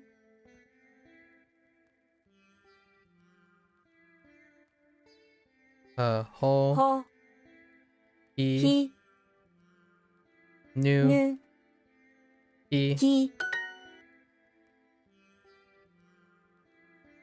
Nu. Te. E. Ki. Ho. Ho. This is ra. Ko. N. Nu. Nu. Ho. You. I. Ru. Inu. Inu. Wait. Why do I know that phrase? Inu.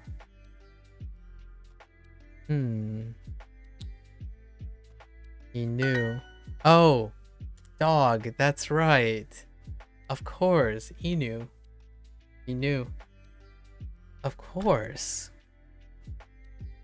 Well, now we can say inu, inuto neko? Dogs and, or wait. How do you make plural things? Oh yeah. Yeah, that's right. Shiba inu. That's right. Ba.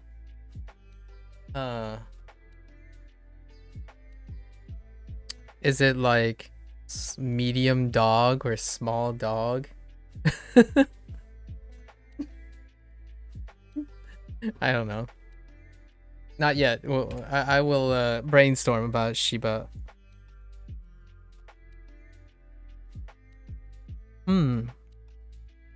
Shiba. Hmm.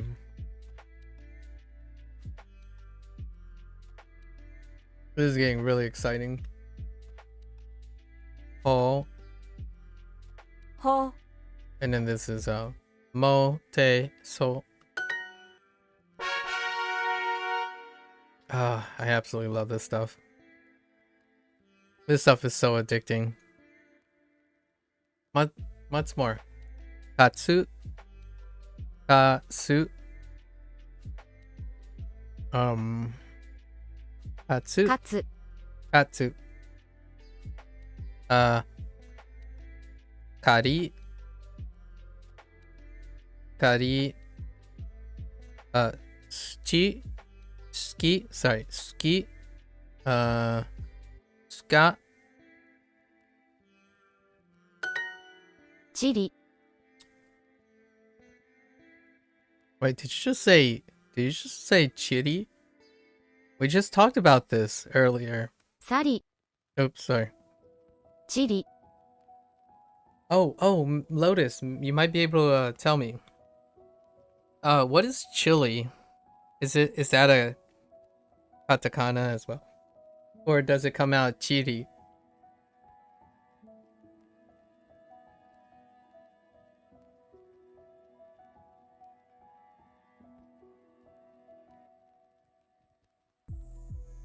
Because I've been eating chili for a while now.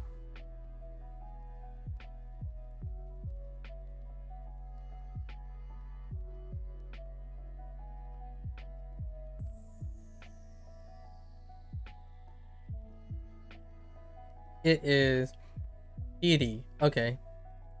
But you do use katakana. Okay. Oh, yeah. And that's what Suchi said. It would be in katakana since it's a foreign word. Oh, I see. Yeah. Okay. Yeah. So in agreement, both of you had the same response. Nice. Okay. And then we have Kiri. Kiri. Satsu. Satsu. And Sari. Yumi. ユミ Yumi is such a pretty word. Next to Umi and Yume. Those are pretty words because I also know the meaning of those words. They're very pretty words. Sorry. Yuka. ユカ The only thing that I don't know what yuka, if that's a word or not, but I always remember yukata. The dress. The wear, the clothing wear. Yukata. And then Chiyu. チユ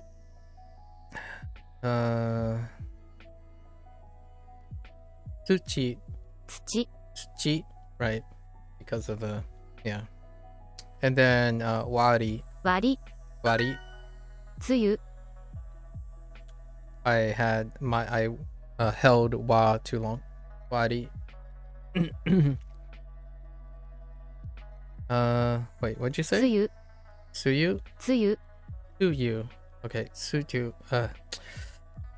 つゆ Suyu. Su. Tsu. To you. You. To you. I learned yucca in a flashcard today. Oh, flooring lumber? Wait. Hold up.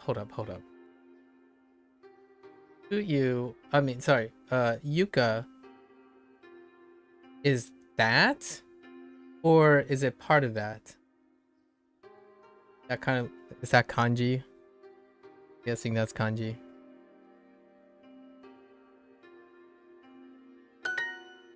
Oh, rainy season. Tsuyu is rainy season. Interesting. Yuka just means floor. Oh, okay. Interesting. Recon. Recon. Recon. 離婚 Recon.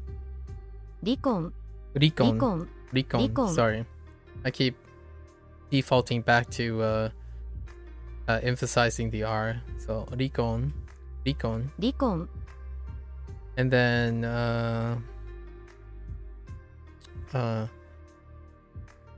Sakon. Yeah, Sakon.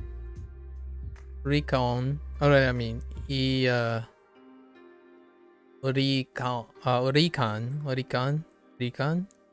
And then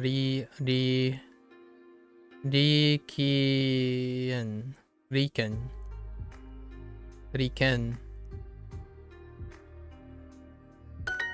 暑い Did you just say Tsui? Wait, 暑い Tsui. Okay. Tsui. Atsui. This is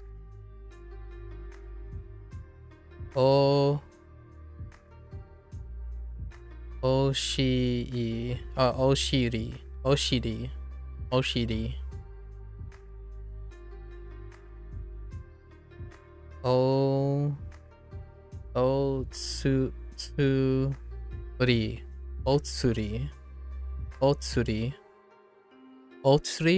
Yeah, Otsuri. And Atsuko.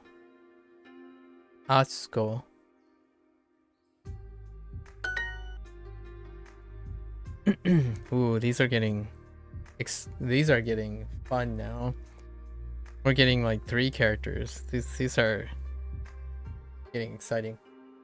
Oshiri means honorific butt. No way, are you serious? Wait. Can you clarify what honorific butt means? Like with 2 T's? Oshiri, what does that, how do you do honorific butt? What does that mean? Like, is it being polite but you're calling someone a butt?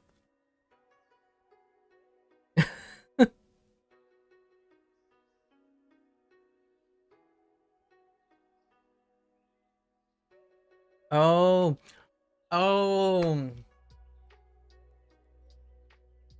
I got it. So you can put O to honor, put an honorific on a word. And shitty means butt. Oh my gosh, I'm never gonna forget that now. Guys, I can't unsee this anymore. Wait. Let me try to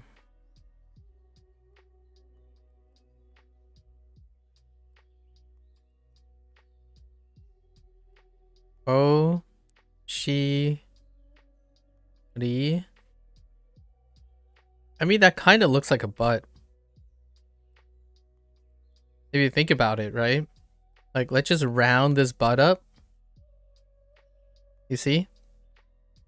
Oh no, I'm gonna get flagged for this. You just round this butt up. And you're basically putting O. Wait. I think I screwed up O. Sorry. I put in nah. Sorry. I totally messed up O.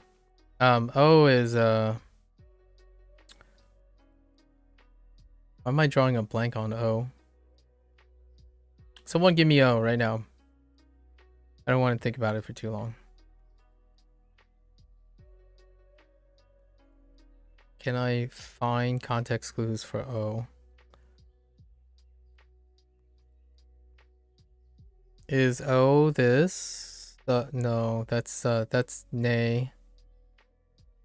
And this is wa.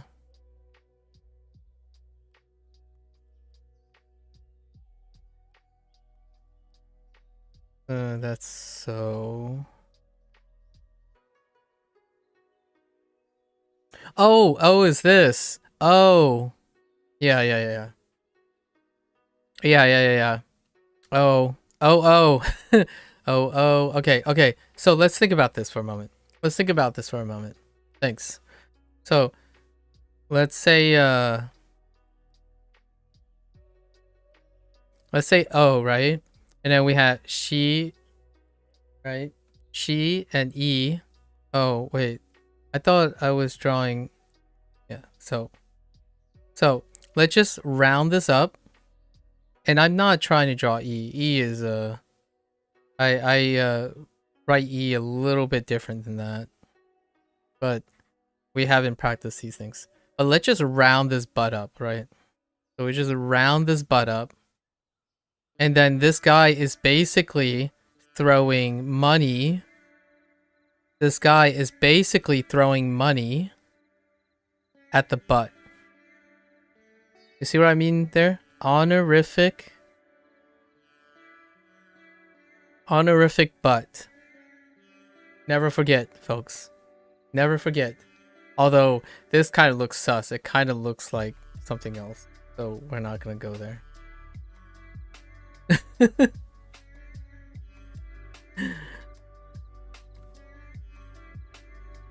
Right?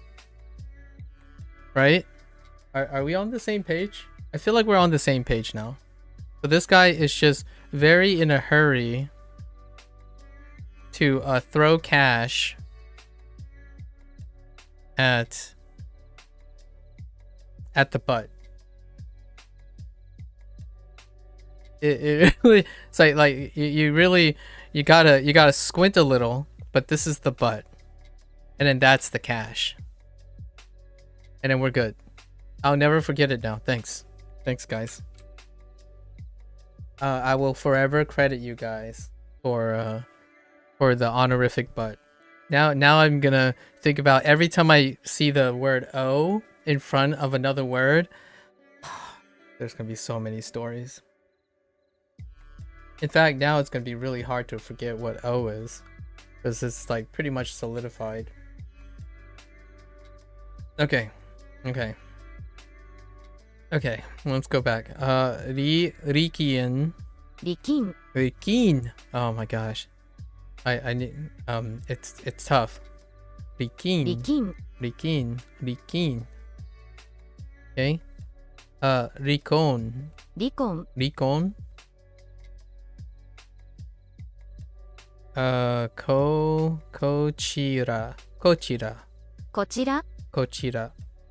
Kochira.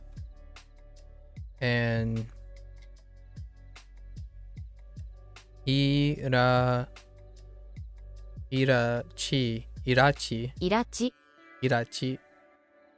And then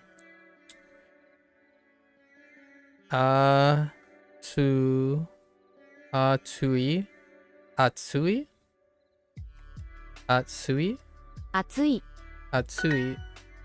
Kayui. Ayui.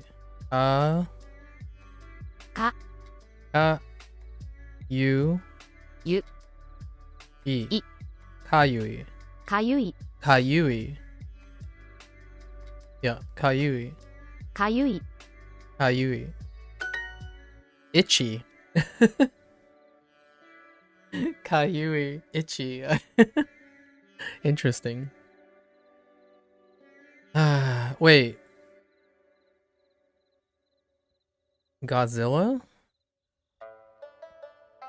Was there something referencing Godzilla just a while ago? Tsurai.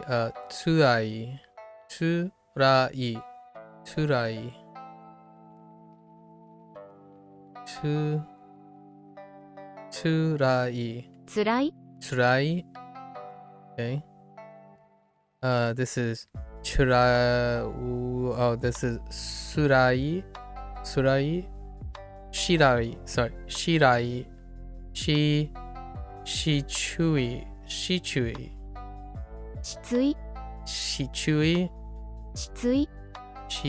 Shichui. Oh my gosh. Too many shas. So many shas. Okay. Churi.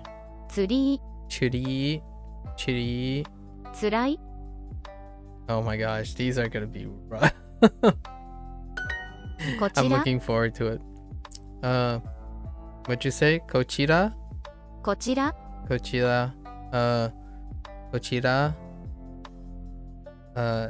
Shichida. Shichida.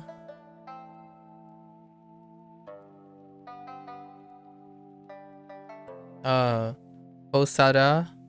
Osada. Osada. Oh wait. Kasada. Kasada. Osada. 辛い、辛い。辛い。か、や。Wait. I'm a yeah, kada. だ、 Kada. I. い。 Karai. Spicy. Okay. Karai. Karai. 辛い、 Karai. 辛い、 Oh, you know what? Karai kind of reminds me of another word. When I think of karai, I think of karage, fried chicken. Good luck. Enjoy dinner. Thanks for coming back. Ochida, not quite, but close. Ochida? Oh, the Godzilla thing. Oh, how do you say Godzilla? Ochida? Yeah, karai reminds me of karage. Gojira. Oh, I get it. Gojira. Kochira. Oh, dude, that's... Oh, no. Do I remember Gojira earlier than others? Where... You know I'm gonna break that out at some point. I'm gonna try to shoehorn a discussion about Gojira and just... So that I could say... Gojira.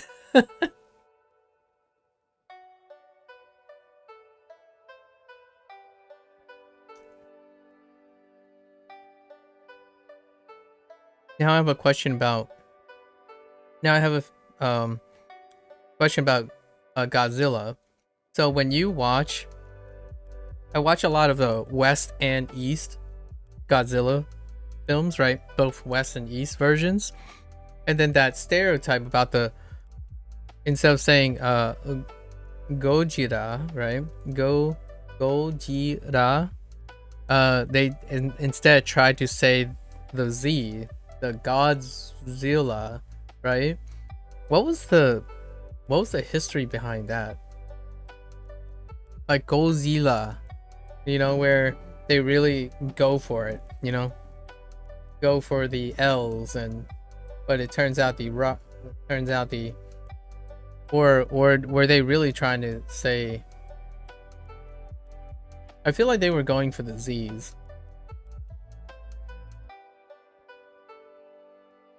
They didn't go for the D though. The D was definitely not there. I'm just thinking of this one scene. Like, run! It's Godzilla! You know? You know? Just saying. Mirai. Mirai.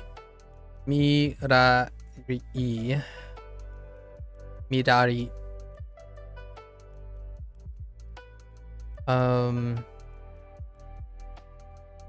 Acai. Acai? Yeah. Acai. How do you know which came first, to be honest? Oh, that's a good question. Huh. Interesting. I'll have to dig into that. I really like Godzilla films.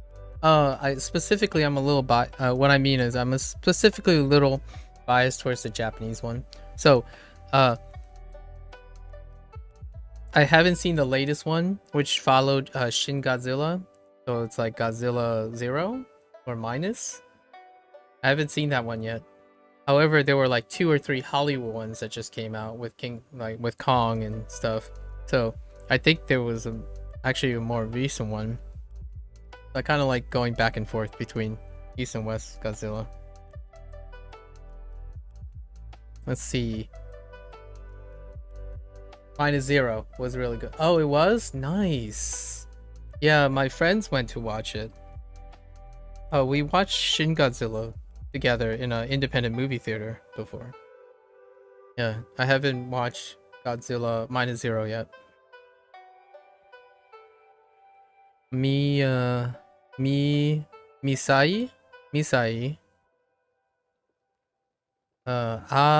Arai.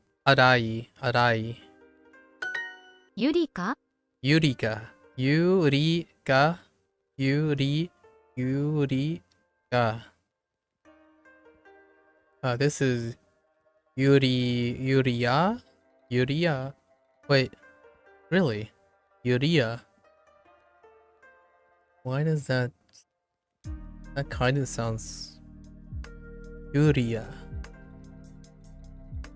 And then Arika, and Yushika, yeah. Yushika. Oh, I can't hear it. I just wanted to hear samples. But when they're not hard exercises, we'll be able to hear it as I train. I need more ear training with my enunciation. The one with King Kong looks like it will be not as good, maybe. Yeah.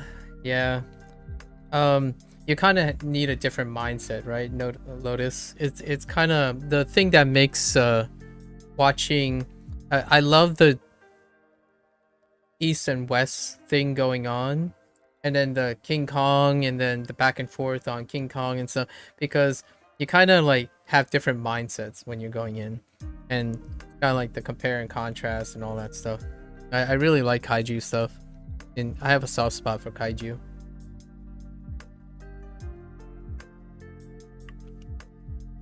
Although there hasn't been a lot of robot things, you know, robots and kaiju. Come on.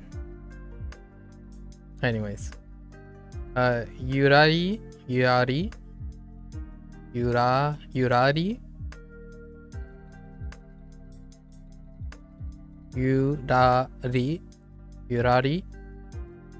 and then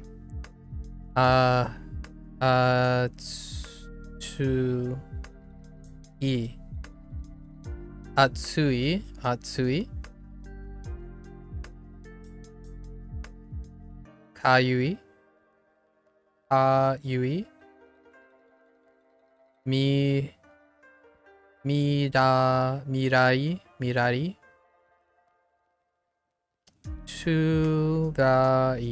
Turai. 熱い Wait, was that Atsui or 熱い Atsui?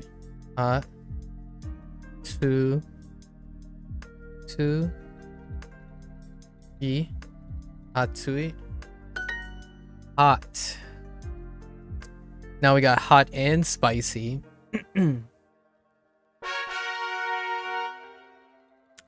Time for a quick refresh. Review some exercise you haven't seen in a while from Unit 1? Oh, that's nice. I really thought... Okay, so they actually added this.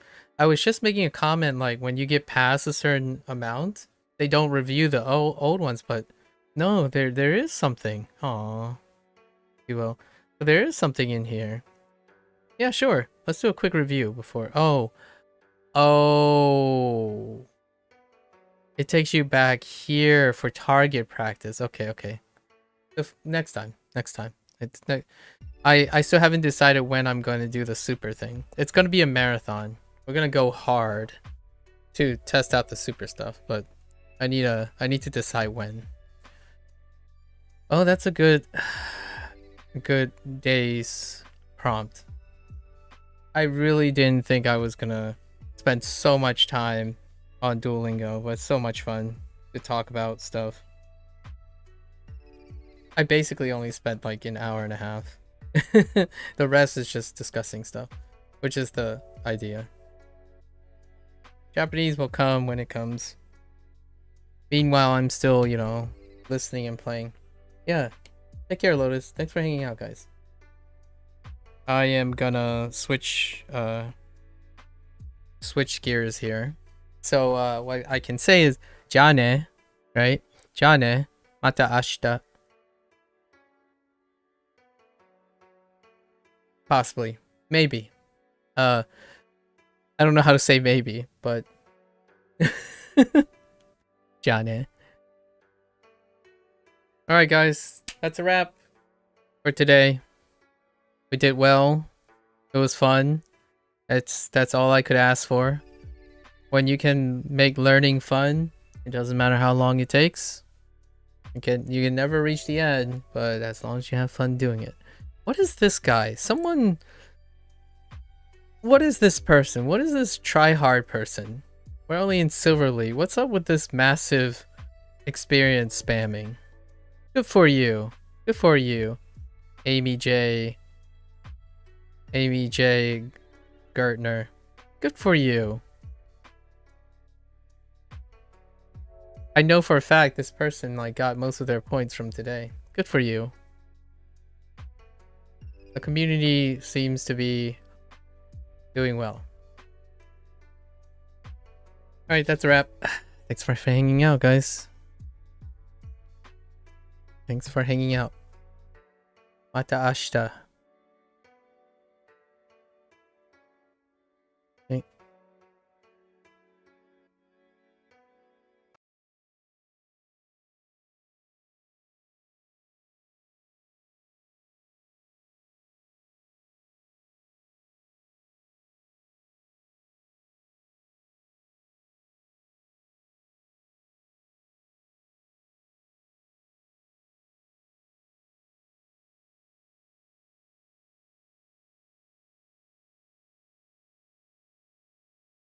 Okay. Gotta change some stuff. Don't want to debate anyone. Okay. Change it up.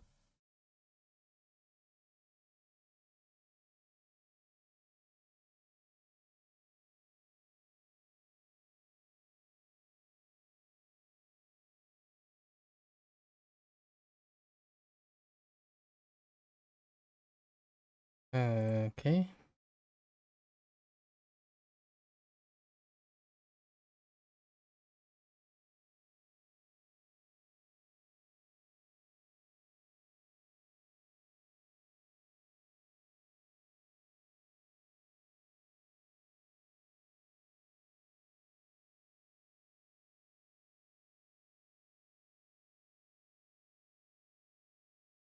Alright. I'm gonna go to the bathroom real quick and I'll be right back.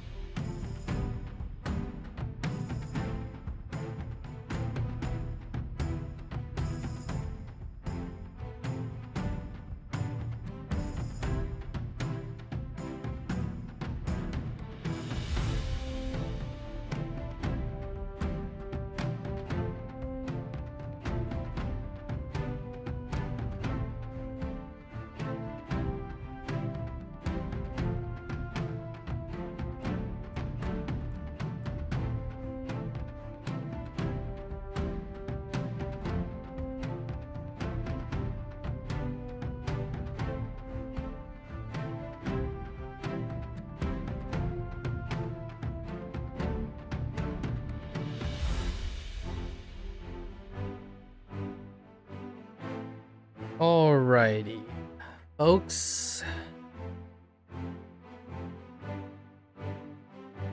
Welcome. And actually, welcome back to Across the Obelisk. These things do happen every once in a while. This is our 26th session. And still no DLCs, right? I still have not invested in the DLCs. Price is not right at the moment still. Since the last time, so as a review of what happened last time, we played the Christmas event with the Christmas card back, and as per usual, or not really per usual, it's a little bit unexpected, there was a Lunar New Year card pack that was released that has been available for 2 weeks. It's a day or two before the end of it. So here we are again, celebrating the Lunar New Year, something that's personal to me as well. And we're going to take a look at the weekly challenge. DLCs, we'll probably revisit Across the Obelisk sometime mid-2024 with the older DLCs. How's that related?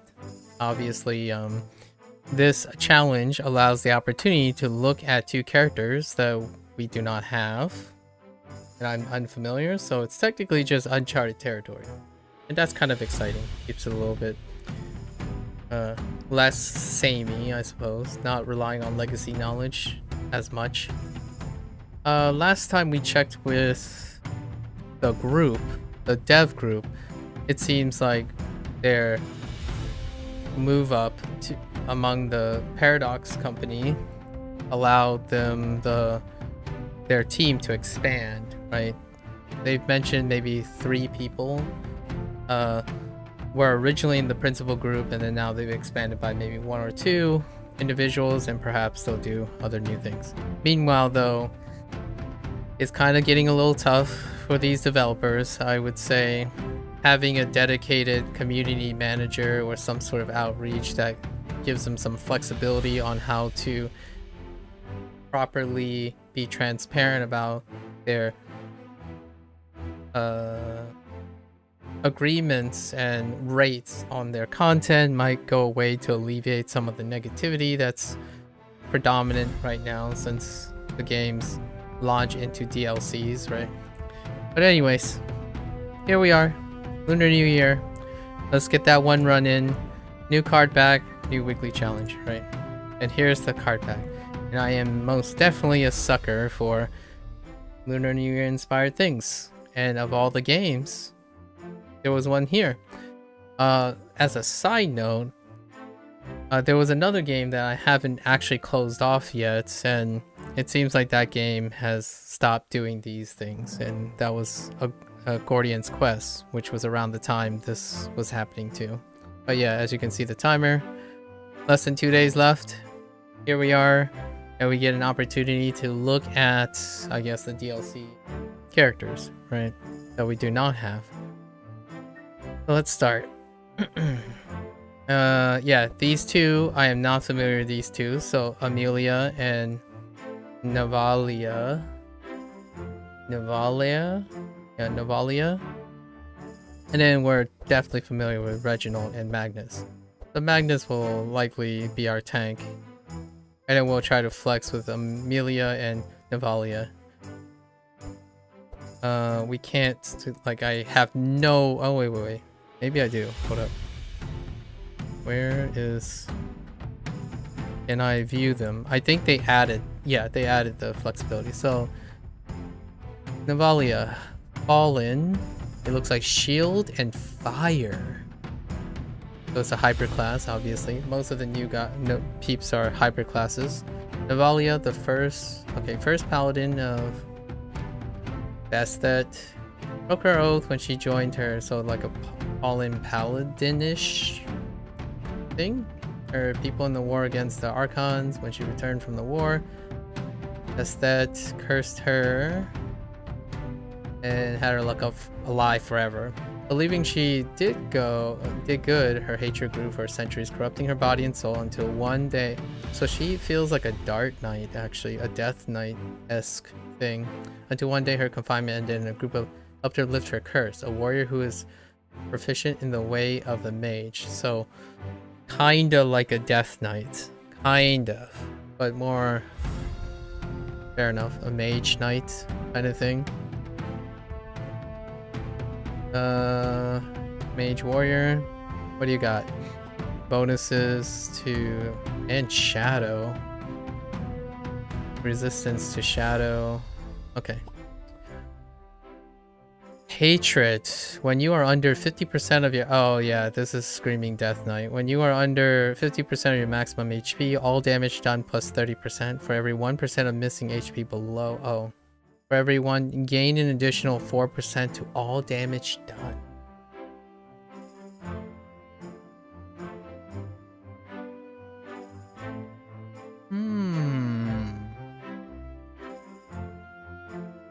She's on the second position. What do you have? Blunt? Yeah, blunt. Ice. Damage with hit. Okay. So she could be like a off tank.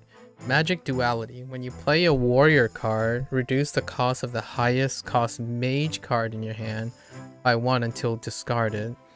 When you play a mage card, reduce the cost of the highest... Okay, vice versa, sure. Undying Will, or when you die, resurrect with... And there's no time limit. Oh wait, is there a time limit? What is this? Invulnerable for 2, remove 1 charge, okay.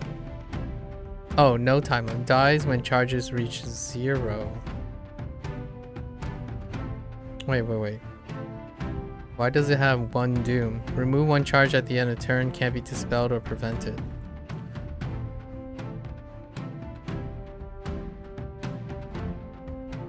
Oh, she only lives for another turn. Yeah.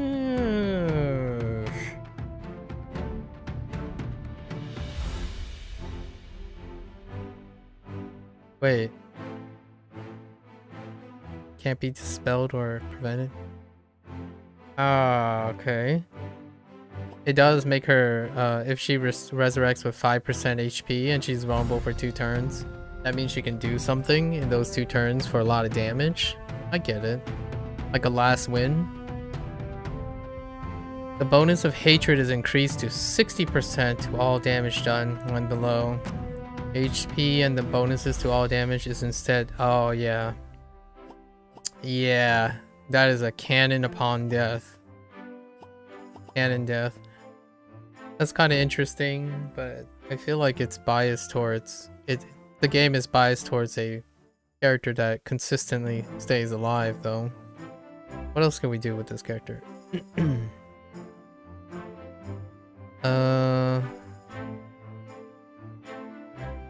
Dark Charge plus 2 transforms damage to shadow. Okay, so she becomes like a shadow mage. Transform, add 1 to a random, last 2 when you play a card. Interesting. I kind of like this. Damage received from dark explosions plus... Okay, does that include everyone? Including my own team? Spread 50% of the dark charges of this target to this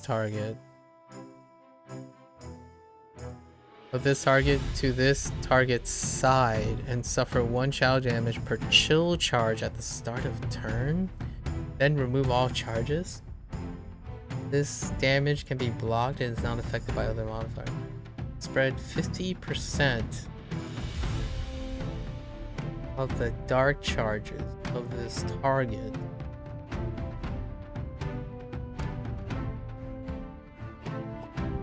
Wait, this is not a card or anything. Oh, so if someone explodes... Okay, so if you explode a dark explosion, it spreads... Yeah, it spreads the charges to its adjacent side. And also, additionally, if they have chill on them, they suffer that much damage. Okay, that's fair. Scourge. Oh, Death Knight. Definitely Death Knight. For every energy used, apply one weakness, one decay, one scourge, right? And 2. Ooh, that's synergistic. 2 to all monsters. The next 2 curse spell. Okay. And then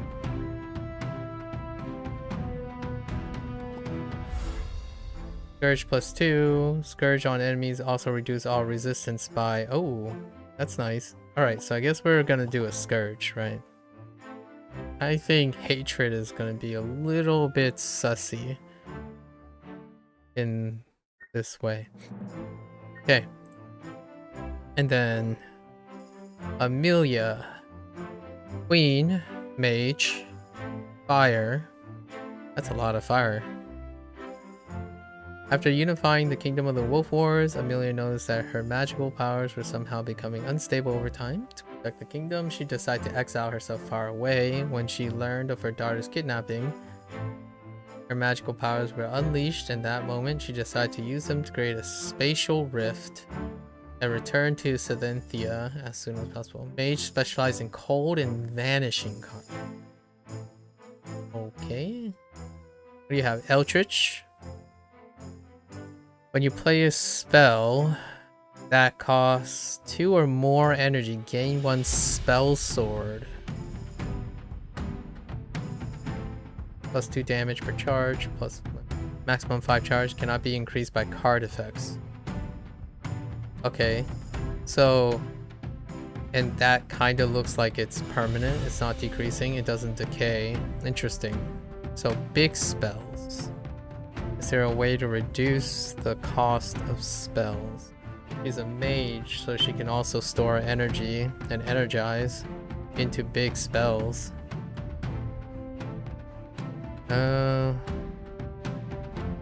This is mind damage.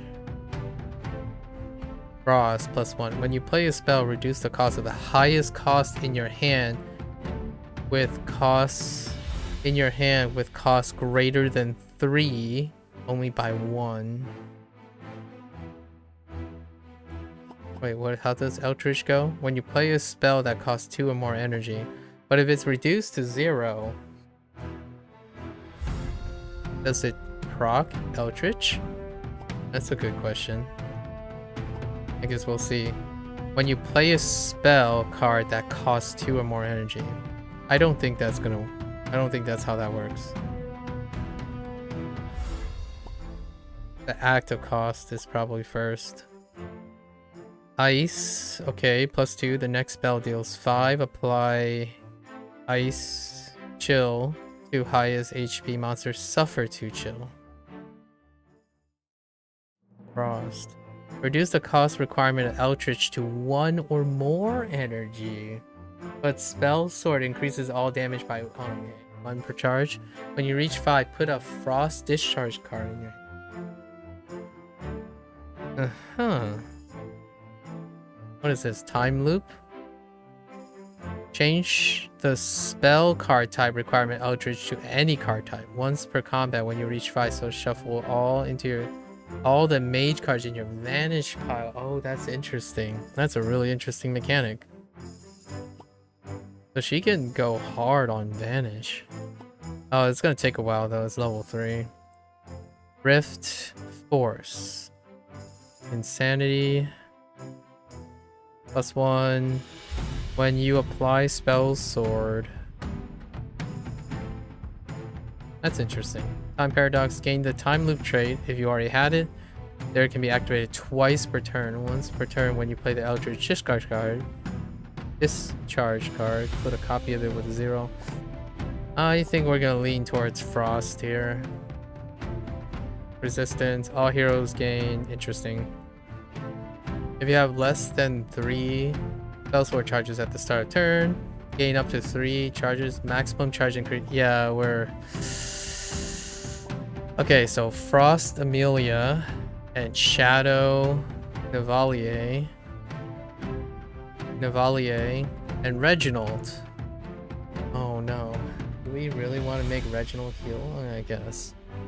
I don't remember what Reginald's thing is. It's been so long. Oh, we do have focus healing. What was reverb, holy spells, and sanctify? Not enough sanctify though. Okay, so we're probably doing focus healing. Sure. Okay, let's go. Oh, what is the weekly mod? What are the chill? Reduces speed by 1 per 4 charge instead. Ooh, okay. So Amelia will be frost for sure. More champions when you receive injury. Okay, receive an additional copy. That's kind of sucky. Monster Holy Shadow. Oh,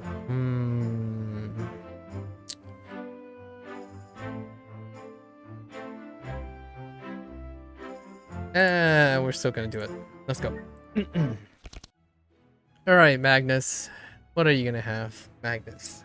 My friend. You're gonna be our tank, probably. Entrench? That's pretty solid. Intercept's pretty solid. Guard is kind of a dud. I do like Entrench. The odds. Oh, we have Bluff. I don't know about Battle Shout. Oh, but Battle Plans.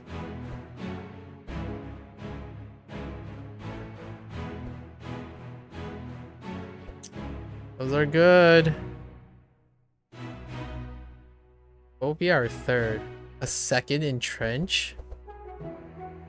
Oh, wait. We do... Warlord's not bad.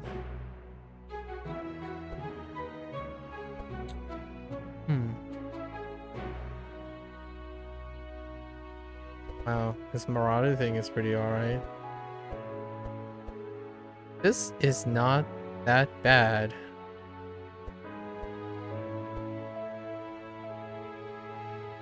I feel like I'm gonna go greed and roll again. We'll grab Defender and Commander and roll. What the heck is this? Dark Blow? Yeesh. Oh no. Alright, hold up. Spike? Yikes. Eat! Oh. Honestly, that's not too bad. It is an upgraded Entrench. This is gonna be hard. Alright, we'll just pick the random. That's kind of hard. Already too heavy. That's okay. Is that a...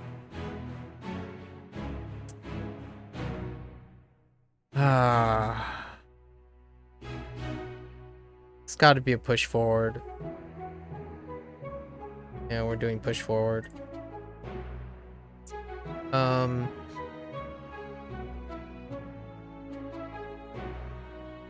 We'll take the block.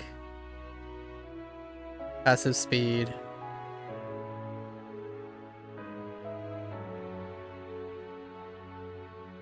All resistance. Yeah, we're good. Okay. Navalier. Glacier. Okay, Glacier. Witch. Ooh. So we can combine what? A mix of Shadowmancer, Witch, and maybe Glacier? Unless random is good. Random's not looking too hot. What is this? Dart pack? Ugh. No thanks.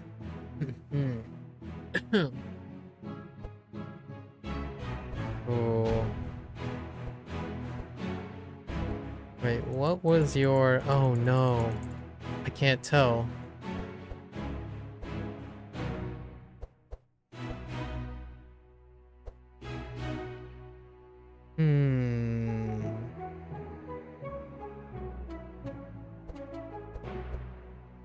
There are battle plans.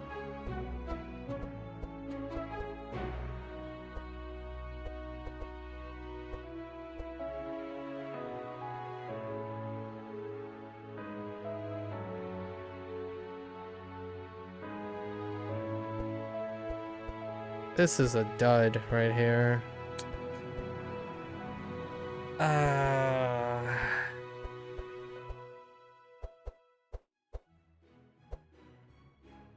Don't mind this. We'll take the commander. And then reroll. Oh boy. That sucks.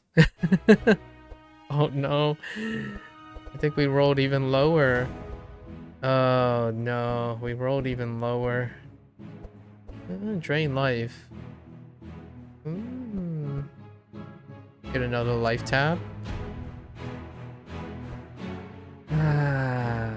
Inner advantage pile, that's not great. Okay, I guess we're taking Battlemancer and Witch.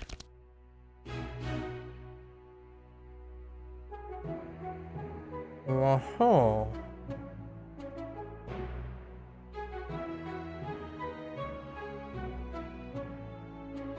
Those are not looking so great. This is less unwieldy though. Yeah, we'll take it. Shadow. And Dark. With speed and just resistance. It's fine. Okay. Amelia.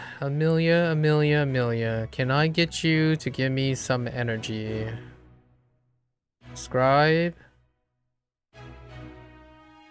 So we're looking for Chiromancer, Enchanter, and Scribe, probably. Or Glacier is okay. Doesn't look like we have... Ooh. You know, what does this upgrade to? Ooh. Mana Surge is pretty okay.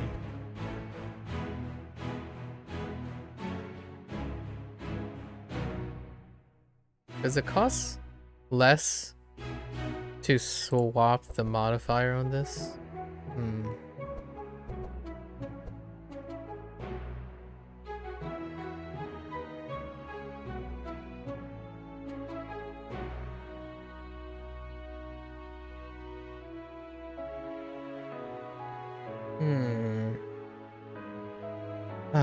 Do I agreed?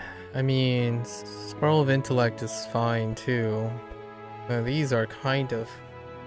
I mean, they're kind of good, but kind of bad.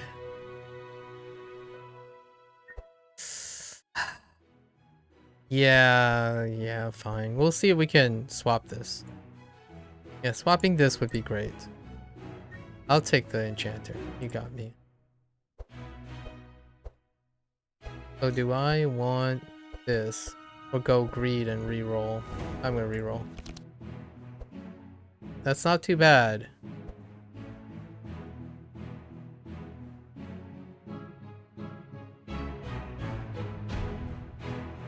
Yeah, that's not too bad.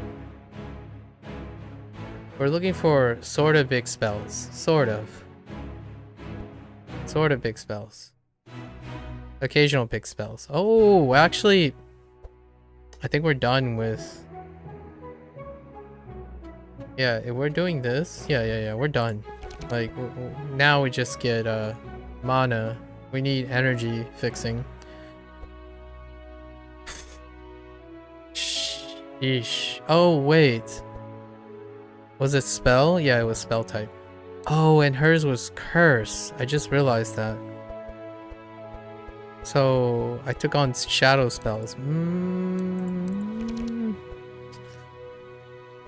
This is good.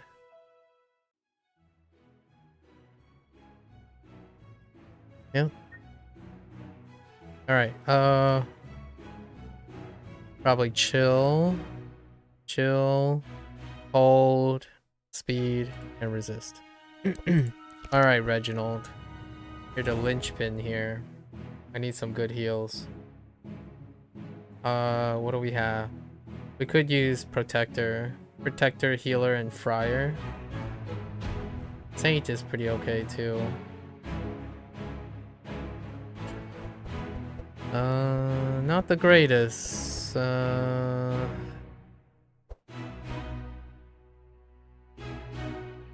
That's not the greatest either. Oh no.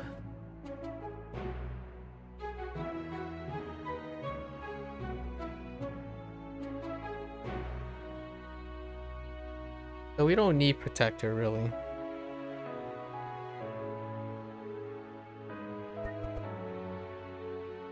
I do need shaman. I think I'm gonna agree. This stuff sucks. And I got punished for it. Okay, alright, wait. I mean, I could take the chain heal. Yeah, I got brutally punished for it. Agreed, did not pay off here.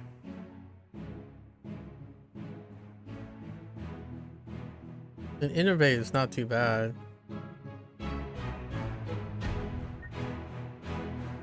So lacking.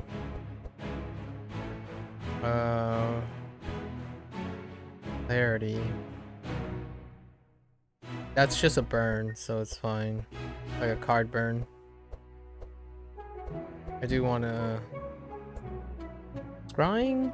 Not too bad. Actually, you know what? I'll take the random.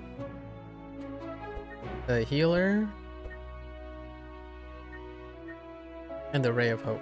The Friar. Pulsing heal. Can I? Oh, it just removes it.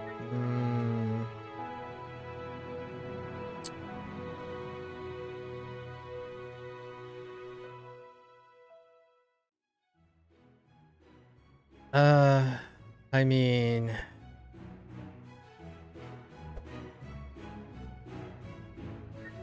I'll take the pulsing heal, sure. Heal. Not so much speed. Speed's fine. Resist. Regen.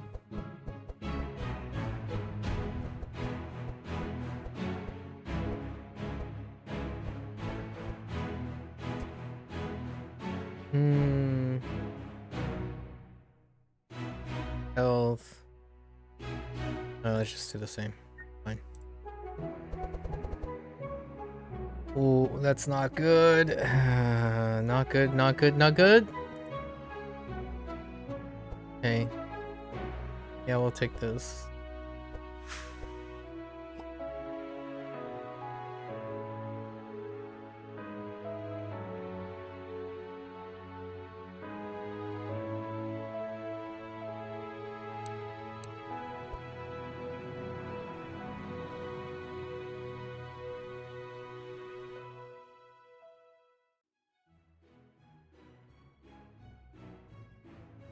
Wait, does that only happen once? Or does that happen a lot? It doesn't have a limit. I mean, I'll take this.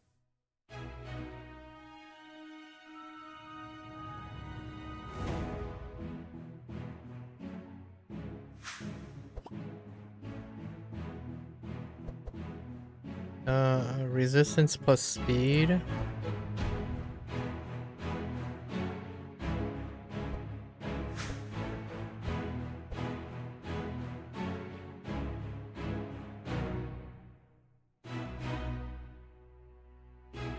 I'll just take the speed. Okay. Okay. Oh, hunky dory. I forgot what his abilities are. Should have looked better. Healing spells. What does holy symbol do? Healing, vulnerability.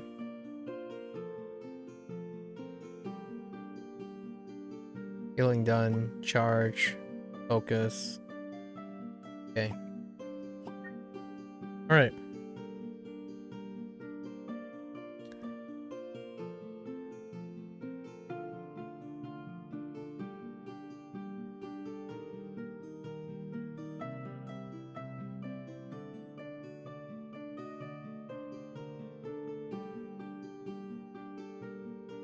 Do we really want to do harder encounter? Yeah, let's do that.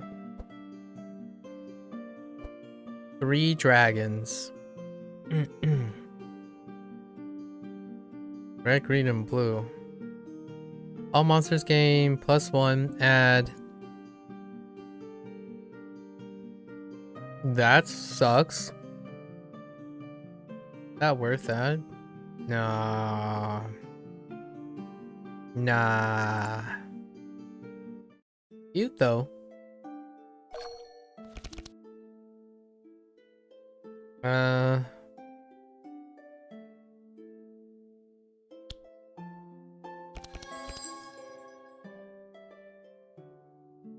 Push this forward.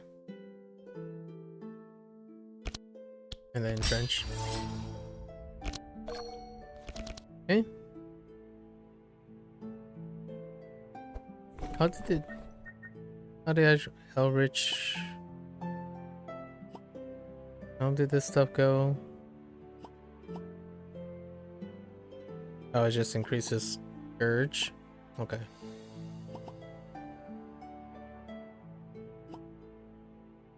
I need Scourge cards. Which I actually don't have any Scourge cards. That's kind of weird.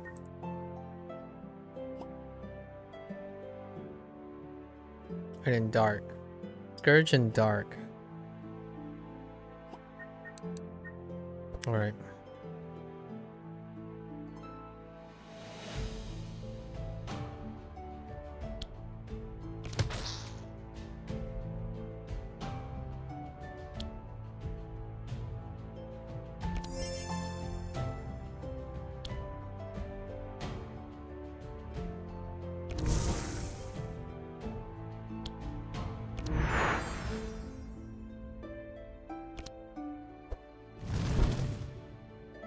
Okay.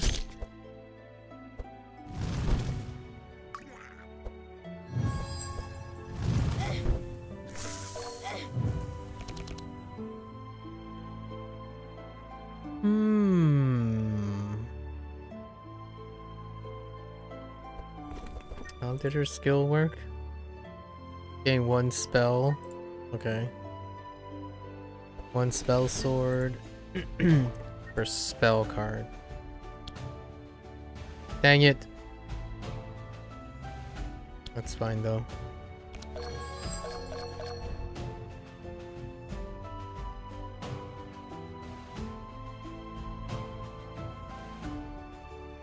What are we, 3?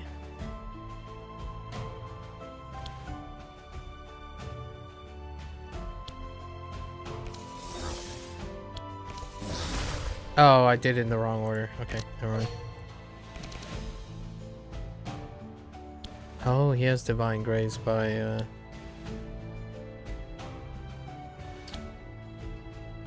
That's true.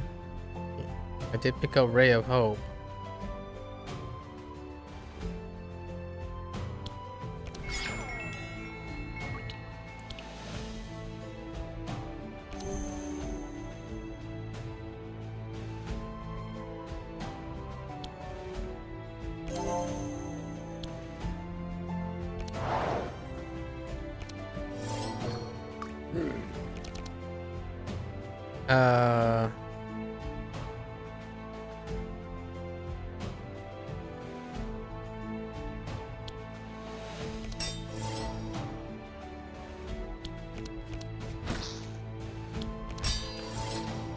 Okay.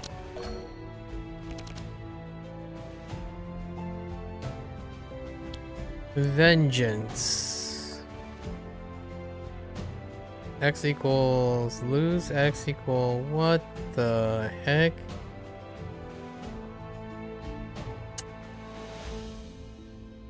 Okay.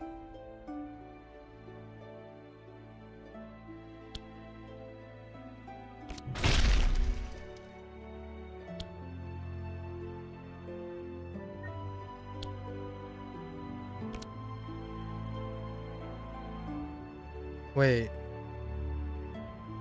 Oh. Is that how that works? That's awkward.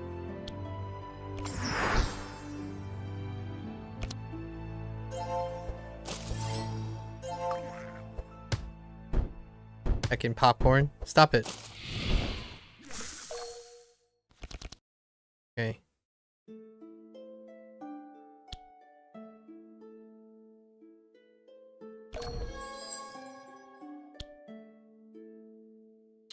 X heal equal to my spell sword. Oh, okay. Which I only have one. Okay. That's also kind of awkward.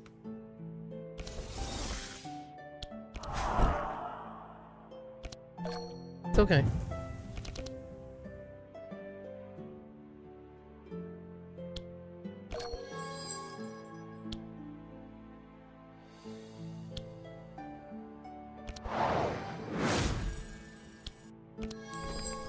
Oh my gosh, that double clicked.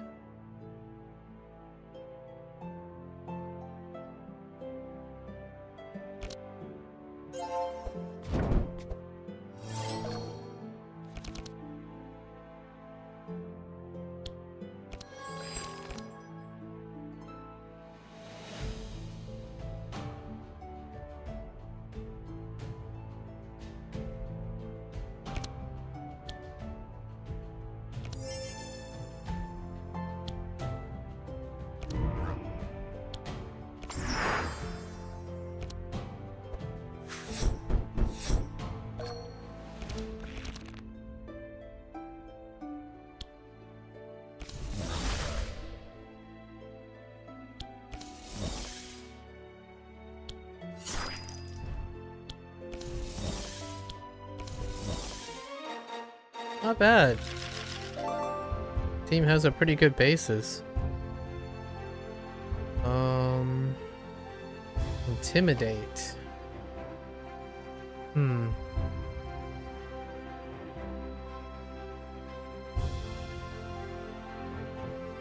Sharing is caring.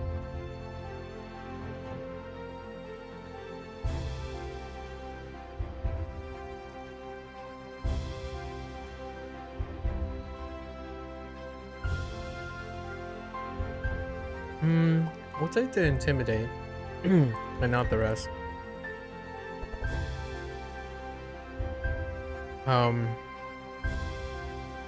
Always in charge. Yikes.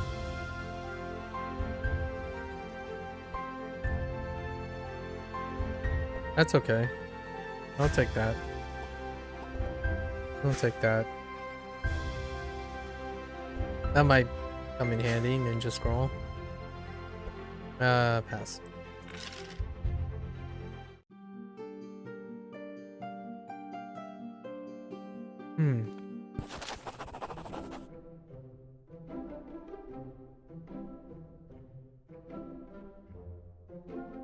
The delivery man.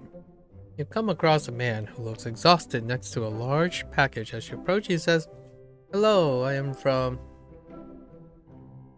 Snamo's crew, and I have a task with... We're taking this package to some adventures in the upper rooms. The package is very heavy, and I can't carry it myself anymore. I'm willing to pay you 800 to carry it, but this package will replace one of your accessory slots, if you accept." I mean...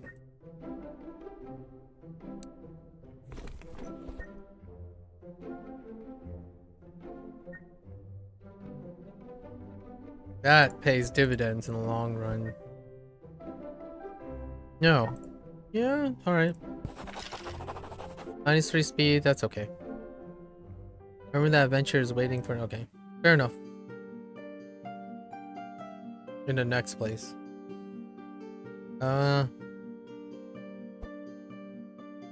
3 dragons again? This stuff sucks.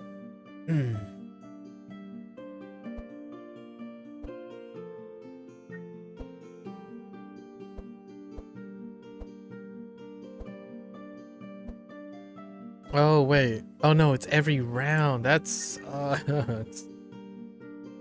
the heck with that.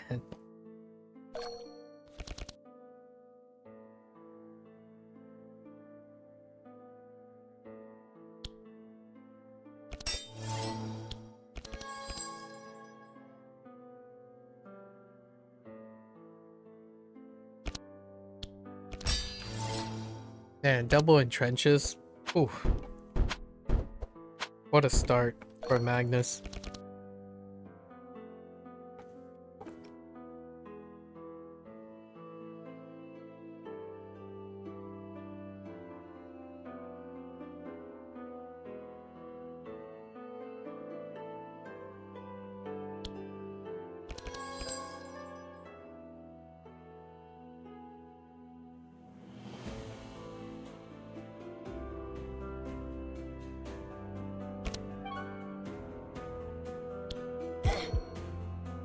Okay.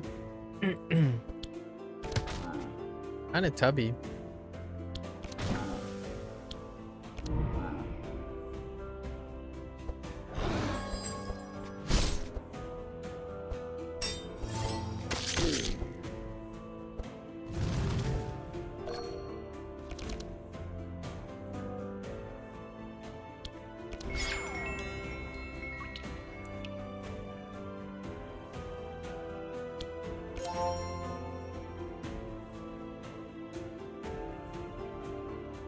Okay.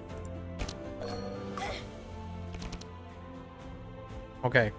So.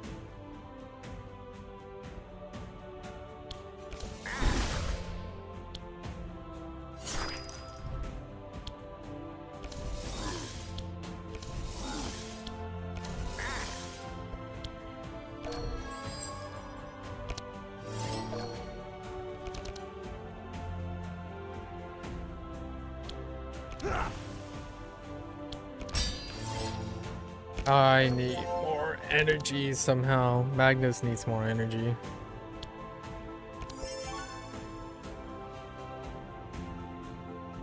Oh, yeah, what did this do? Oh, you gain 1 evasion. Okay.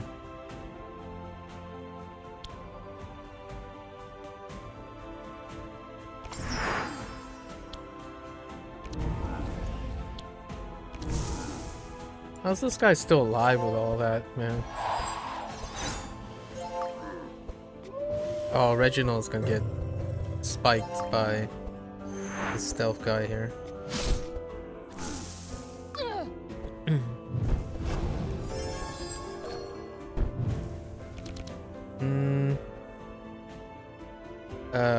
Okay.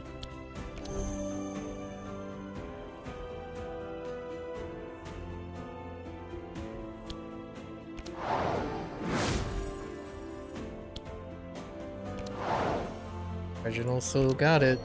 That damage. I got 2 spell blades. Ooh.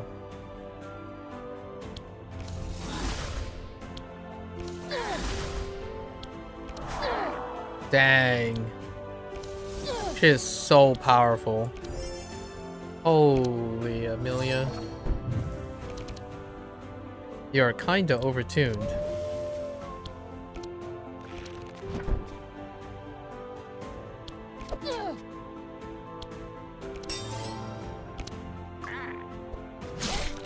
Oh, you butthead.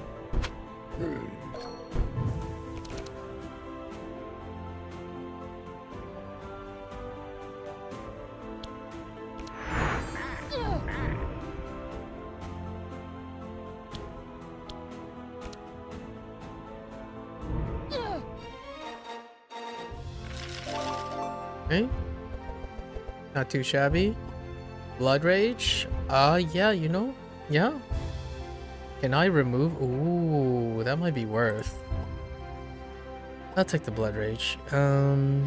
Sharing is caring. Nightmare? It's a shadow spell. I'll pass.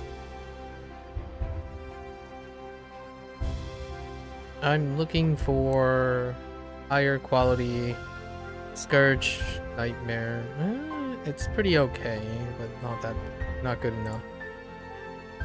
Rain, nah, pass.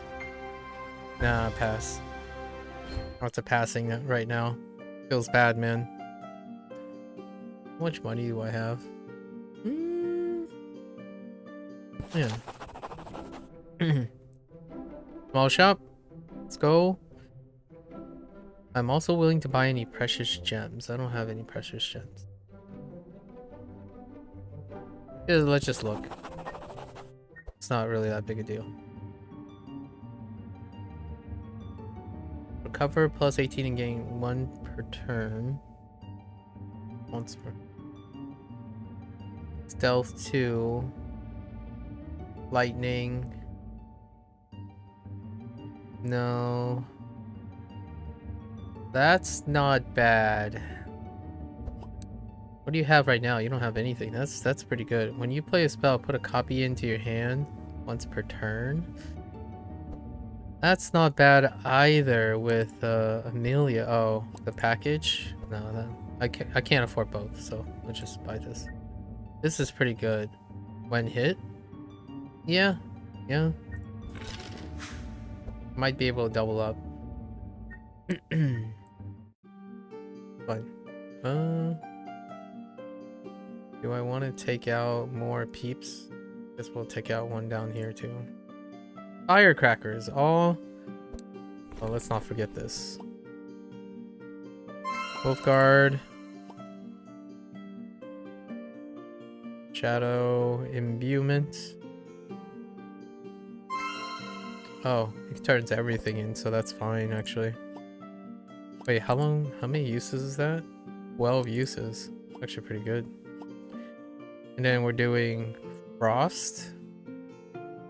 With chill stacks, next 3 spells, highest monster. Suffer 2. Okay. So she does slow down and healing. Firecrackers.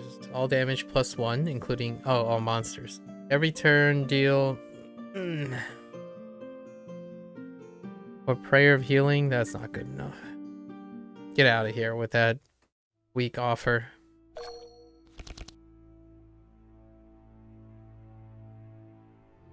Okay. Interesting, I forgot Wolfguard is multi-purpose.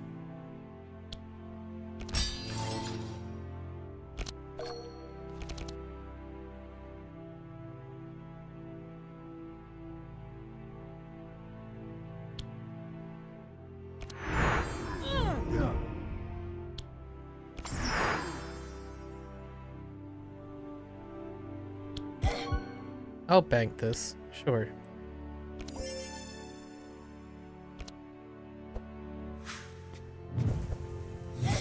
Stop it.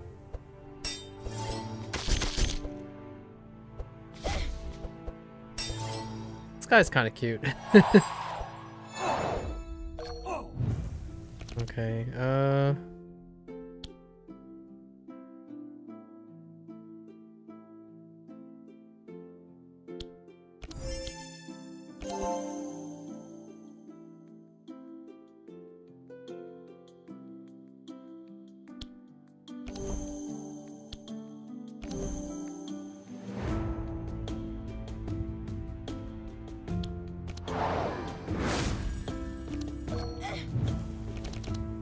alright.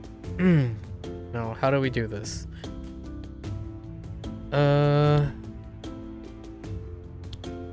That's a skill.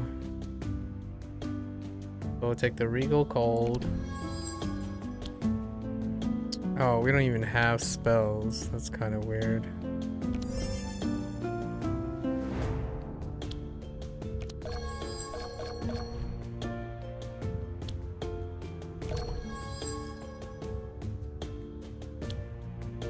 Equal to your chill times 3. Oh, okay. It's not too bad.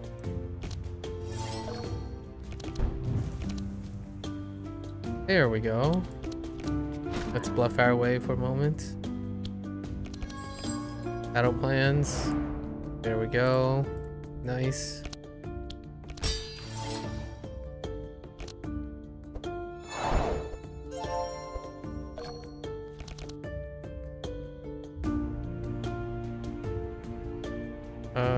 Battle plans again.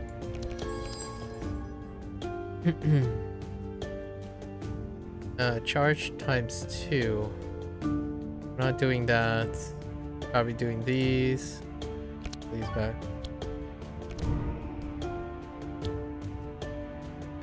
What is it? It's just the next. Okay. Oh, you can pop them in the face too.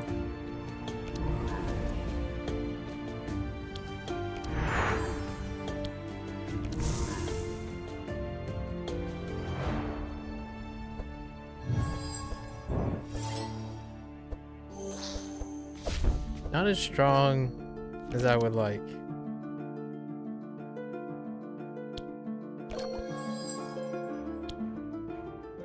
No, that's not required. Good enough.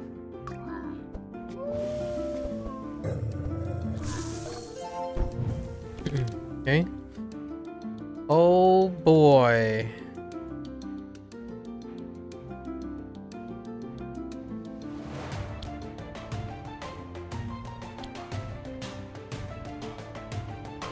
Nah, let's do this.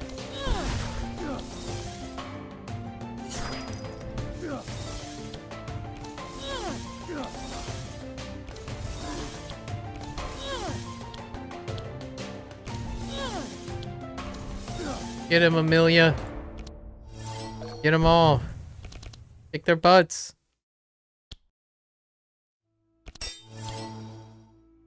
Oh, I have some incredibly early high value stuff.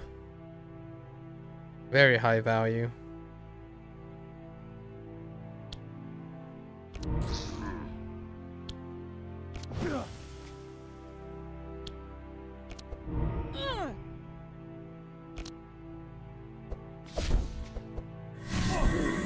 Oh, you butthead.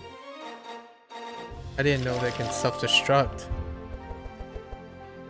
Okay, headbutt, shield bash. I mean, I could upgrade it, but nah. Pass. Winter is coming. It's kind of like okay. Not the greatest.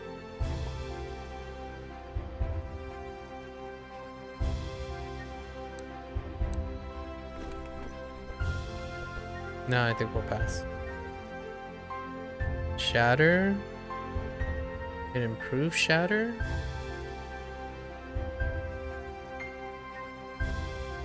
Yeah, I'll take a shatter. Pass. Some foretelling and scrying might be okay too, in case of a tough spot. The Alchemist Brothers. Of course, this is the Full Metal Alchemist reference, but... Transmutations, 1,000 shards if it's all for all four of you. I don't remember. You will gain 15 in exchange for 1 speed. Nah. Nah, I'll pass. Thank you though. Eduardo, right? Eduardo and Alfonso.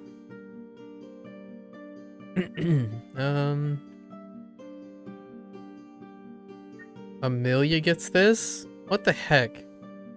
Why Amelia? Pass. Okay. Get on my level.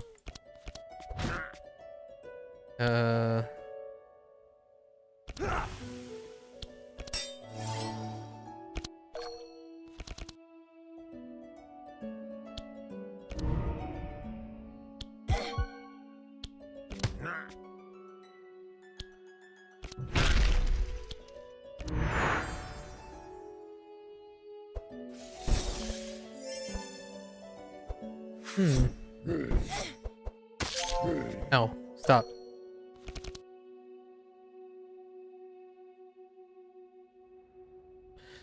Focus healing into chain heal? Yeah. Let's do it. That sucked.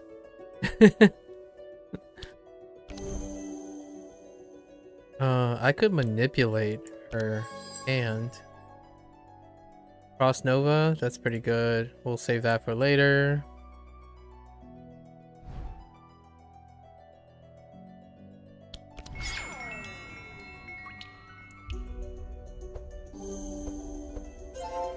Oh, you butthead. Healing's cheat.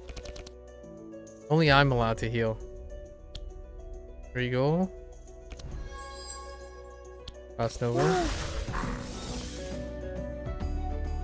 Oh, I can't mana surge at the same time. That sucks. Gonna use barricade.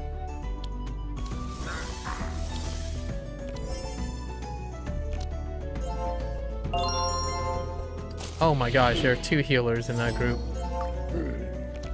The heck?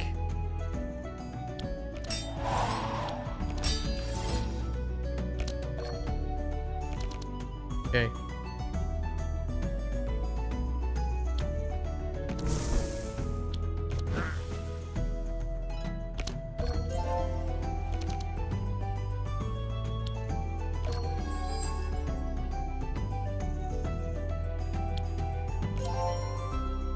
We're done.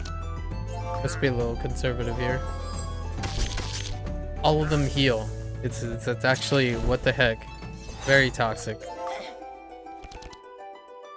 Very toxic. Got 7.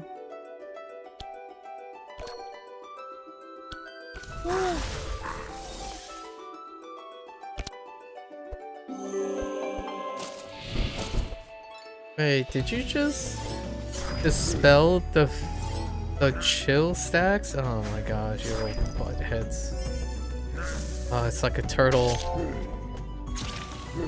A turtle comp with poison and bleed. That kind of sucks. So, holy heck. Save me.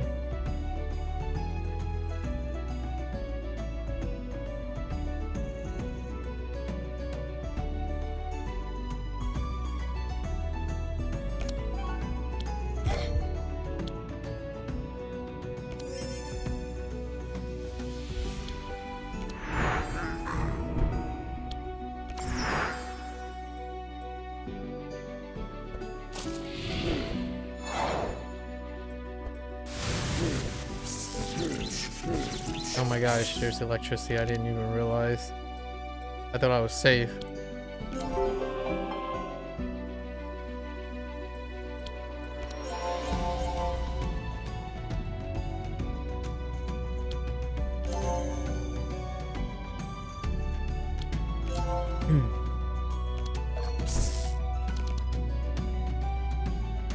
Battle Rage?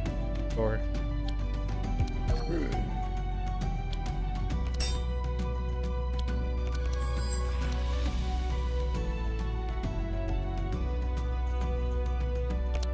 draw that back up, really.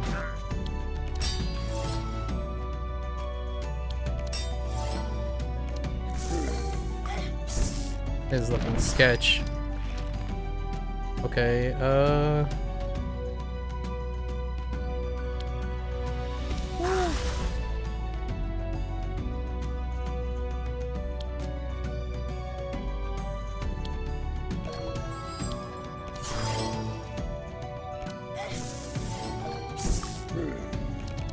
that shielding is pretty good.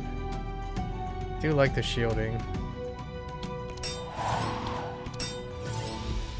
Off the chill stacks on Amelia. This is not looking great though.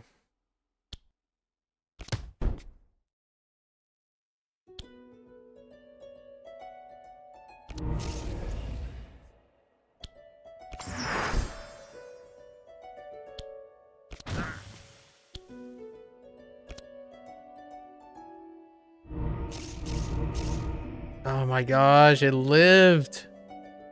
Dang it.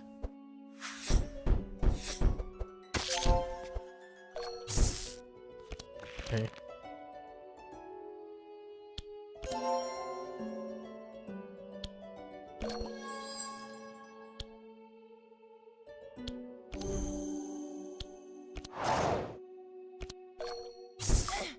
Alright.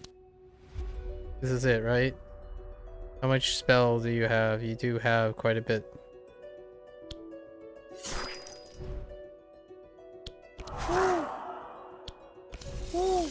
That's fine. I kind of did this in the backwards order. I didn't want the icicle to hit the one dude. Guess that's fine. Magnus! Ow. What is this thing? Okay. Alright, game. Alright.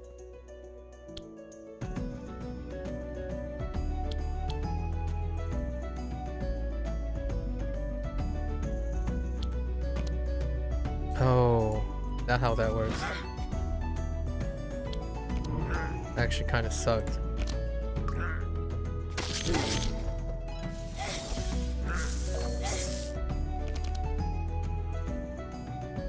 Okay.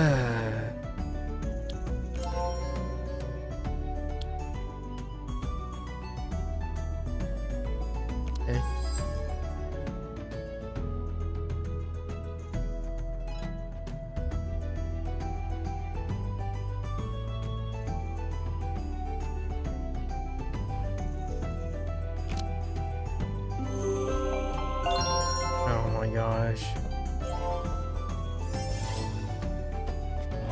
This battle is so annoying. Oh. Wait, was that thing supposed to give me something? But I took it out?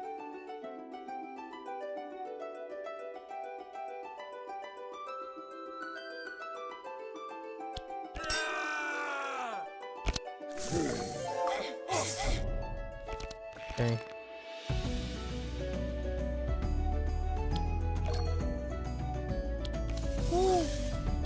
Can't do much here.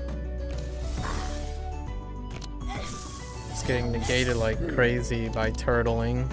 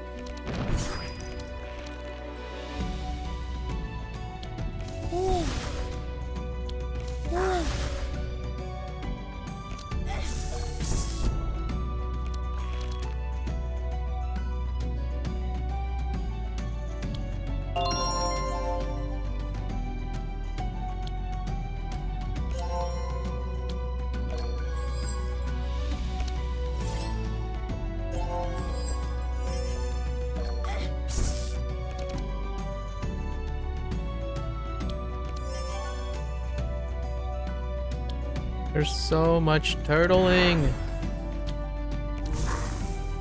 Oh, thank goodness. We detonated it.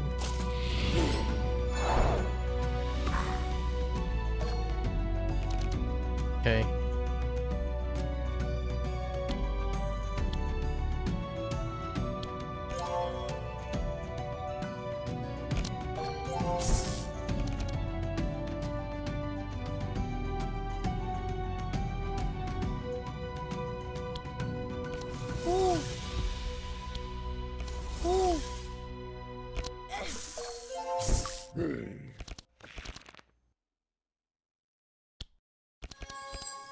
Save me.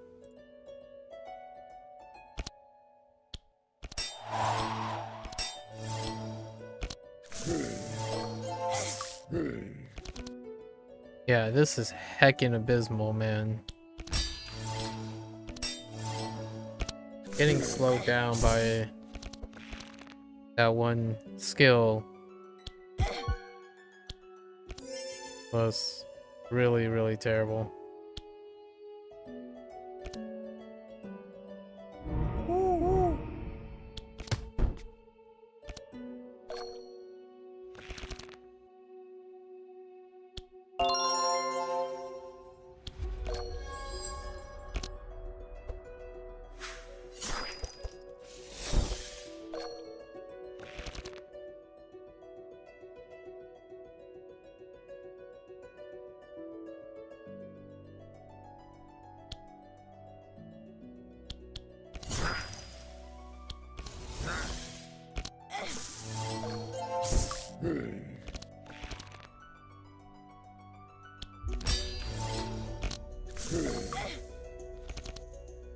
The heck?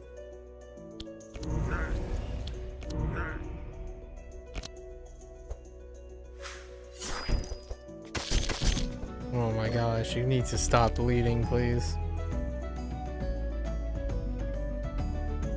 He's just so terrible at healing. Reginald, you really suck. Holy heck, Reginald.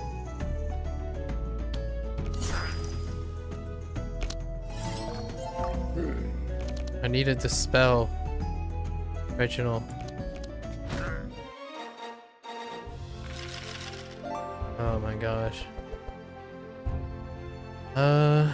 Helping hand, we'll take it. Free card. Pass. Pass. What is this? Divine Insight. Come on, man. Yikes.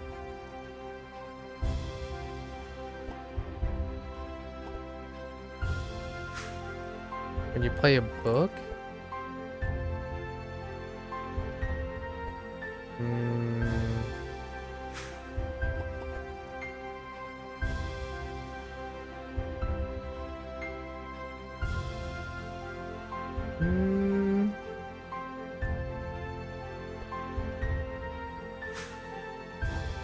There's no book on your end.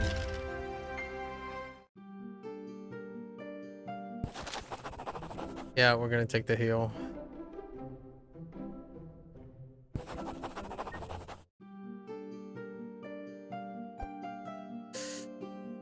Well, this isn't a great start.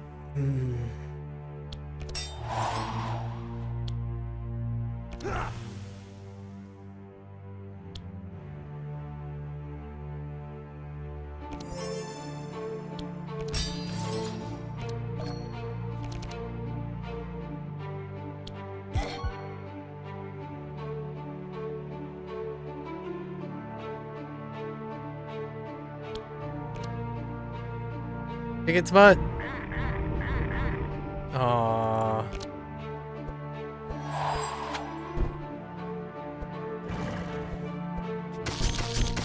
Ow.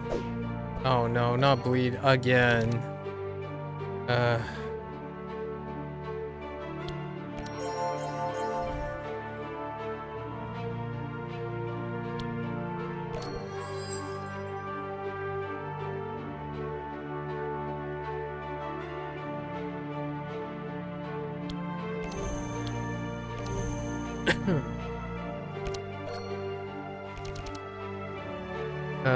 Okay.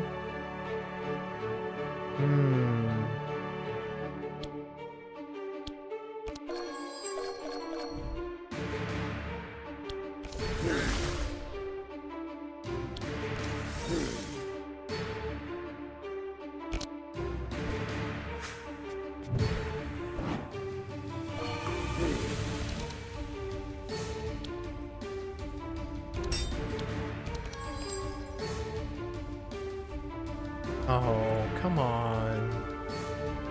I guess, sure.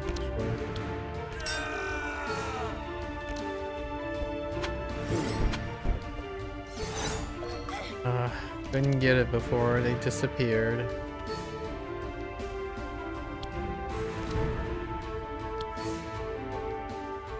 Oh, they're already taunted anyways.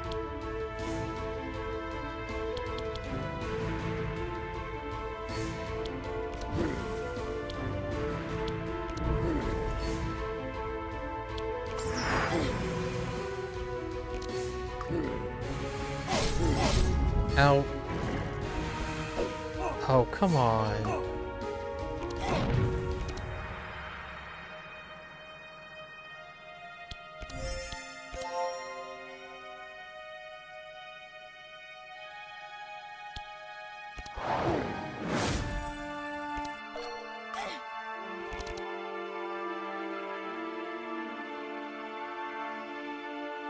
We got one spell.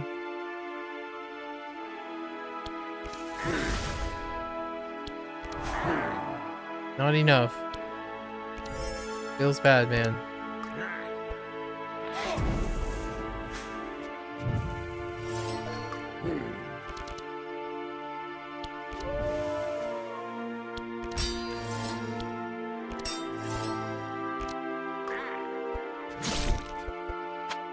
All right. Avoided that.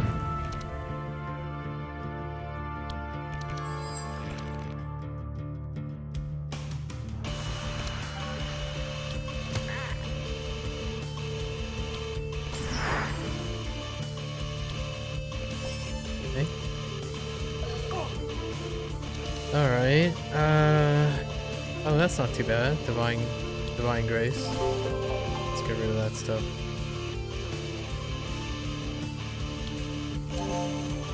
It's not too bad as well. Who's next? Amelia? Oh, those are, that hand is actually pretty good.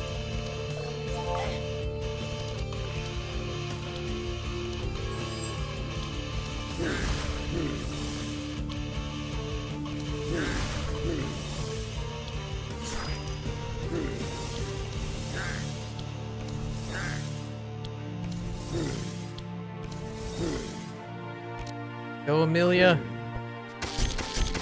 Heck you, buddy. Oh, I don't like you. Oh, stop. Okay.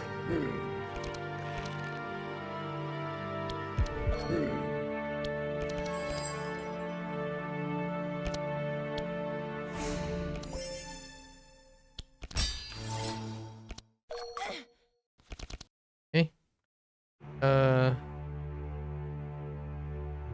Heck you. Heck you. Heck you.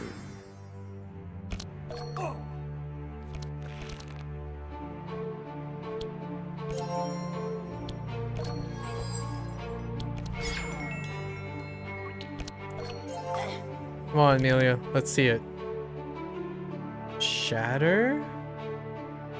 Oh, yeah. Oh, yeah. Get out of my face.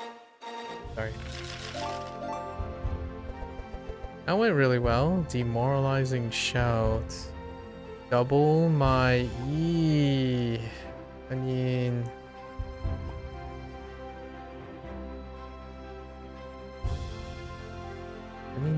that's not too bad. Damage and heal done minus 50% does not... I mean... yeah? Oh, rip.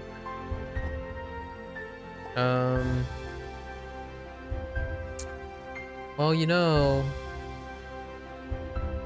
it is possible to devastate into that shadow ability. Mana Surge again? Yeah? Take another Mana Surge. Why? Why am I not getting any healing?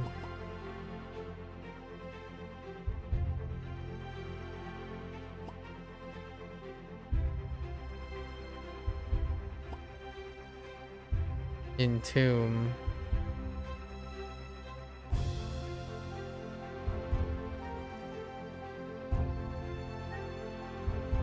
Discard one card. I mean, that could be helpful. Alright, I guess we're getting pain suppression. Sure. Alright, what do we got? -1 speed, immune to damage by others. Ooh. I'm okay with that. What else? What other options do we have?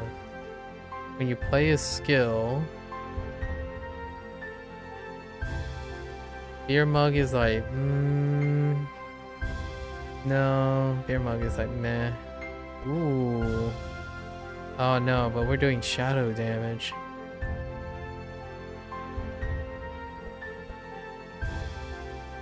Okay, well, we're gonna take this. This will come in handy.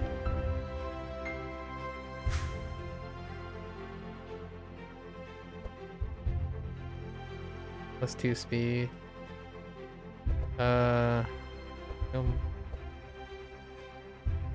Not that great. All resistance for every... oh, that's good. I like this. We'll take that. Yeah, we only got frost. So resistance to all is all good.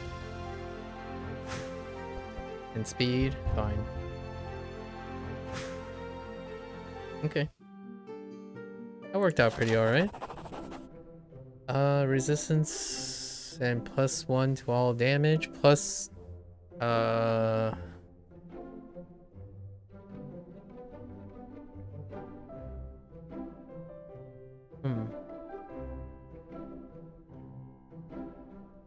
Speed and damage. Let's go.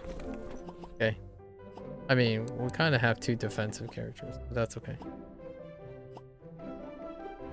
At the start, reduce the cost of... Yep, sure. And Scourge. I mean, I still don't have...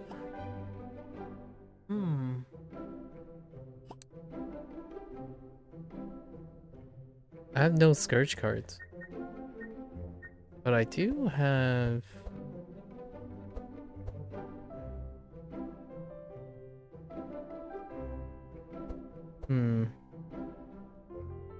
It's not that great.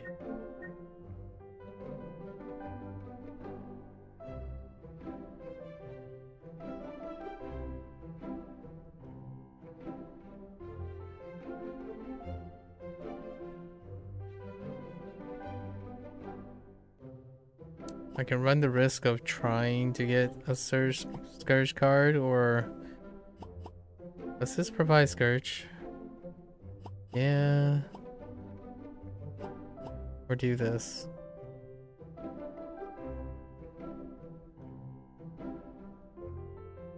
Reduces the highest.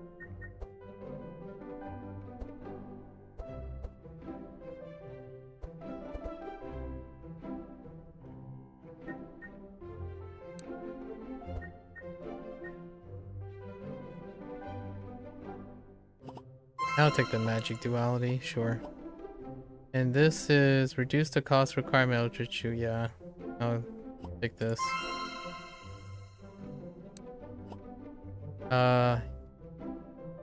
Healing surge. When you play healing that costs refund. Yep. Okay. Okie dokie. There it is.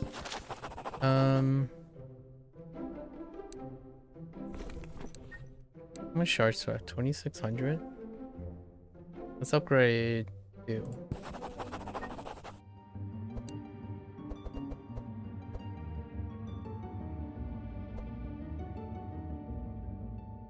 A 0.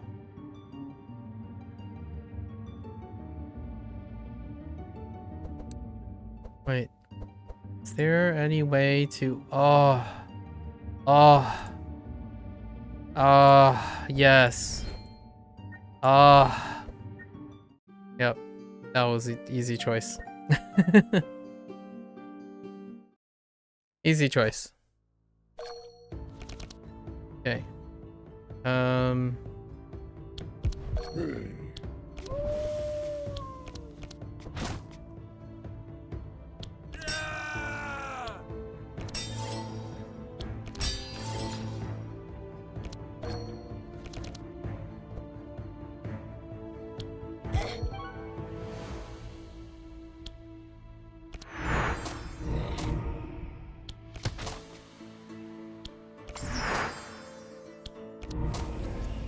Alright, not too bad, not too bad. Suppression?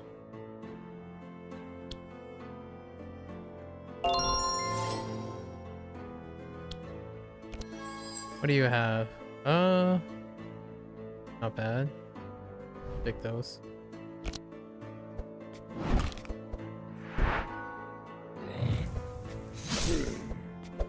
Ow, I should have placed suppression on Magnus. I didn't think they were gonna do that much damage. What the heck?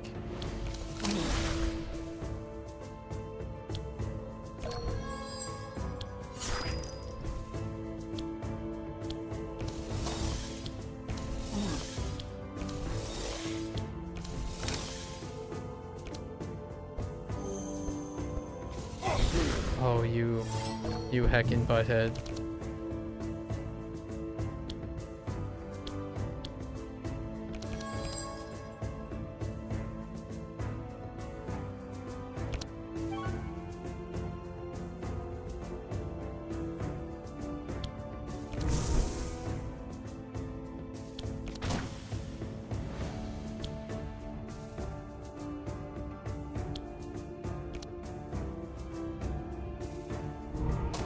I don't want you to be alive, man.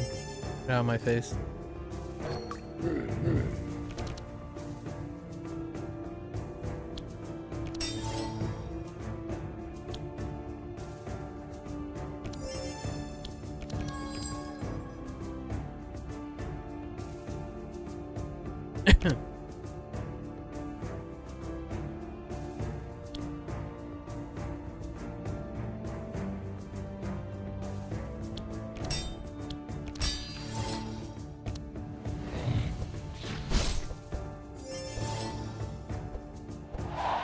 Okay. Alright. Sure. Ah, yes. OP, OP. Okay.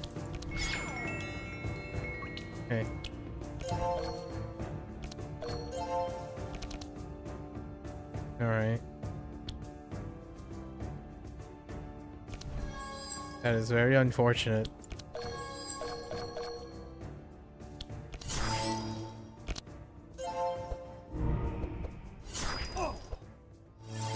I don't have enough energy fixing.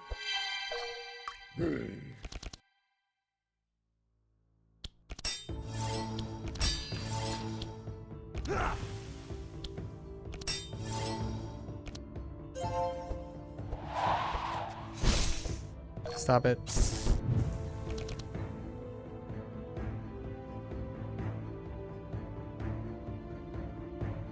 How does this work again? I use a mage spell, warrior spell, mage spell, and then I got nothing. Vengeance is neither.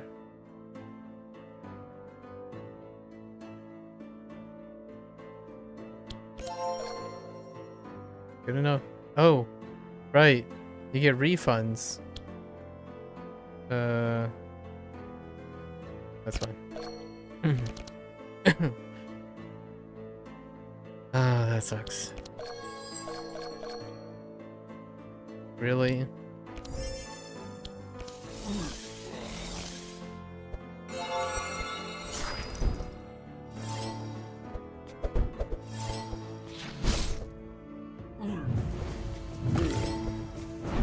Aha! Wolf guard. Alright. Ooh. This is a good setup.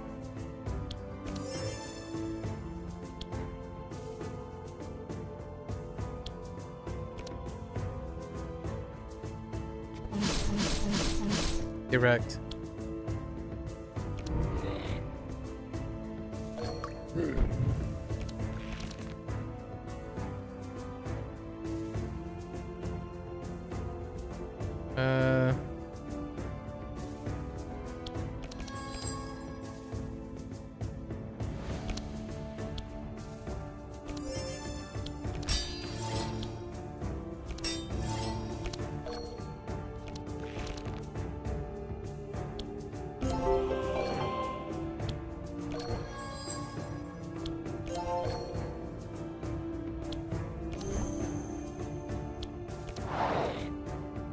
Man, Reginald just doesn't do anything. I need a big heal from Reginald.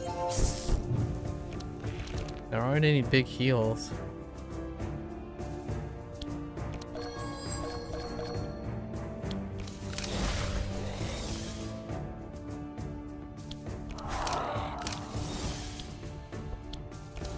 I did that in the wrong order again. I'm so toxic to myself. Okay. Okay.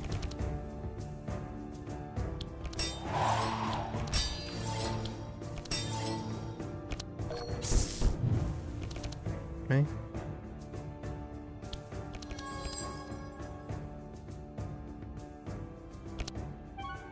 Oh wait.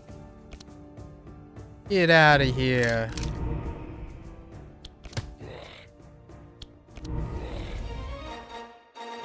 That's okay. Could have been faster. That's a pass. Pass. Do it yourself? Interesting. That might be okay. I can do it yourself onto Magnus, but Magnus is still kind of weak. Nah, that costs too much. Pass. Shifting scroll. Reveal 2 from your draw pile and put 1 into your hand and discard 1.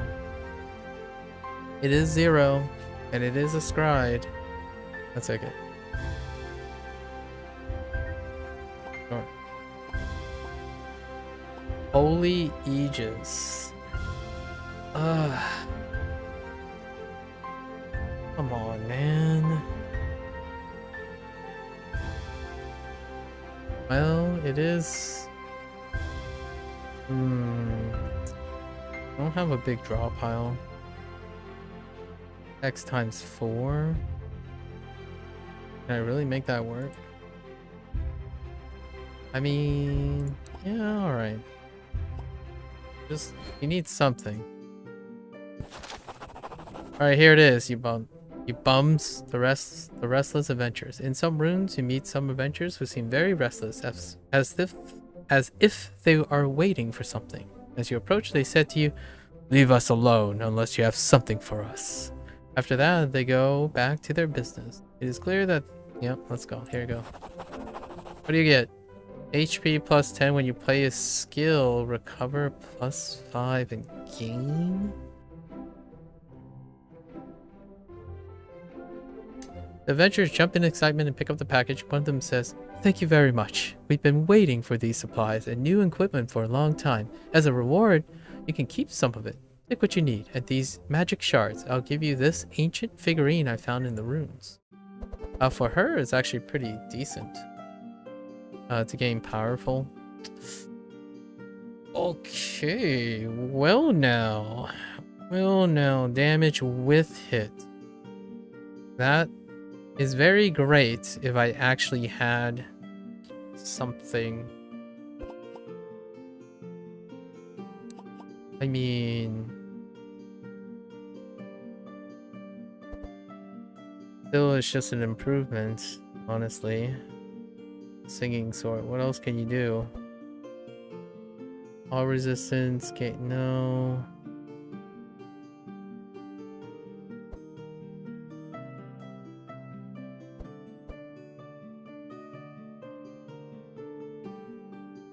That really sucks. All this good stuff and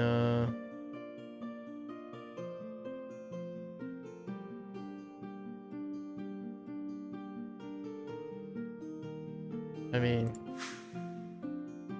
there is a chance I could get like a bunch of bluffs. When you play a spell. What was this? Oh, that's really good though. Draw a card 2 times per turn.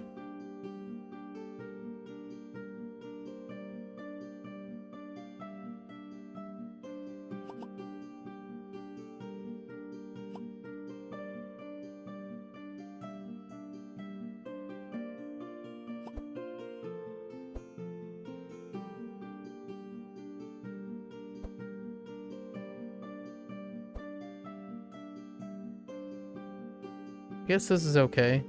It's definitely better than that.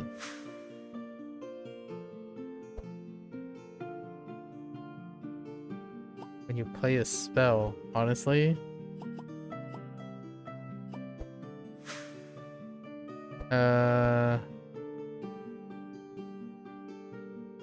Nah, I like that.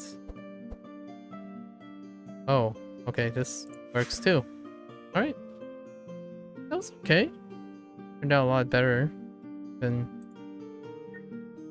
Sacred Ceremony. OMG. I kind of want this. All monsters gain +1, +5. Icy Blob. Pass. Apply chill. Apply 3 chill. You gain...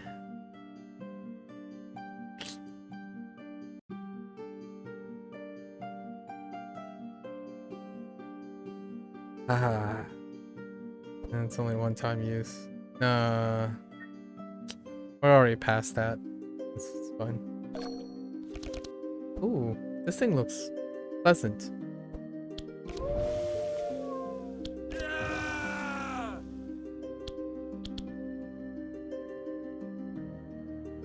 want to take out one of these. I don't know what these guys do. We'll take out this guy when we can.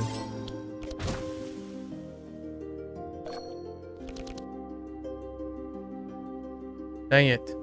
I don't have the...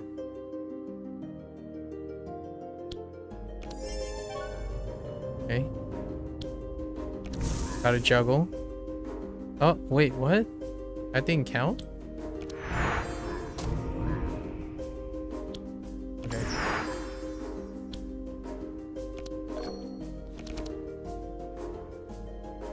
Cross Nova. On a surge. Barrier. Dang it.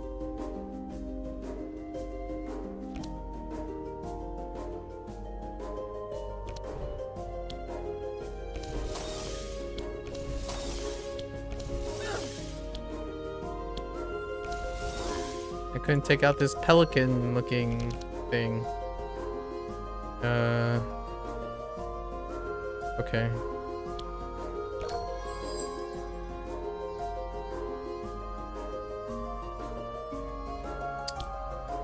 Nope.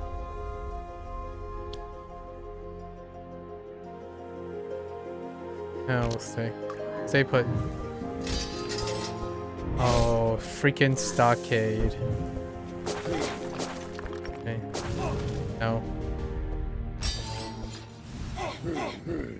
Magnus failing on the guard is pretty gross. Okay.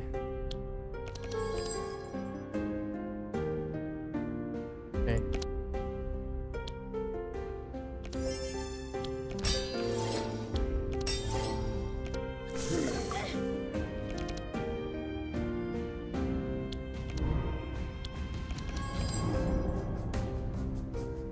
Let's skip that this time.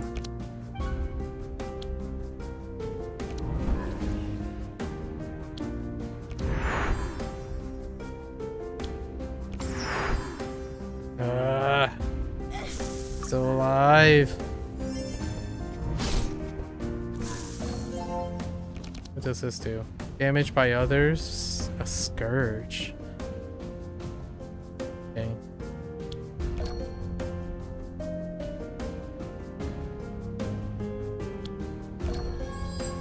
I guess we're gonna...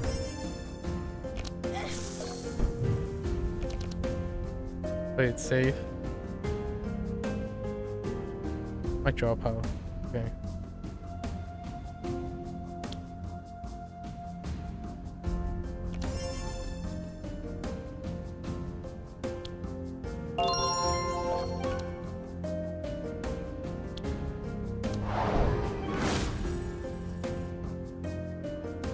Of course I get it that way.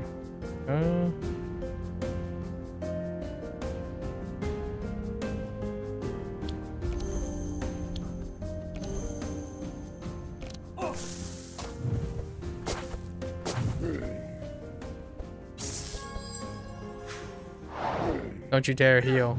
Don't you do it. Don't you do it. Okay.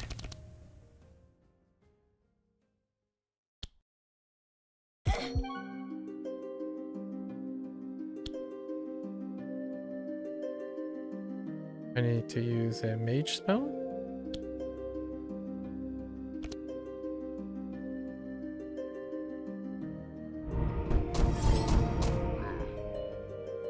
Okay. Need to use a warrior spell. Mage spell. Warrior spell. Oh, okay. I can only do it 4 times, right? Okay.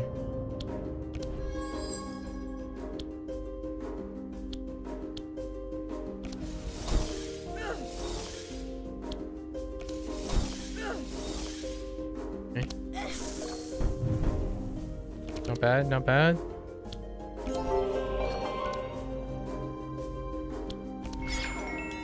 Chill off.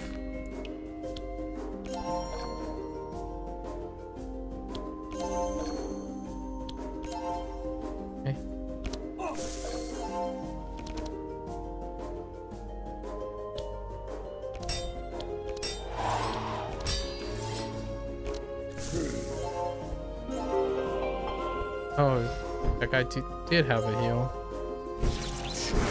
Okay. Oh, you buttheads. Okay, it's fine. Not too much damage. Man, they're all 2s. What the heck?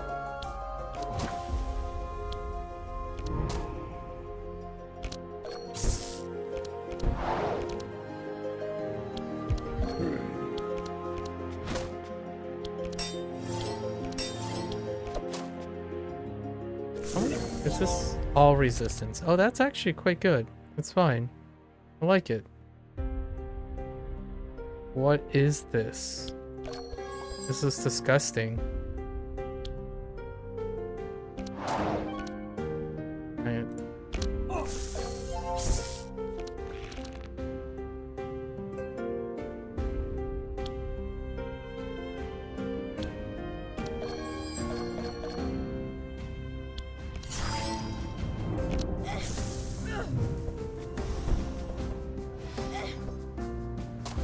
Oh, that's sanctify. Okay. Okay.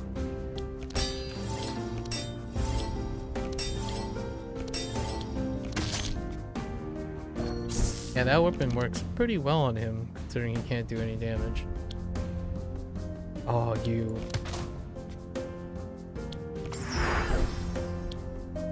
Prepare yourself. Dang it.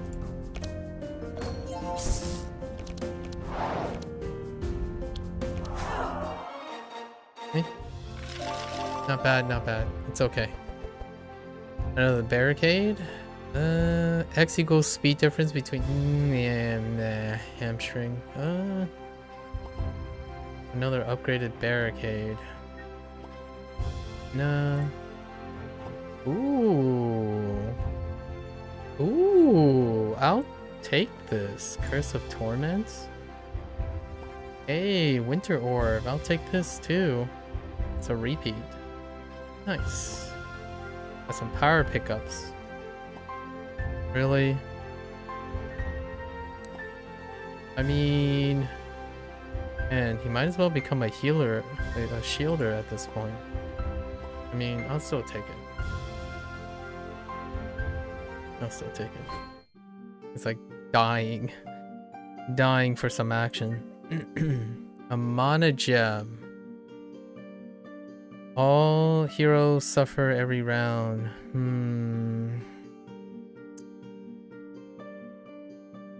So tempting. This is okay, but yeah, we're fine. I'm not that desperate. I think we have a pretty good.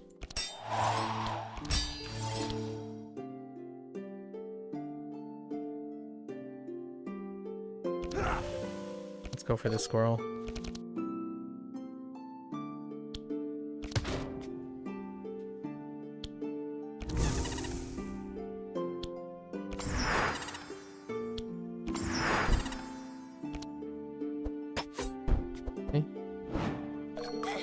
Oh, I should have went. Couldn't have taken that person out though.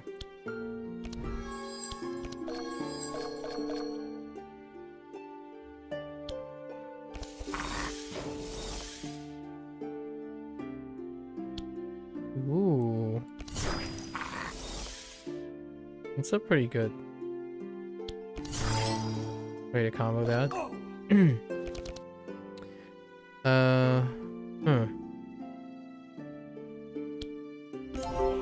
Oh, of course. The bleed is the thing that stays.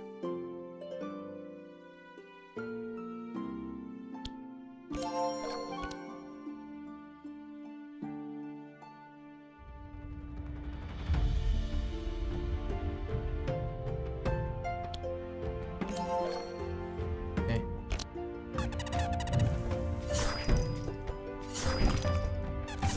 You need to calm down. Calm down.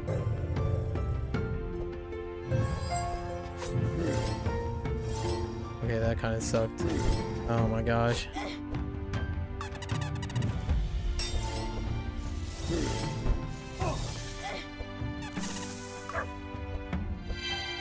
They managed to slow everyone down.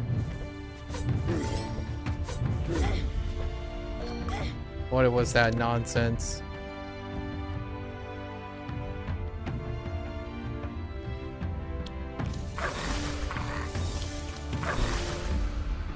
I totally screwed up.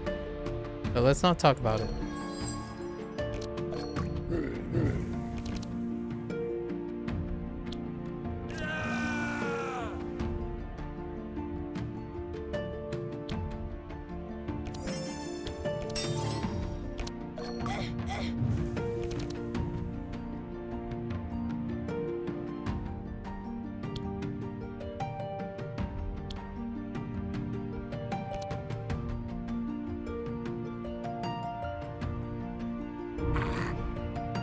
How did you live?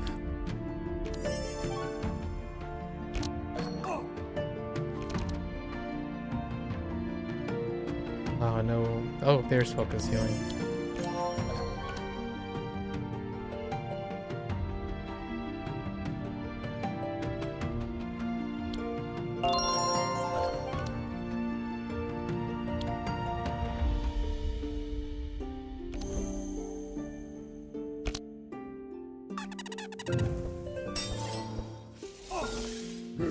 That bleed.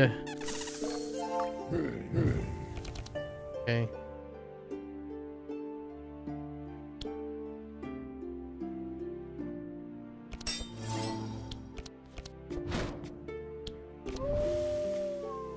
Nope. Didn't change the order.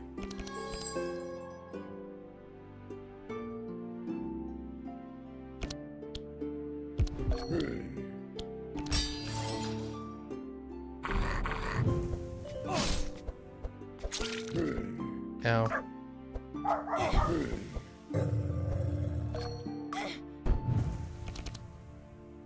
This is such a scary comp to face. Like, what the heck?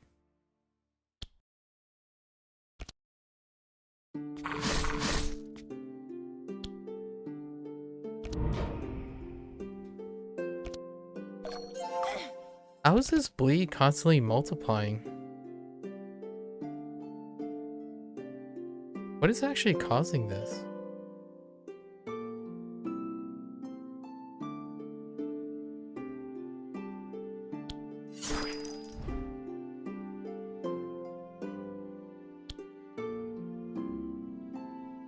Oh.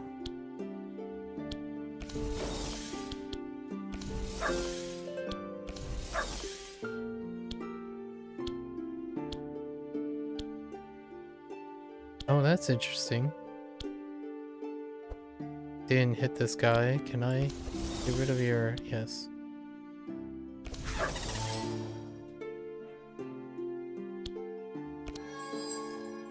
Yikes.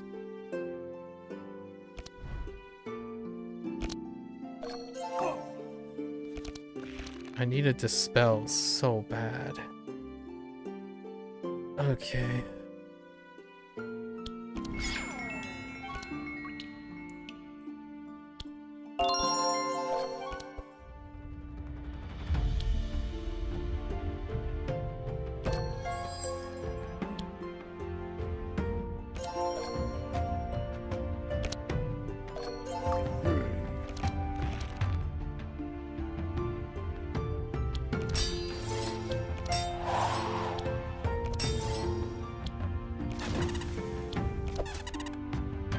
That's not bad. That's quite a lot of damage. I wish I had,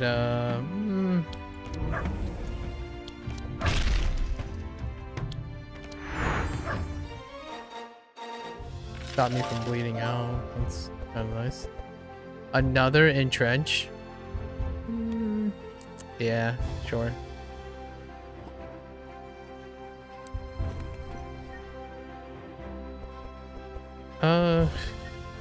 Ooh. Yeah, sure. Battle Rage? Yeah. Oh, you can life tap too. Librarian though.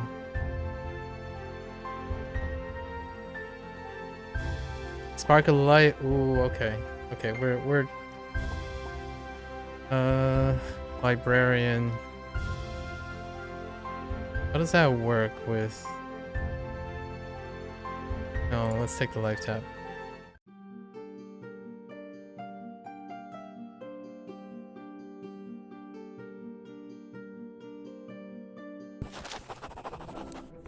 Oh, what do you have?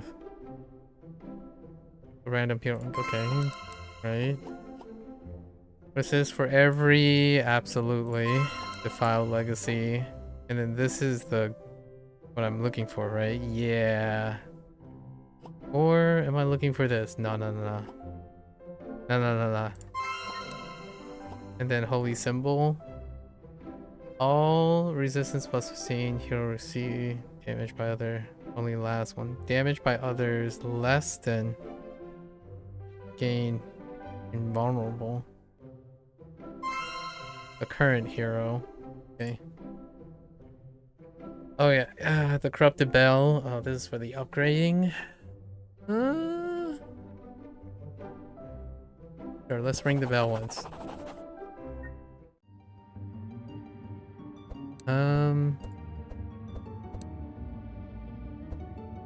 70% chance. 3 uses. Okay.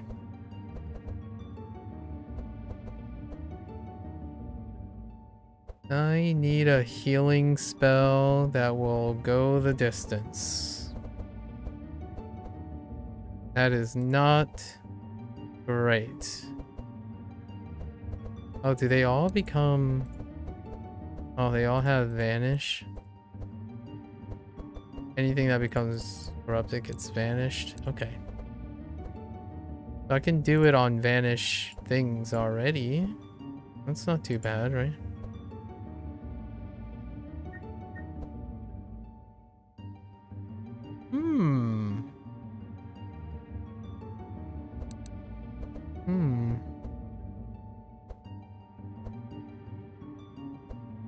I just realized Shatter is all monsters. Oh, this Shatter is all monsters.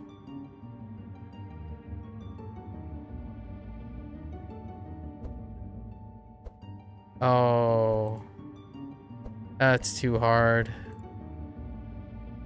On Novas. I already have. Only want to keep 1 Nova.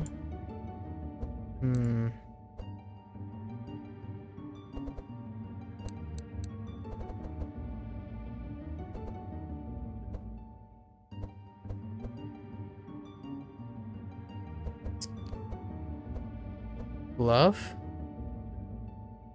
No, I want to keep Bluff. Nothing really sticks out right now.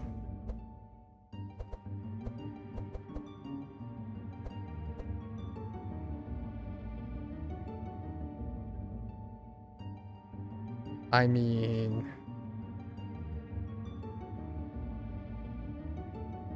Kinda incremental. What about that other one? Shadow? No, not that one. Recurring Nightmare? Oh, it's actually not Vanish.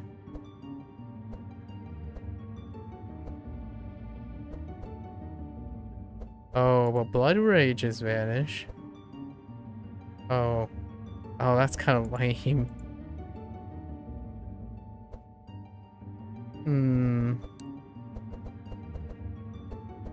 Let's do 1 Frost Nova. Let's go.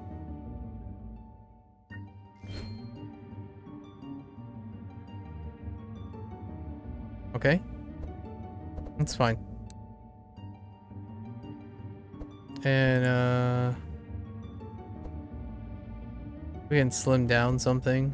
Like a Shining Force? Sure. Let's go.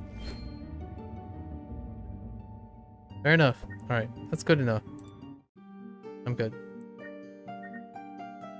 They're gonna be used 1 time anyways.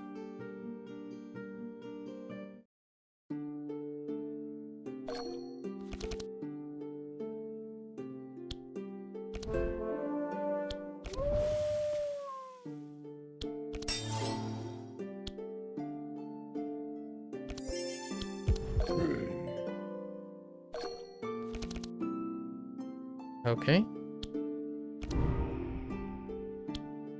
I punch you. And then I hit you some more.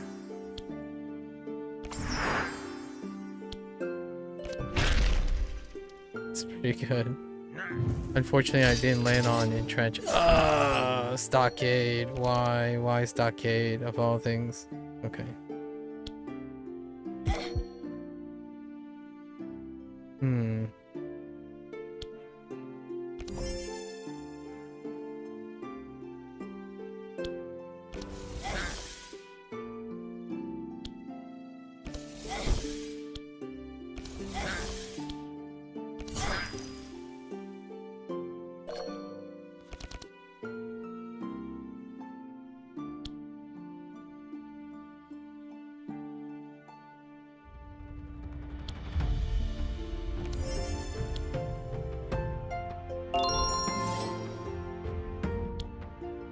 I think that was probably a bit better spent on Magnus, but I'm relying on Valiant.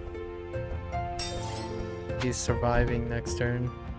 Oh, it ended up offsetting. Oh my gosh, what is this defense? And camo? Okay, that's a little scary.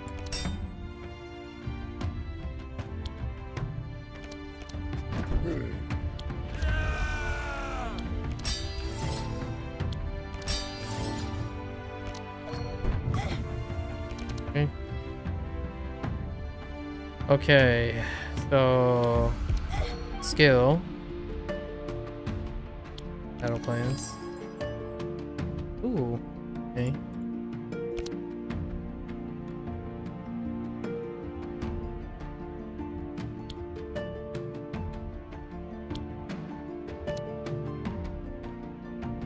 Heck you! Just get out of my face. I don't know if I overdid it. I didn't want to calculate. Too lazy.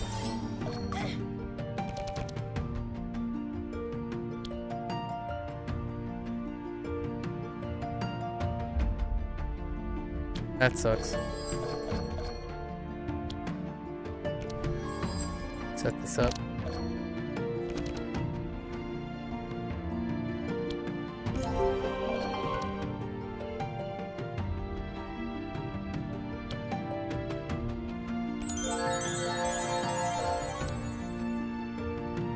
Okay.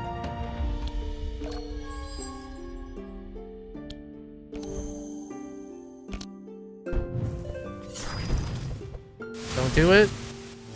Don't you dare. Okay.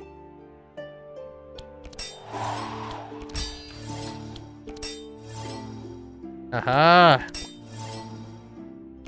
Let there be shields. Okay. What can I do? Next spell, okay.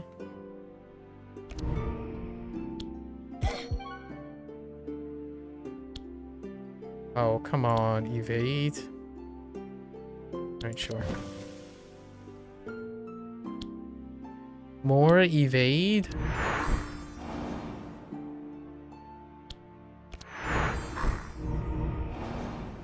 Okay, okay.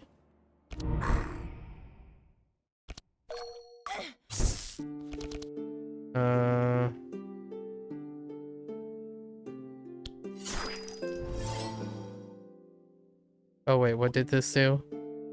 I applied shield every time I hit a... I see. Not good enough, unfortunately. That's so much shielding. Ooh. Okay.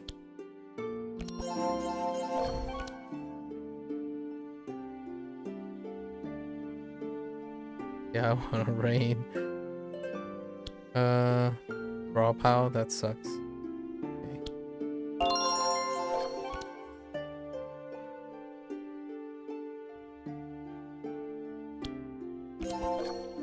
Okay.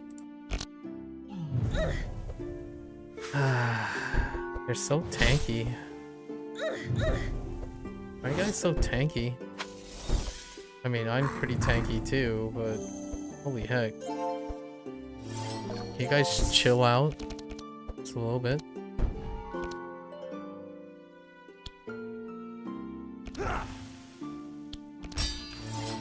Oh, we are really tanky though. Holy heck.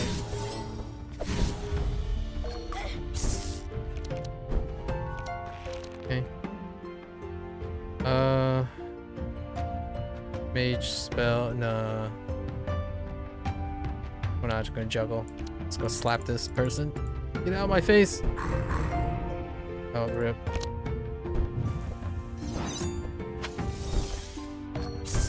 Oh, okay. Not gonna get its turn. Good. Good.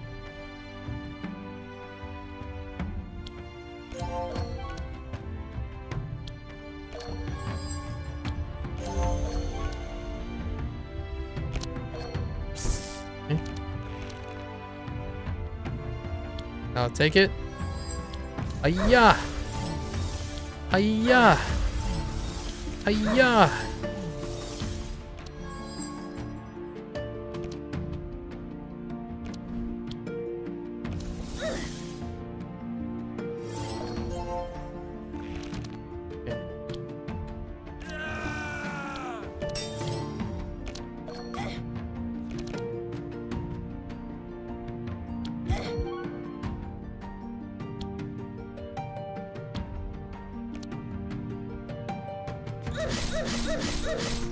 Dang it. Oh, that was a free spell. Whoops. You. And then...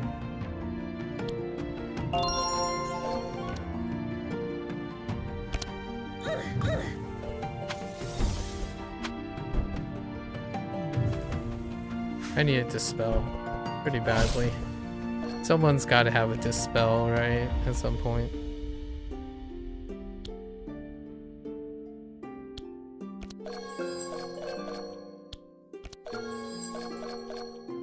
Demonic Surge. What? Wait.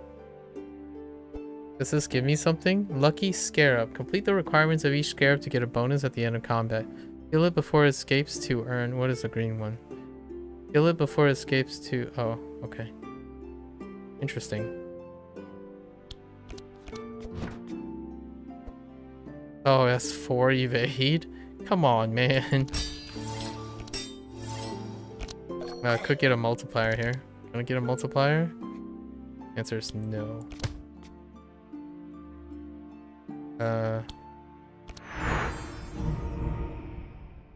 Okay.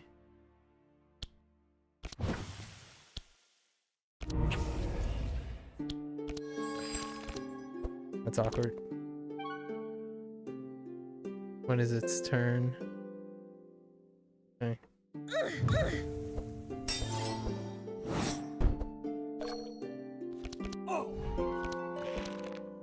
How do I take it out? It's not enough.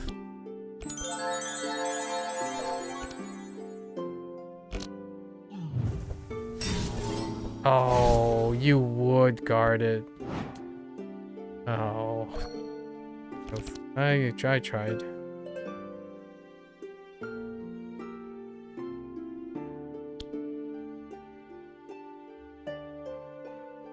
Yeah, sure, went to a horde. Let's go.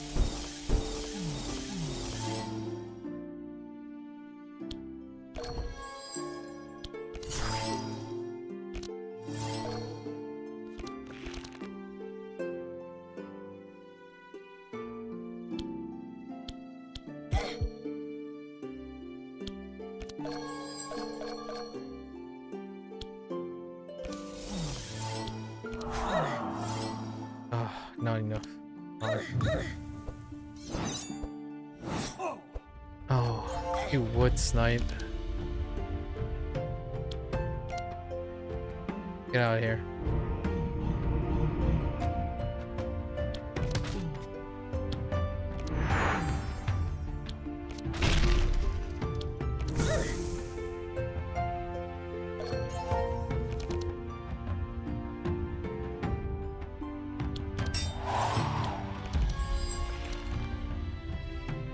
Let's end this. Would like to heal, but... Oh, that sucked. Mortal Strike. That's a pass. Darkness Falls. It's okay. I don't like it. I'll take it.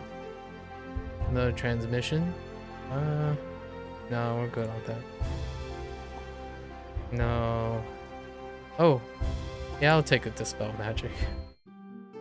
It's not the best. It's not ideal, but we gotta take it. Oh no, this one might be tough. Alright. I already don't like it. No sir.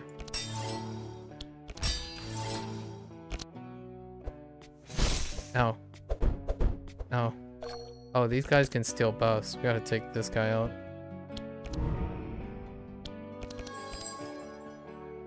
Ooh, the legacy.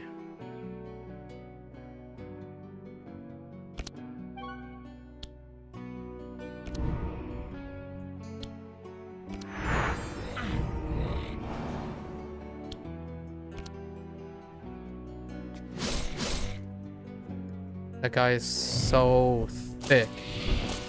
Oh no, this guy slows. Heckin' Shackle.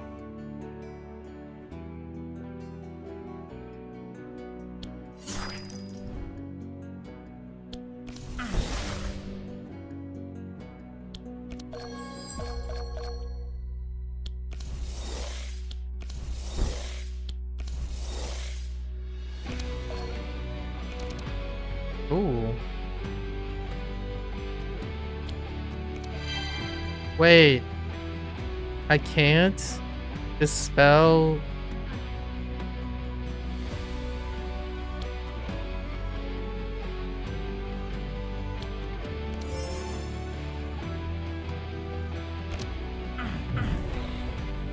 I didn't know that. Oh gosh. What's up with this turtling? So much turtling. Oh, did you just steal? No. All monsters. That sucks. That sucks.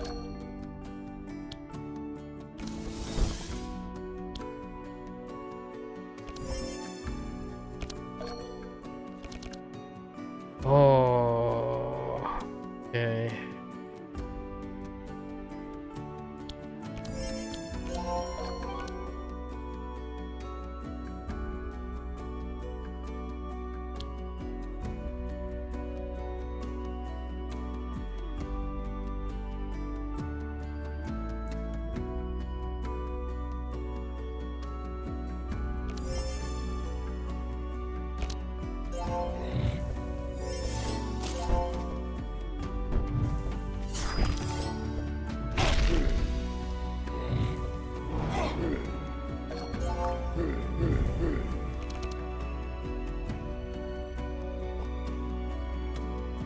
Hey.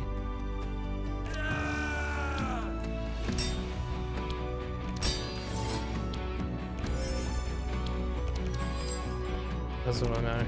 We're all good. Let's do it for the energize. Okay, okay. Something to work with.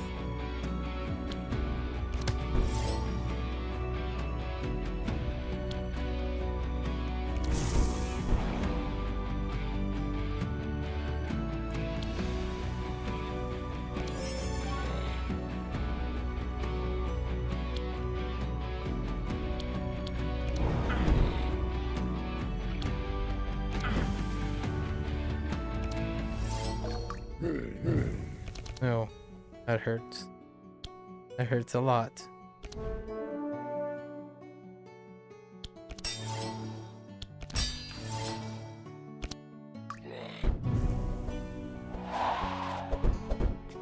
Ugh. Sky. Okay. Alright, alright, alright, alright. Okay. Sure.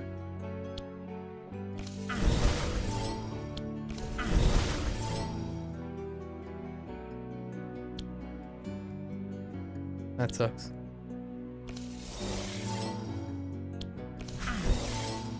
Dang it. It's not enough. Okay. Oh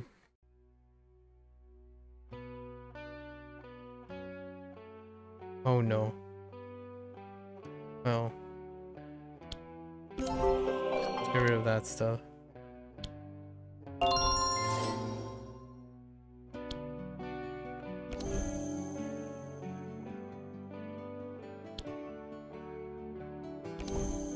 Maybe. Sometimes lucky. Okay, sure. We got...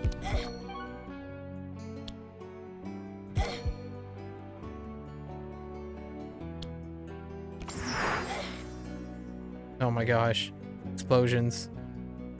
It's not great.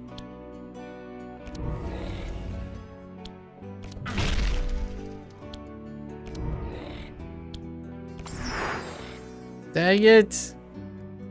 This is not good. Don't do it.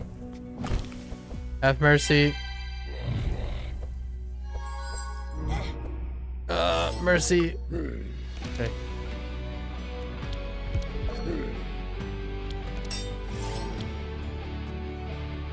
All evasion? What is this nonsense?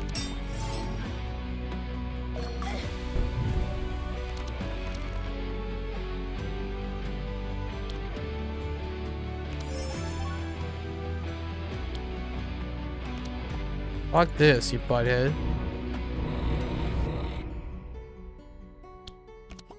Fuck this, you butthead.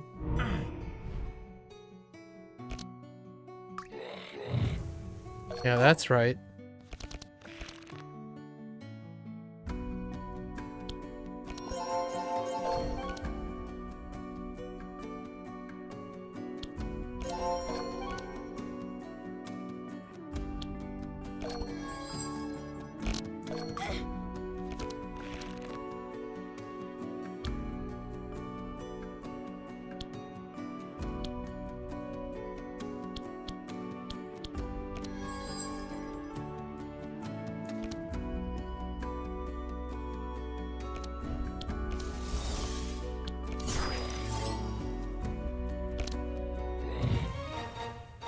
That was okay. Spike ball, shield breaker, that's a pass. Yeah, I'll take the Curse of Torment. Yeah. Another Winter Orb, that's too hard to play.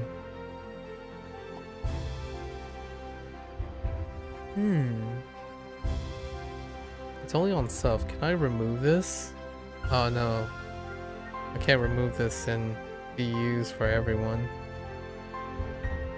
And still sucks. Things are still sucking it up. Reginald is still sucking it up.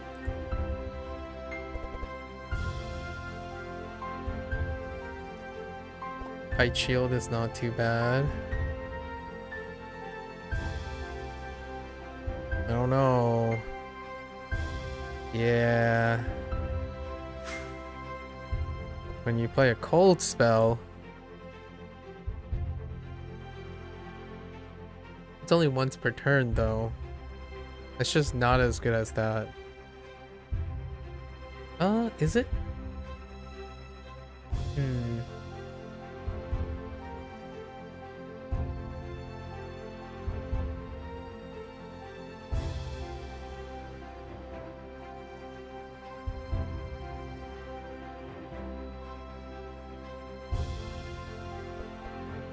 Reduce the cost in your hand with cost greater or equal to by 3 until discard. Every turn?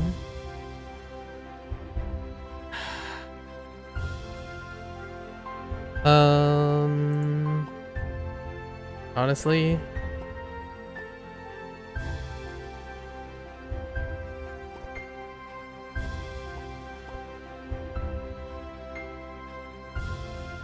Wait, but that doesn't trigger... That's not gonna trigger... Oh wait, it might. If it's Ray of Frost.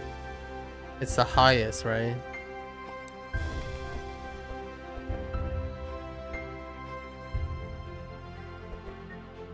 It has to be what costs greater or equal to 5. But that I won't be able to trigger that. Don't do this.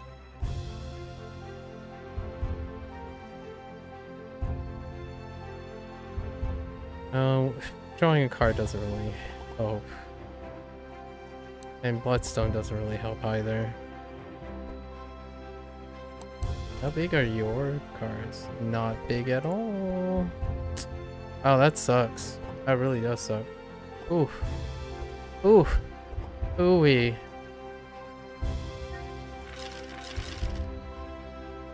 Feels bad, man. How much money do I have? I have quite a lot of money, actually. Let's look. Come on, give me something. When you play a spell, that... no, no. Healing done. What do you have? Give me this.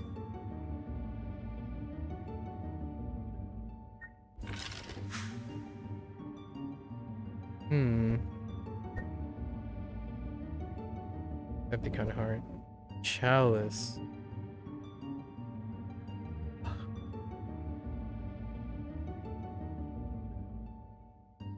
I mean,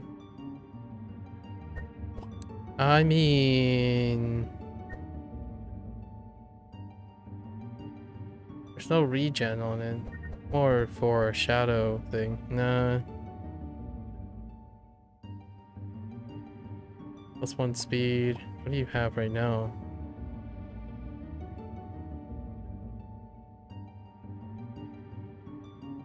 Yeah, we're just gonna buy this for you.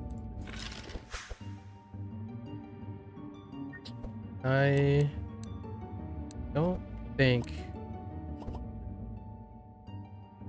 Yikes, we still have that. I don't think I have anything that combos with this. All these stuff is like meh. Very meh. Alright, fair enough.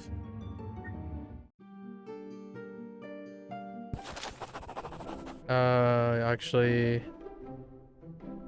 like the heal. Alright, who do we have? Whoever this guy is. Don't remember who this guy is. Oh, I have no idea who this guy is. Ratoni? Oh, I get it. Strikes me as a mob boss too. Do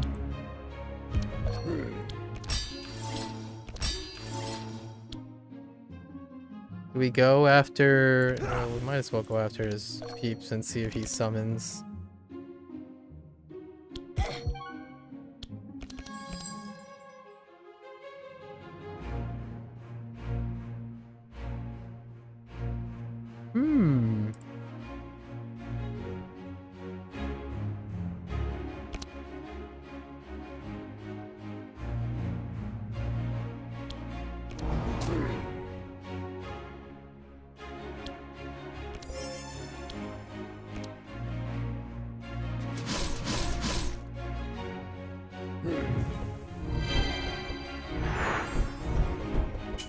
Oh no.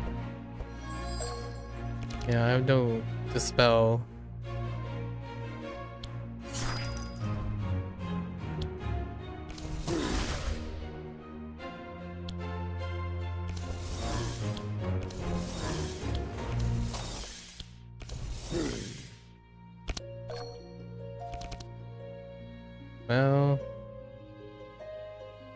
Well, guess that works.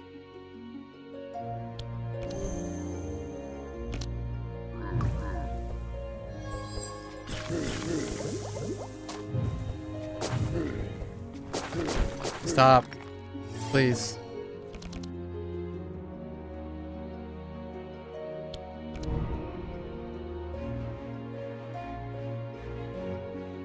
They're all spells. Unfortunate.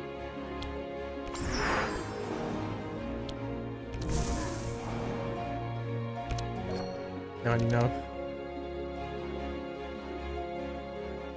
2 spells.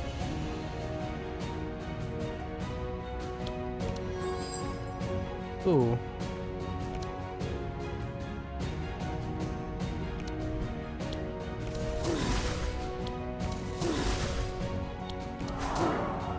Ah, almost.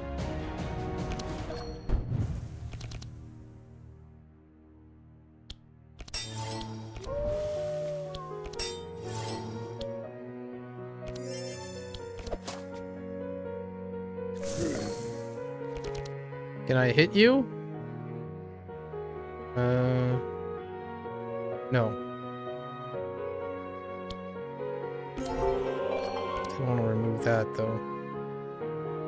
Oh, Ray of Hope. Oh, Ray of Hope is great. I totally forgot. I can do that.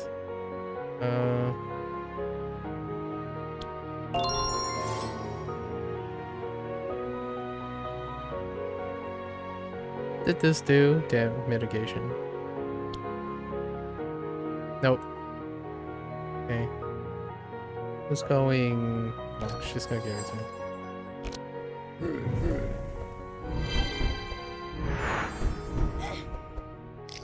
No, no, stop.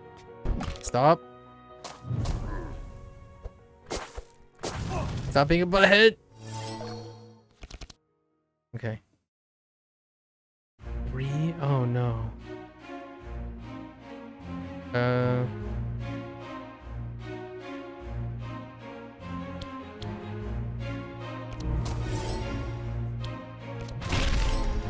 Dang it.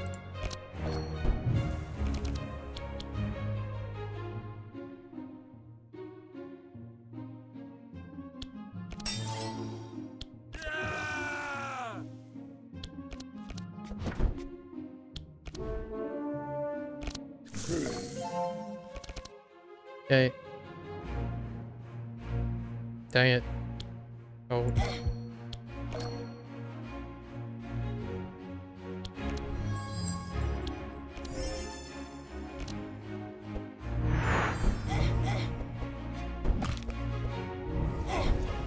Oh no, that's a full team shackle right there.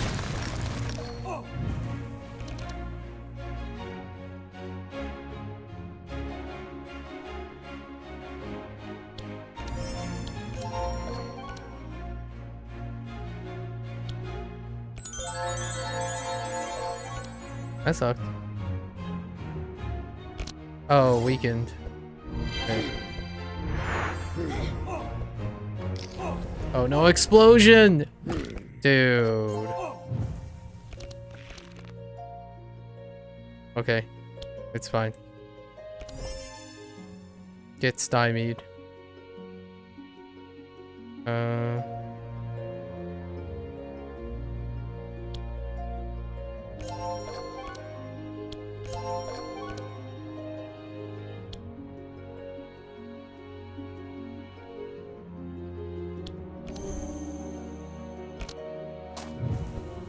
The shackle is so brutal. Full team shackle.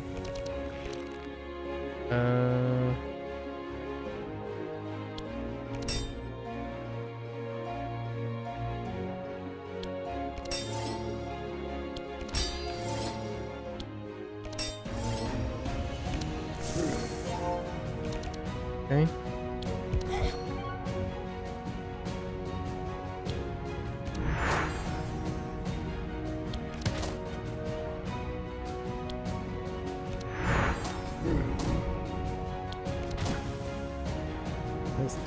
That was such a cost-effective round.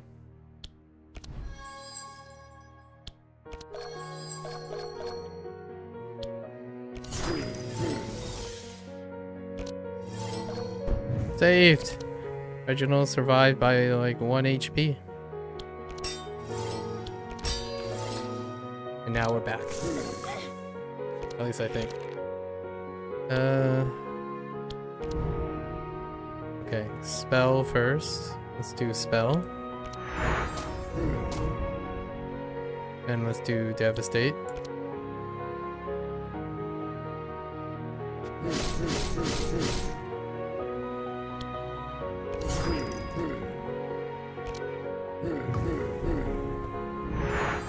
Okay. Transfer Curse.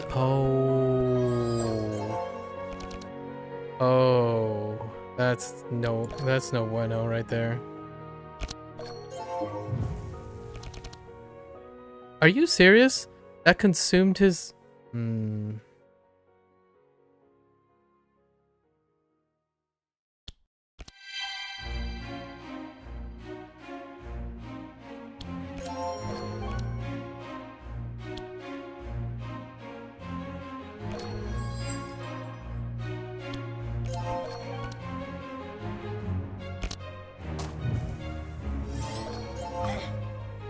This boss kind of sucks. For real.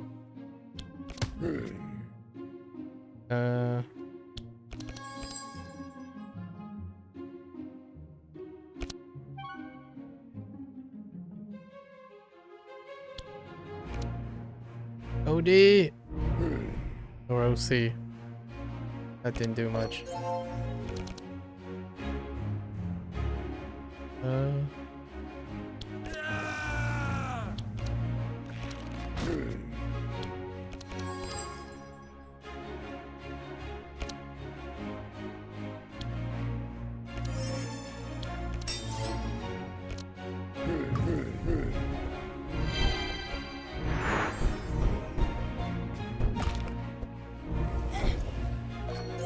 Oh my gosh.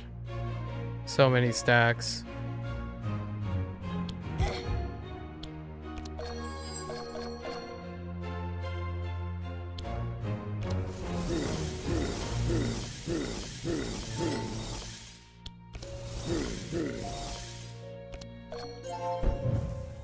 Two shackles.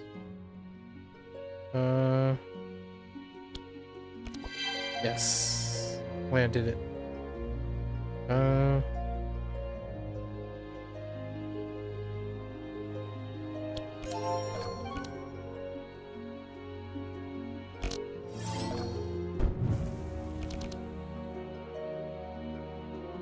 Raw pile.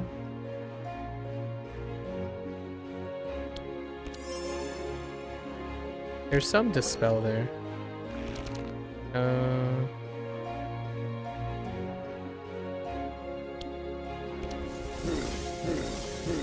I wish I had shatter. Where was my shatter?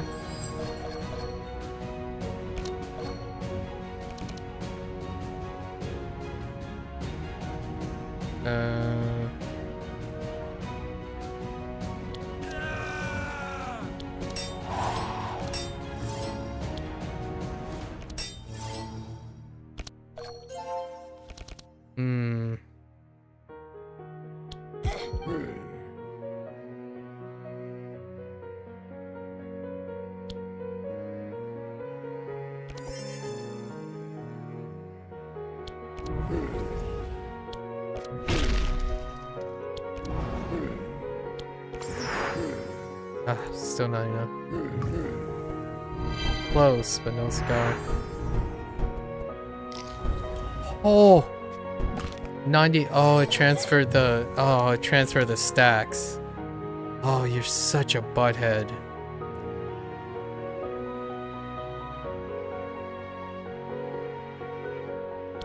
Wait.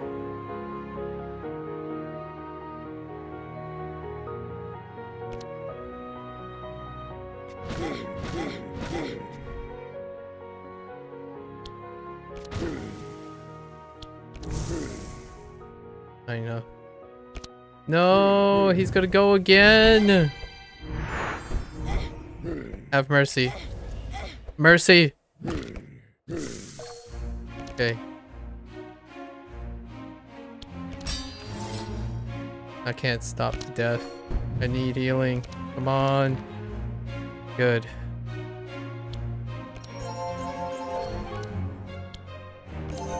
Oh my gosh, that's so... Oh wait. Aha! Victory! Chameleon's going. Get wrecked. Get out of my face. Oh, hey. That's a new boss. Overpowered. Discard. All in? It's discard and... that's not that great. Unless it's a repeat. No, it's a chain. Carnage might be okay. Because he has that weapon. That reduces... Nah, I won't have enough time to do any of these. Citadel. Yeah, I won't have enough time to do any of these. Well... yeah, no. Not really. Yeah, none of these either. None of these either. Master spell. Oh no, meditate, master spell. Oh yeah, I'm definitely spending everything on removing. Oh. Okay. Endless bag. Who could possibly... Actually, he can reach endless bag. Reduce the cost of the highest card in your hand by 4 until discard. Destiny. All damage. Probably her, actually. I can't even cash out on chill anymore. For every... no, that doesn't work. When you play a book, that's not gonna happen. Oh, she can double up on that. So, he can definitely empty his hand. He definitely cannot. Oh, but he can double up on this. Nice. And she can double up on this. I don't see anything else. And this is definitely Destiny. We gotta do this. She still has her vanilla boots. Tireless, yes. Give me this.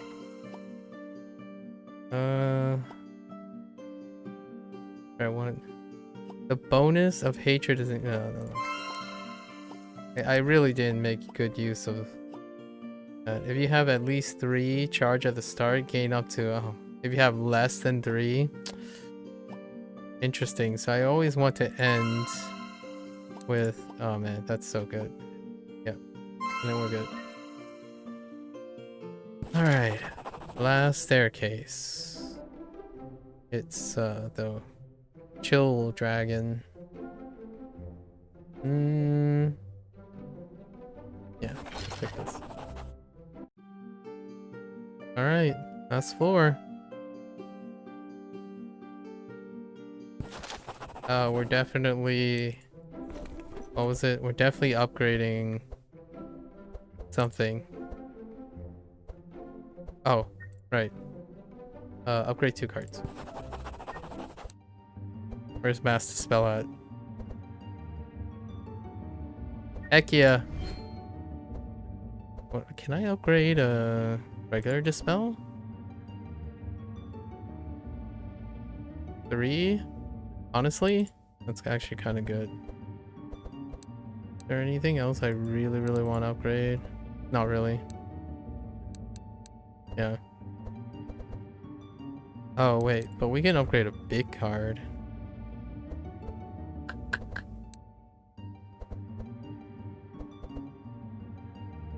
Is there any way? Ooh.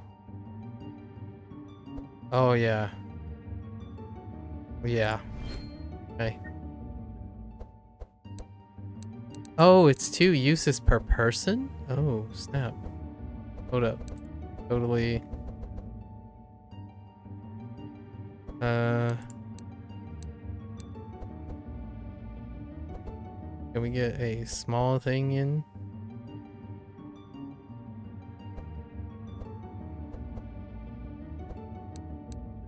Maybe something that'll remove. Oh, that's 840. No. I didn't realize you could do that too. Dang it, I'm off by 10. Wow, Blood Rage is okay. I actually quite like Blood Rage. You can remove Vanish. If I'll ever remember the next time I play, but probably not. I kind of want to get rid of this guy.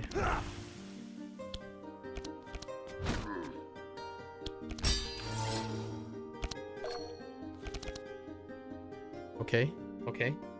Hold. Hold.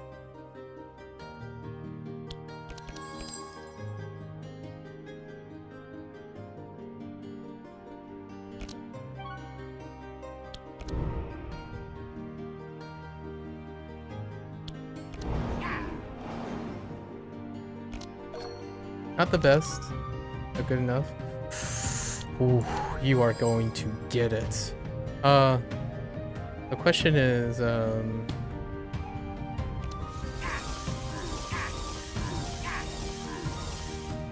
does it still proc if the spell is reduced? Oh my goodness. Am I already at 5? Okay. Like, does this still go up? Actually, let's discharge first. I want to know. It does not. Okay. It has to actually cost that much. Even reduction does not work. Got it.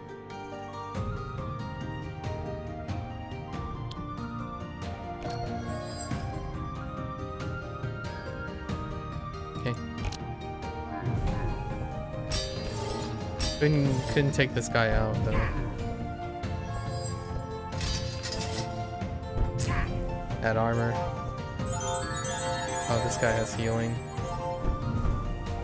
Does this guy heal? No.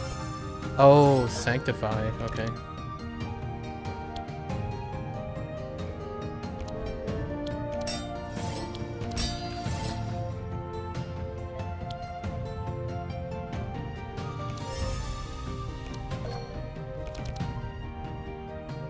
Nice. Spell next.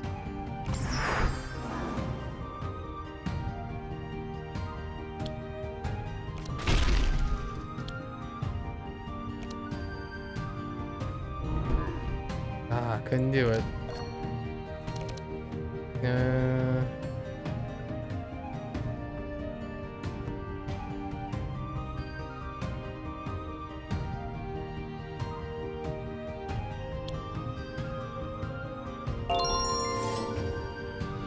Good enough. Oh, that's so good.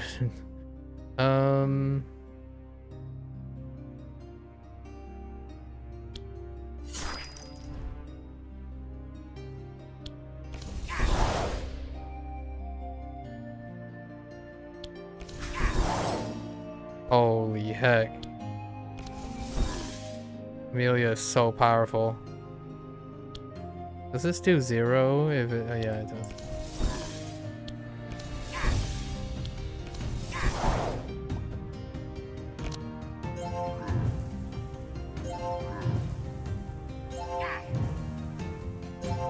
Okay. Aha! So powerful.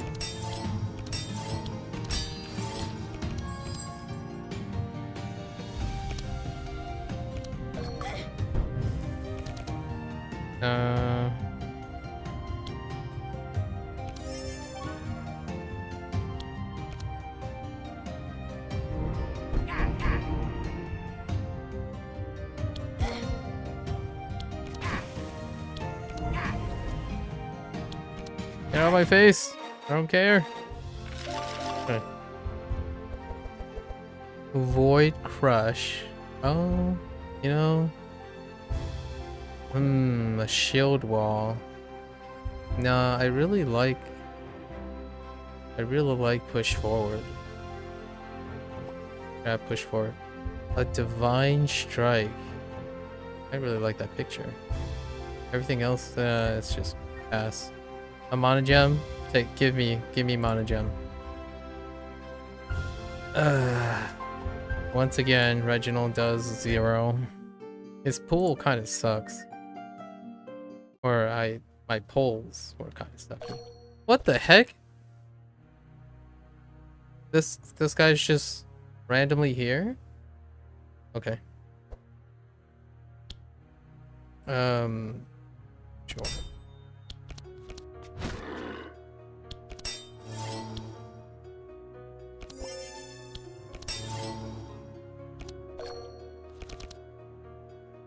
Okay.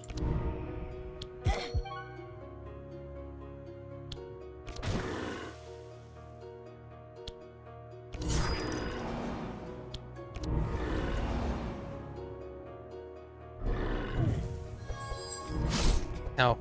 Stop. Don't do that, please. Ooh. Ooh. What else can I get?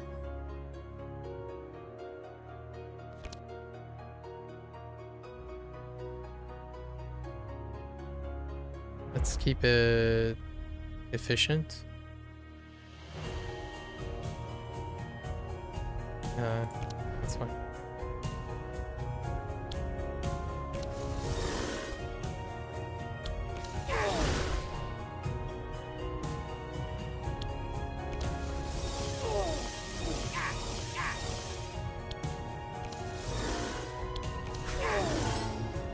Just so powerful. What the heck?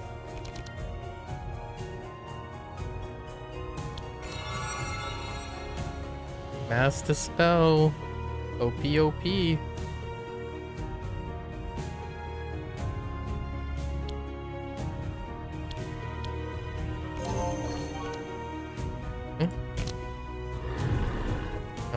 That guy survived though. What does heck his lava bomb do? The next skill deals 25 suffer cast lava bomb. That sucks. What if I take him out? Does this fade? We'll see. Shackle. Okay.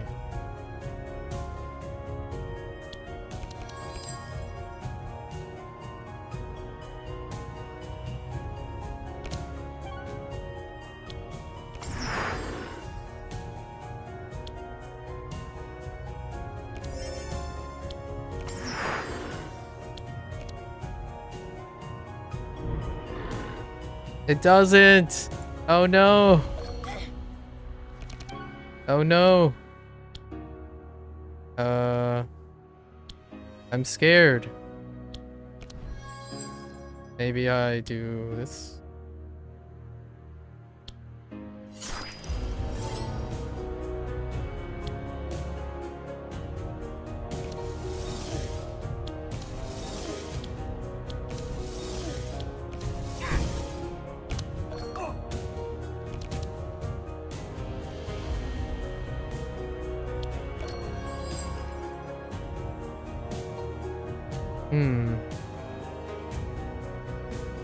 No.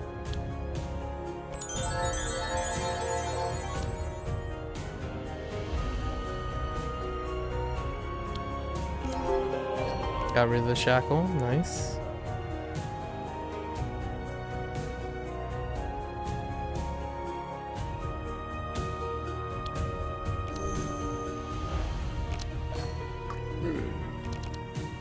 Okay.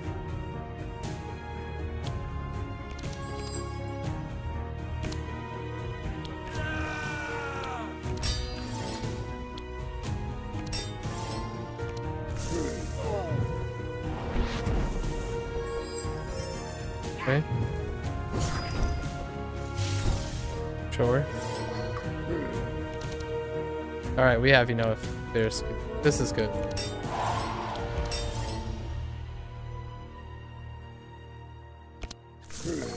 I don't know what this bomb is, but it won't be as bad now, I think.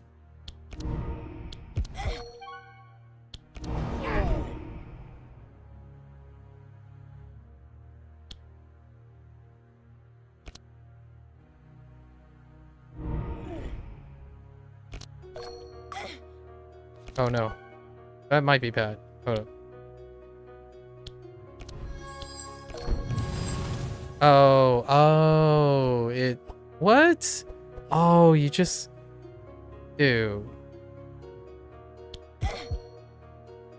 That's so toxic.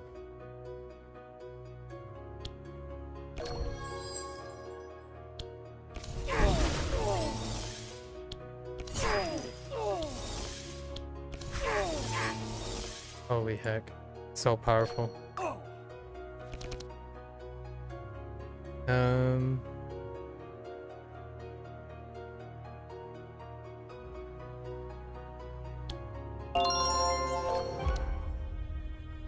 I think Reginald is pretty good. When you get the last upgrade, it's okay. He doesn't really need that much stuff. Not that much. It would be nice to get like a greater healing or something.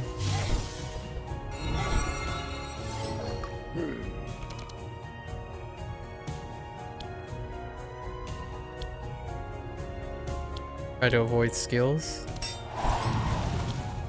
Oh. Just kidding.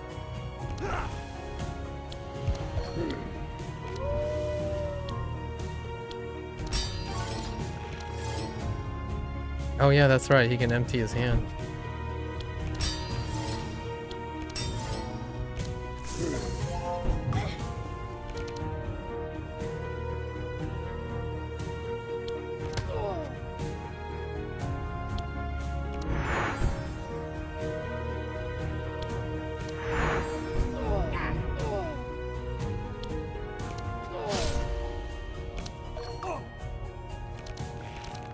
Okay.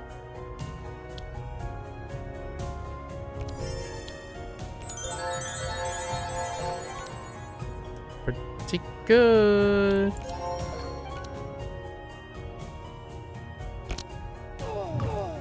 Oh, I could have Shining Force that guy. Well, actually, he hasn't resurrect. Right? Oh no.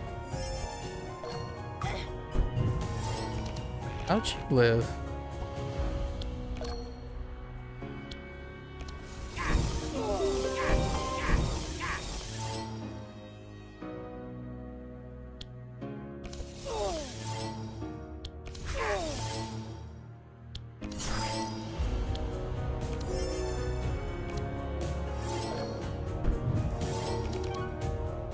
Oh, okay. Oh. Amelia is so powerful. Omnipotence? Yee. Wait. Discard, draw X. Actually, Omnipotence is pretty boss. Titan equal to your X. No. Yeah? Sure. Can you actually remove? No, you can't. It's a very good start. Dang. Tremor. Endless. Void Crush. Void Crush. I can get behind Void Crush. Equals missing. Yeah, you know? Yeah, I can get behind Void Crush. This one, though. Rain Life. Channel. No, that's a pass. Guardian Angel. I can get behind that. Still better than whatever he's had. A Kingmaker. When healed.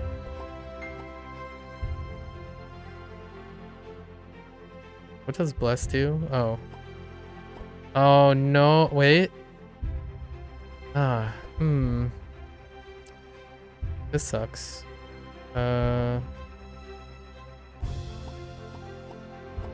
Honestly, this is okay. Not that it really does anything. Yeah, it really doesn't do anything. When you evade, it's just Kingmaker. Alright.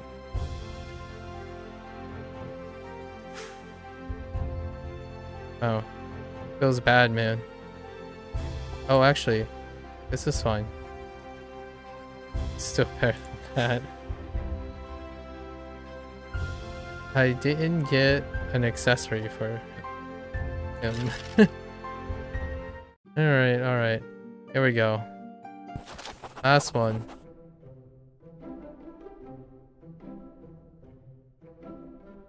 I can't... No, there's nothing, Yeah, there's nothing I can use gold for. I have so much gold. Alright, let's go. Let's get that card back. Ow. Ow. Alright. Of course it's Amelia. What was Void Crush? Missing health.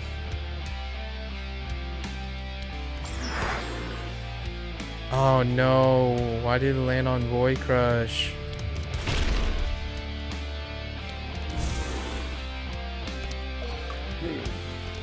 Okay.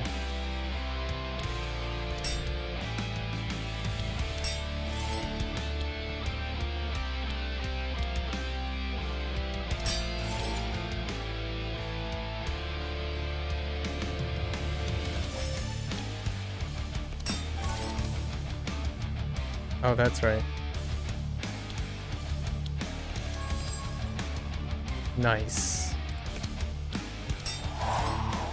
Get back our speed. Oh, that's still not enough. Too much chill. No mass dispel either. Maybe I could get Magnus to go first. That's good. We'll keep that. Madness. Let's get her madness.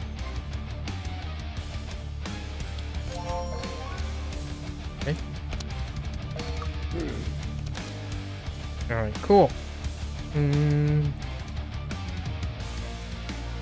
Oh man. No, not yet.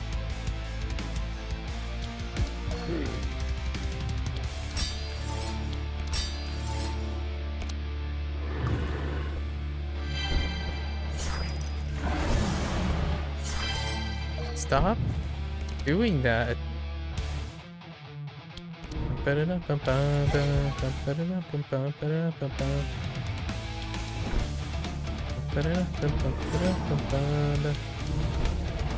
Get scourged.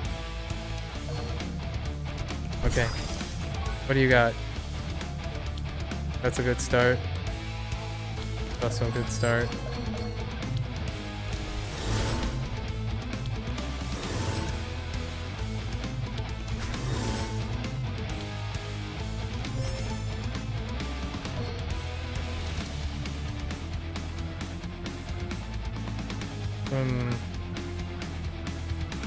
Let's get rid of madness here.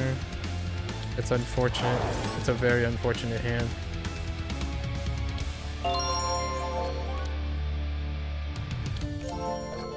Okay, good enough.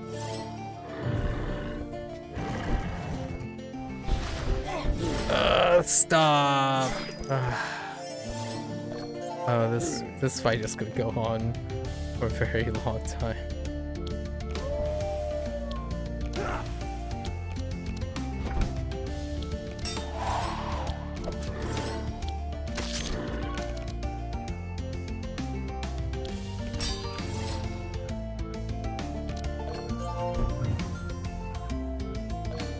Okay. Oh, that's vanish. Well, at least I can keep the peeps sane. Draw a pile.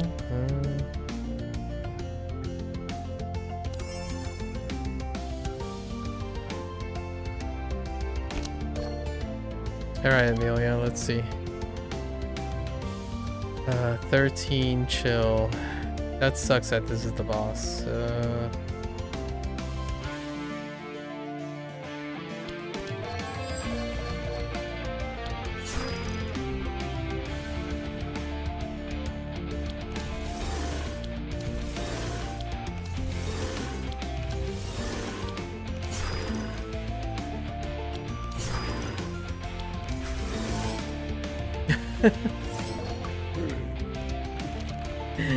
It's so bad. It's all up to Navalia for this.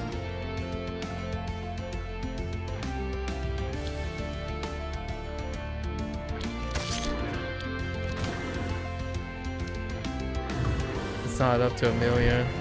Too much resistance. Oh! Alright, that's fine. Okay.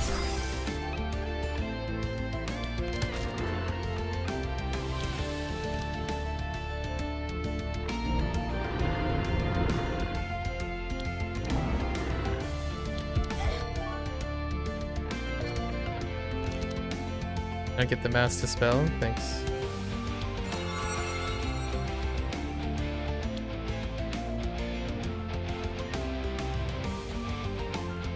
I don't imagine I can dispel that, right?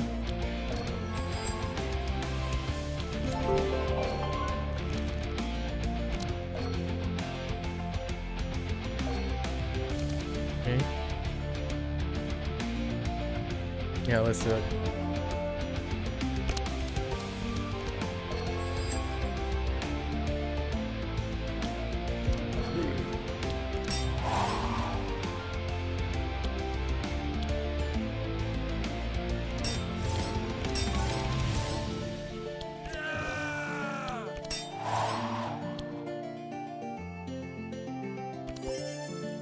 Come on, Navalier. Navalia, let's do it! Give me the power!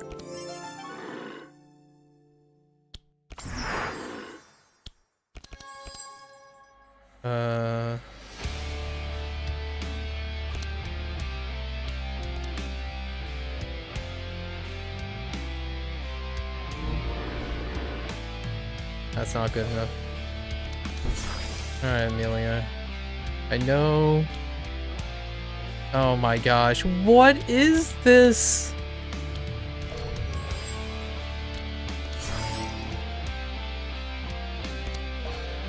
You have no spells.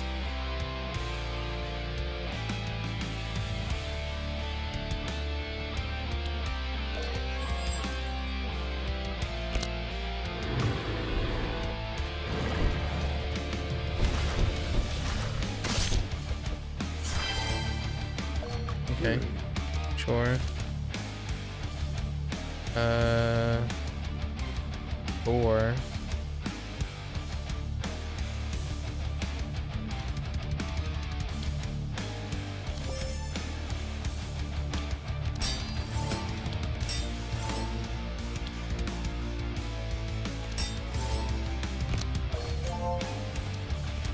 Okay. I punch you. I hit you. I don't have a lot of missing health.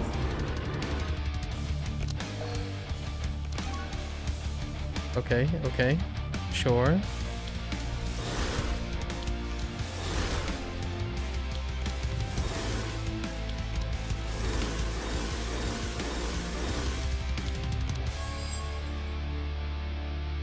We gotta discard this.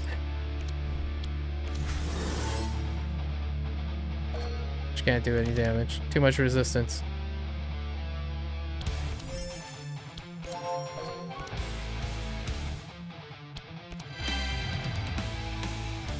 It's a turtle battle. Heckin' turtle battle. Super turtle battle. As long as it... Okay. As long as he keeps hitting Amelia, it's fine. Of course. Sorry, Amelia. You're kind of just useless.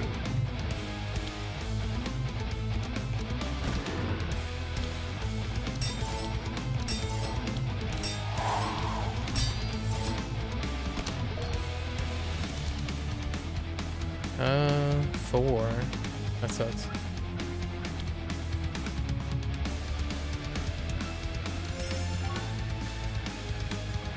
That's a jump?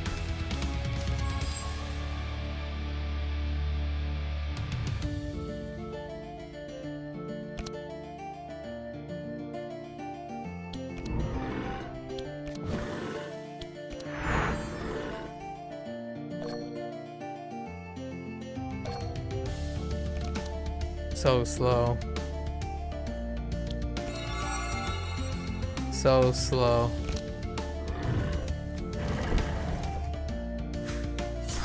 Okay. Just keep hitting Amelia. It's perfectly. Oh wait, actually don't, because Amelia has all the mana, all the energy. I'm just kidding. Stop hitting Amelia now, please. I wish I had like a shield slam or something. At least there's fire damage coming from.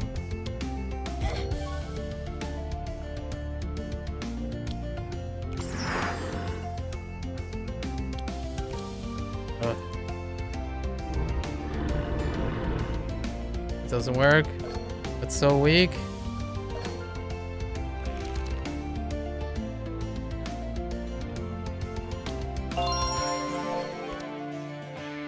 Shiny force.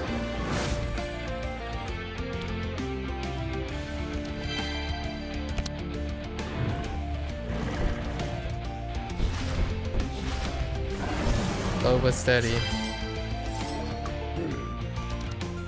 Slow and steady. Slow and steady.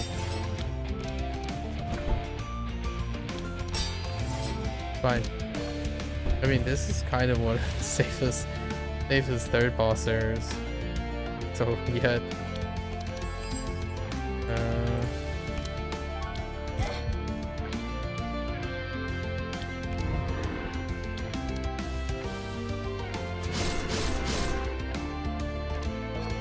Ooh, a good slow. He has -5 initiative. Oh, are you serious right now? She has no spells. She can't even draw cards.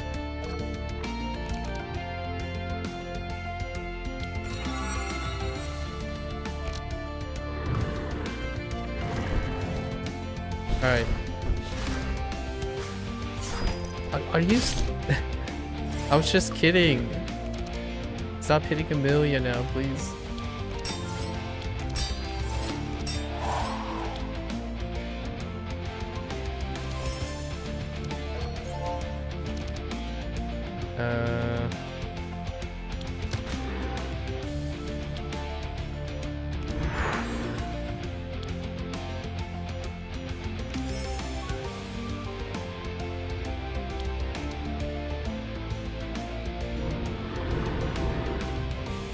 Yeah. Slowly getting taken out. It's fine.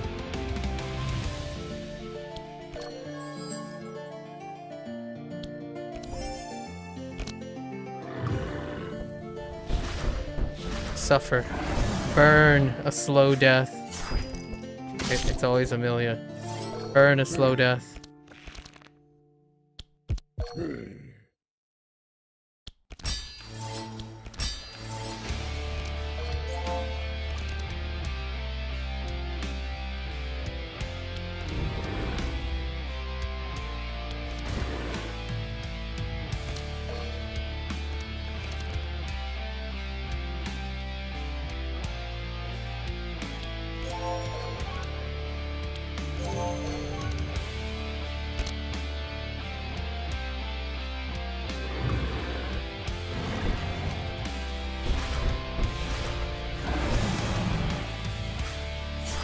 Oh, of course, now you do it.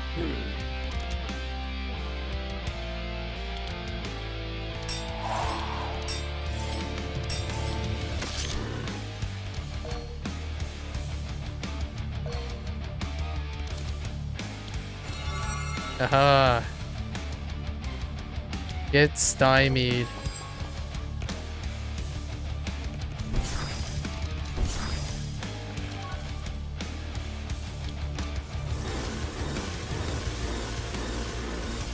Ironic. That Amelia is the one that throws the finishing blow. We did it! Not bad, not bad. Get perk points for something that's completely locked. There it is. Let's make sure we have the card back.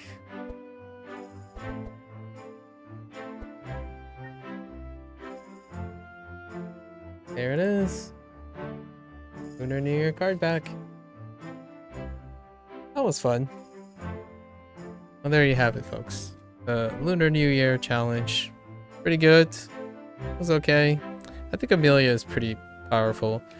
Navalia, not sure. I didn't really get a chance to use her like Death's Door mechanic and whatnot.